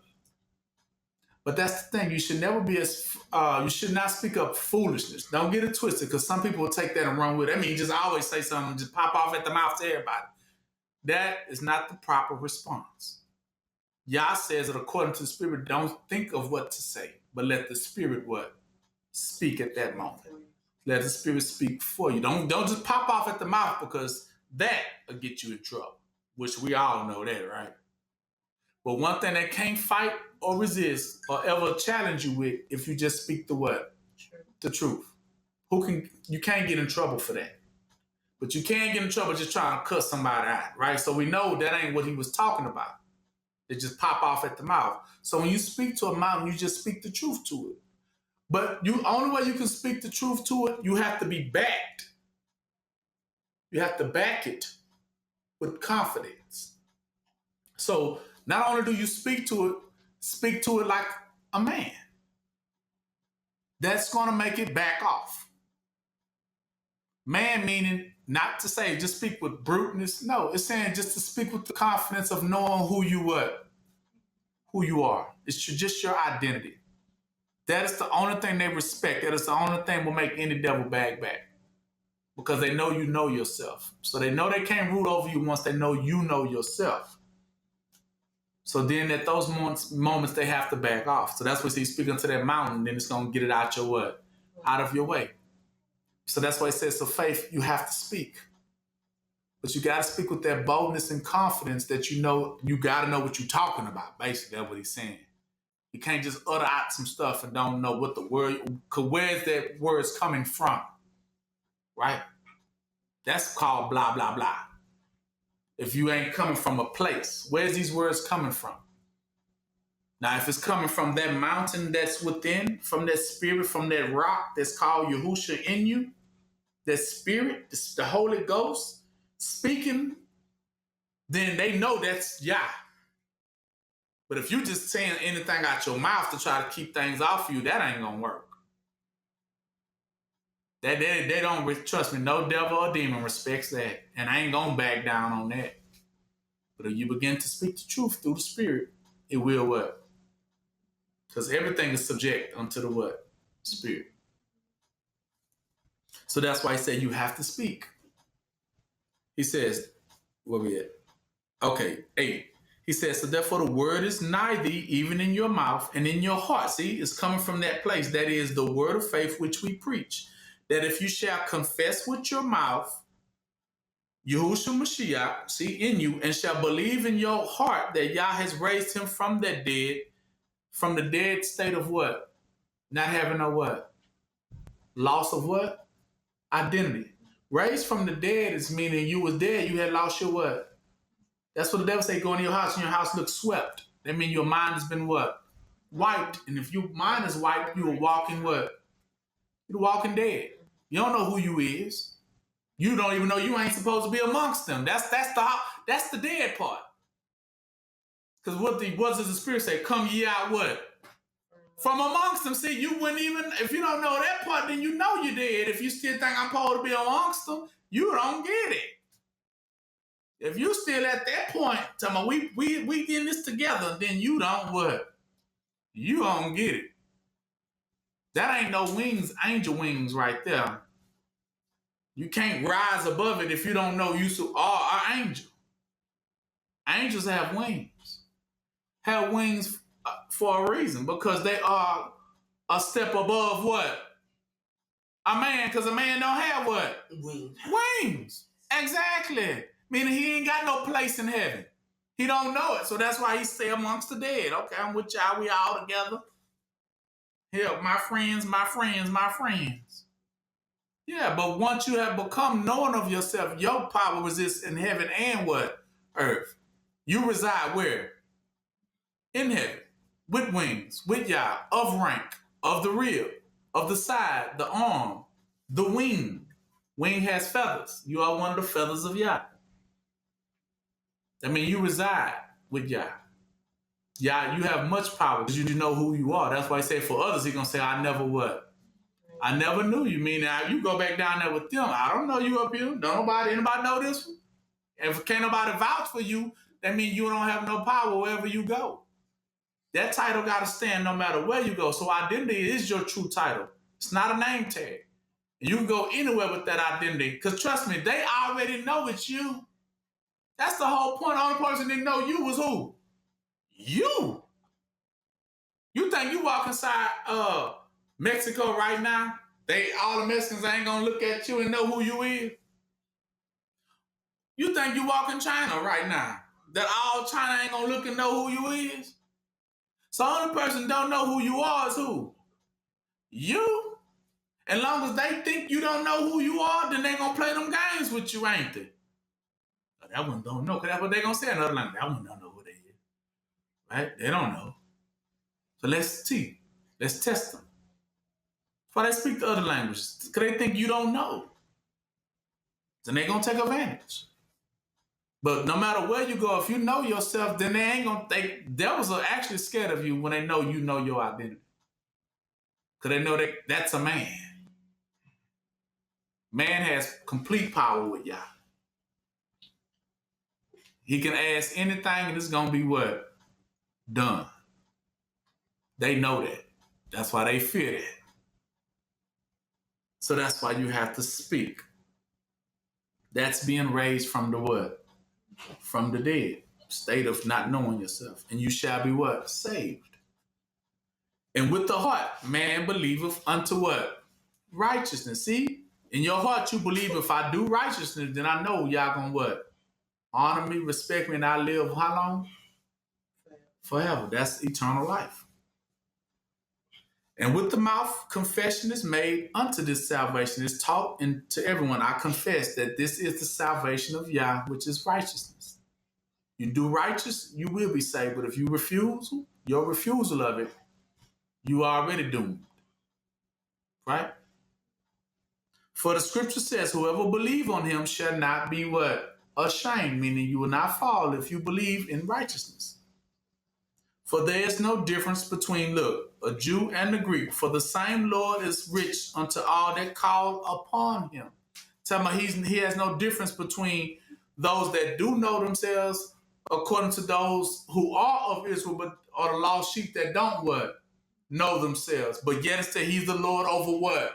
Both of them. So that's why one can't say, well, I know the Lord, you don't, so you're going to go to hell.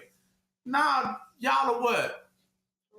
Y'all are, yes, exactly, one, and brothers and sisters in this. You can't condemn them just because you know. That's why y'all say you don't fool nobody who act like they what?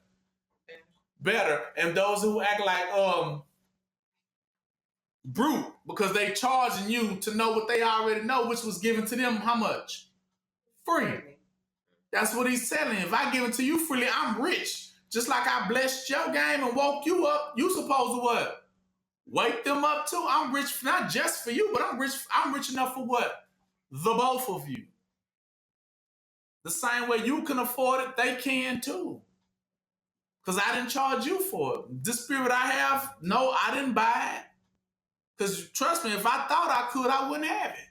Because I know I ain't got enough for it. Spirit, you can't pay for spirit. It's not a dollar amount. It's not a coin amount you can give for it. It's given by how much?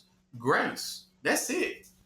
It's just because y'all chooses to. It ain't got nothing to do with if I'm a good little soldier or not. That doesn't matter.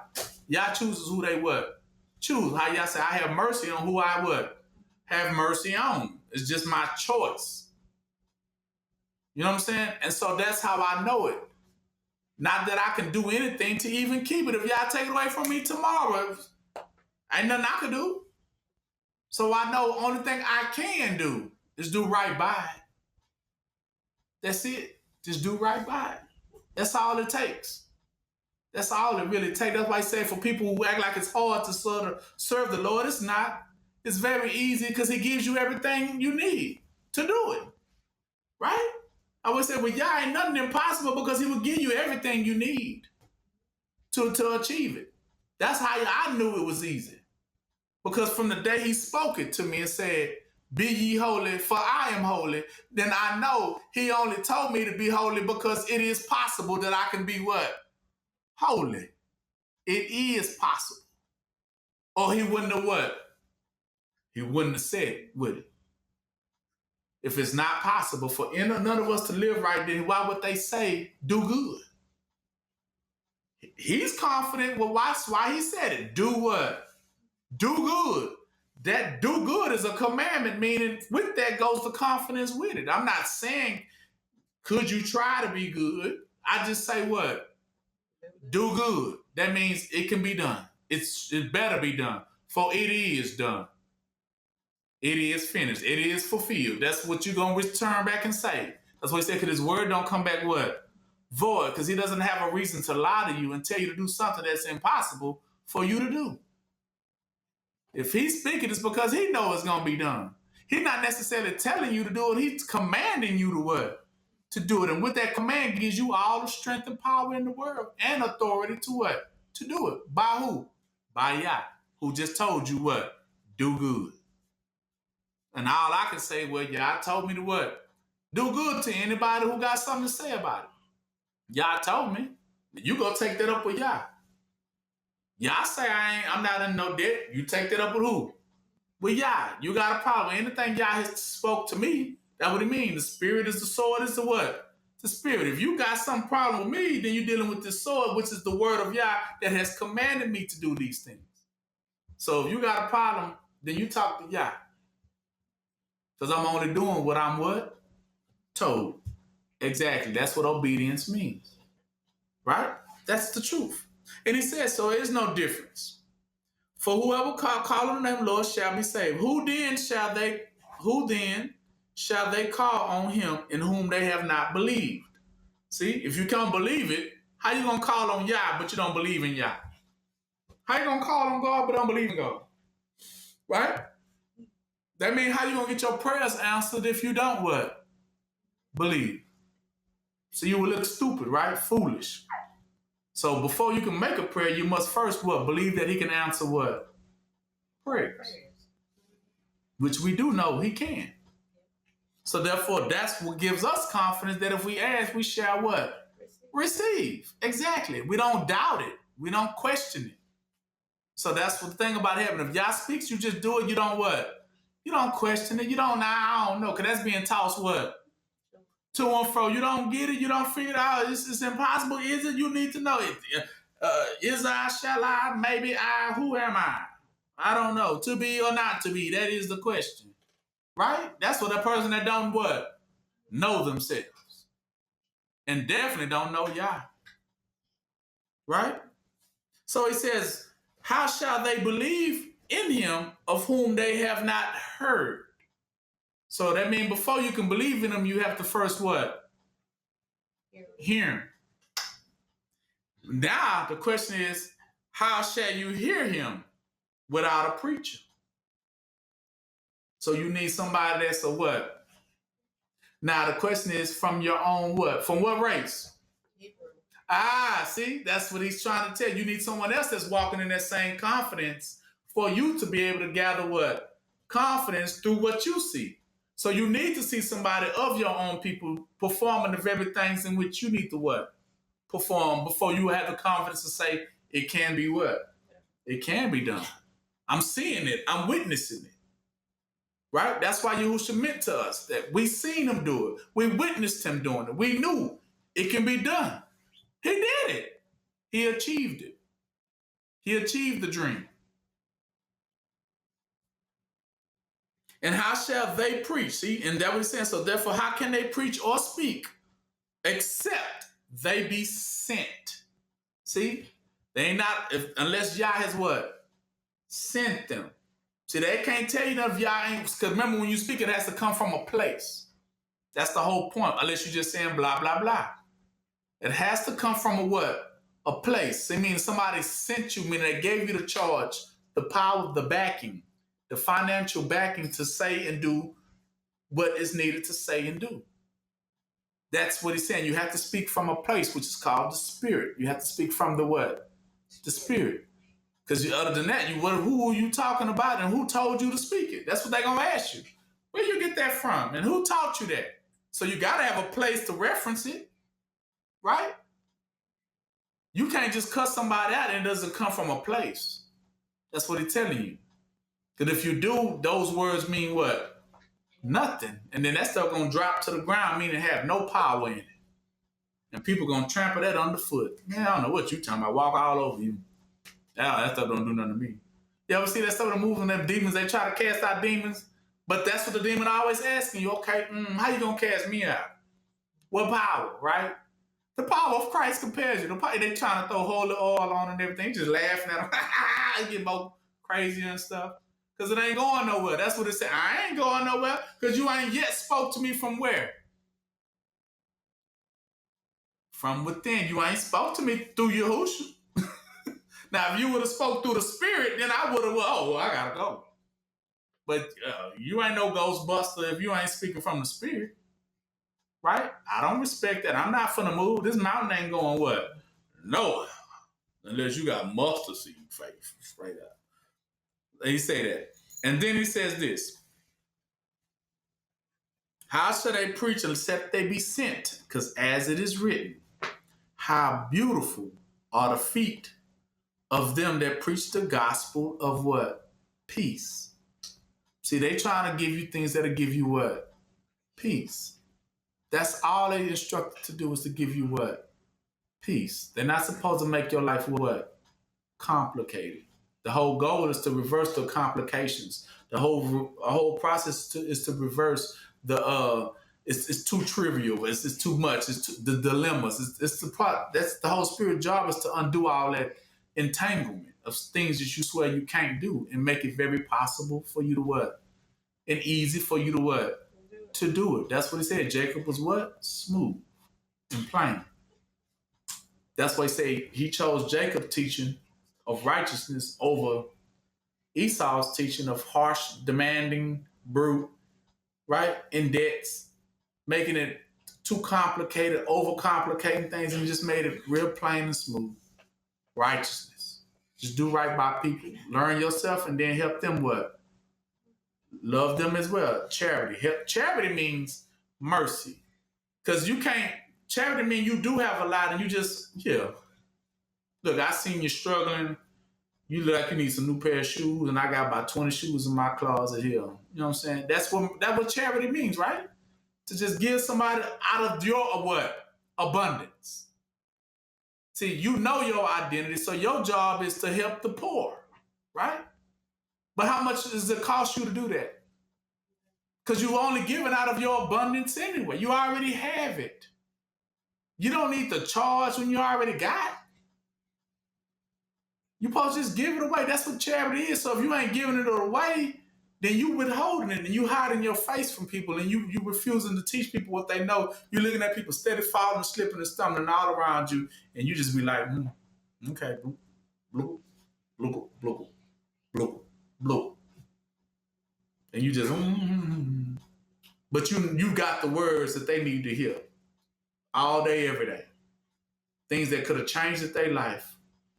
But you refuse to what?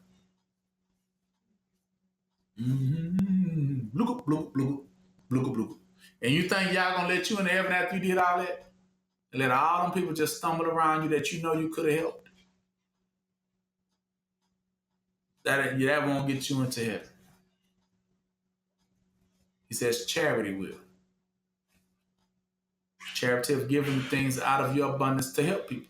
That you know you have an abundance of identity and truth. You have it. You have those things that they need. Help them. Help the poor. That's what the scriptures mean. Give to the poor. Give to the needy. Clothe them people. Get them out of prisons. Get them out of them jailhouses of people taking advantage of them. Get them out of them situations because you have the power and authority to do so and the virtue. Like I was explaining about virtue.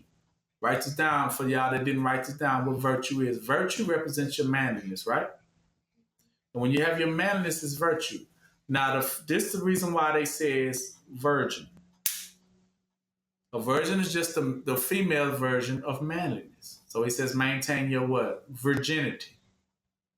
Virginity comes from the root word of virtue, which is virtue represents manhood, manliness. Bravery, right. So it represents your identity within yourself anyway. So a virgin knows her identity what? As well. That's why I tell her to keep her what? Virginity. Exactly. And because virginity represents your purest form of yourself. It's your manliness. It is who you are. And the manliness represents just Yahusha from the tree that you eat from. This is the fruit. This is the lamb. This is the personality. This is the presence in which you had to learn and to understand. And in him gave you everything concerning your identity. So for a male, he gained virtue. Because now he knew how to stand as a man. And for a woman, she gained what? Her virginity. Because she understood now, how to maintain herself as well. And those are the purest forms of yourself. Virtue and what? Virginity. That's why he says about the virgins who let their lamps what? Go out. Means they knew themselves, that's identity, but then they what? Lost them what? Lost themselves. And that was how they failed. So that is the purest form of who you are. You're supposed to maintain that identity. Not only maintain it, but you're supposed to what? Because it says 2 royal laws. What is it? Love Yah with all your what? Mind, heart, body, and soul. That's for you. That's your identity. That's your discipline. And number 2, he says, you got to apply that. That's the charity. That's the one that said, now what? Now, when you become a man, what? Now what? Yes. Love as Yah would have. Because how did Yah love you? How much did you pay? 0. That's what he means. So show them their identity, but charge them how much? Nothing for it. So any pastor that tell you got to come to their church, but I can't preach unless I get. And the same way like them celebrities. I said too. How them celebrities say, hey. Them celebrities say, well, I can't perform unless, I get 100 racks before I can perform. That's what they mean. That's not charity, is it? They doing it for the money. Exactly. That's why Yah says you ain't supposed to be like that. But you got some pastors who won't say nothing unless they get their money. And you see them pastors too that be demanding money out of their church, jacking up services to get tithe money. These are the brutes. These are the ones that are not doing Yah from their what? From their heart. They doing it for what? And he said you can't serve 2 what? Masters. So if you charging people for the truth, then you lost your own what? Identity, and you ain't truly in the faith at all. Because it's supposed to be free. Anything that concerning their health, their growth, anything concerning their financial to restore them to who they really are, that comes free. Okay? It comes how much? Free. That's it. It's not given to you to not give it to them. You have to give it to them. That's theirs. So I'm not withholding none of you guys' identity. Whatever I know, you know. Therefore, you won't be saying, well, he knew all along about what was going on. He didn't say not a word. Right? No, it won't be like that with me. I'm going to speak up like I know to. And that's why they said beautiful are the feet. Because this one, beautiful means precious. Precious means this one went through the processes of what? Learning. So it's beautiful, meaning the change and the transformation this one has what? Taken. That's why it ain't beautiful. I mean, this one is perfect. They did it. So now this one, feet can come to you and what? Speak. Beautiful are the feet who come what? Preach the gospel of what? Peace. They coming to give you back your what? Peace of mind. And bring glad tidings of good things. Glad tidings, meaning I'm coming to open the door to you to understand everything that is within your power, everything that is within, that is yours. Opening the closet up to you and say, here, hey, all this is you. Open up the treasure box. All this is yours. Not to take anything from it. Not adding nothing to it ain't what? Ain't taking nothing away from it. Just doing only what I'm commanded to do, to give y'all the truth and let it go from there, because my reward comes from where? Yeah. So I don't need to ask nothing more because my reward does come from Yah. The more I do right, the more I will be rewarded. Right? But it costs how much for me to do it? 0. And that's why he says then. But they have not all obeyed. For Yusha said, Elijah said, Lord, who has believed our report now? So then faith come about what? Hearing. And hearing by the word of what? Yeah, so not only you got to hear it, but you got to hear somebody, a preacher, preaching it from your own people. And he has to be preaching what? Sent to preach what? The word of what? The word of Yah. Exactly. It comes out of Yah, to his people, from within. It ain't nobody else doing that. That's the law that he has put in Israel and Jacob alone. And you're not going to get it from no other source. not these teachings of identity.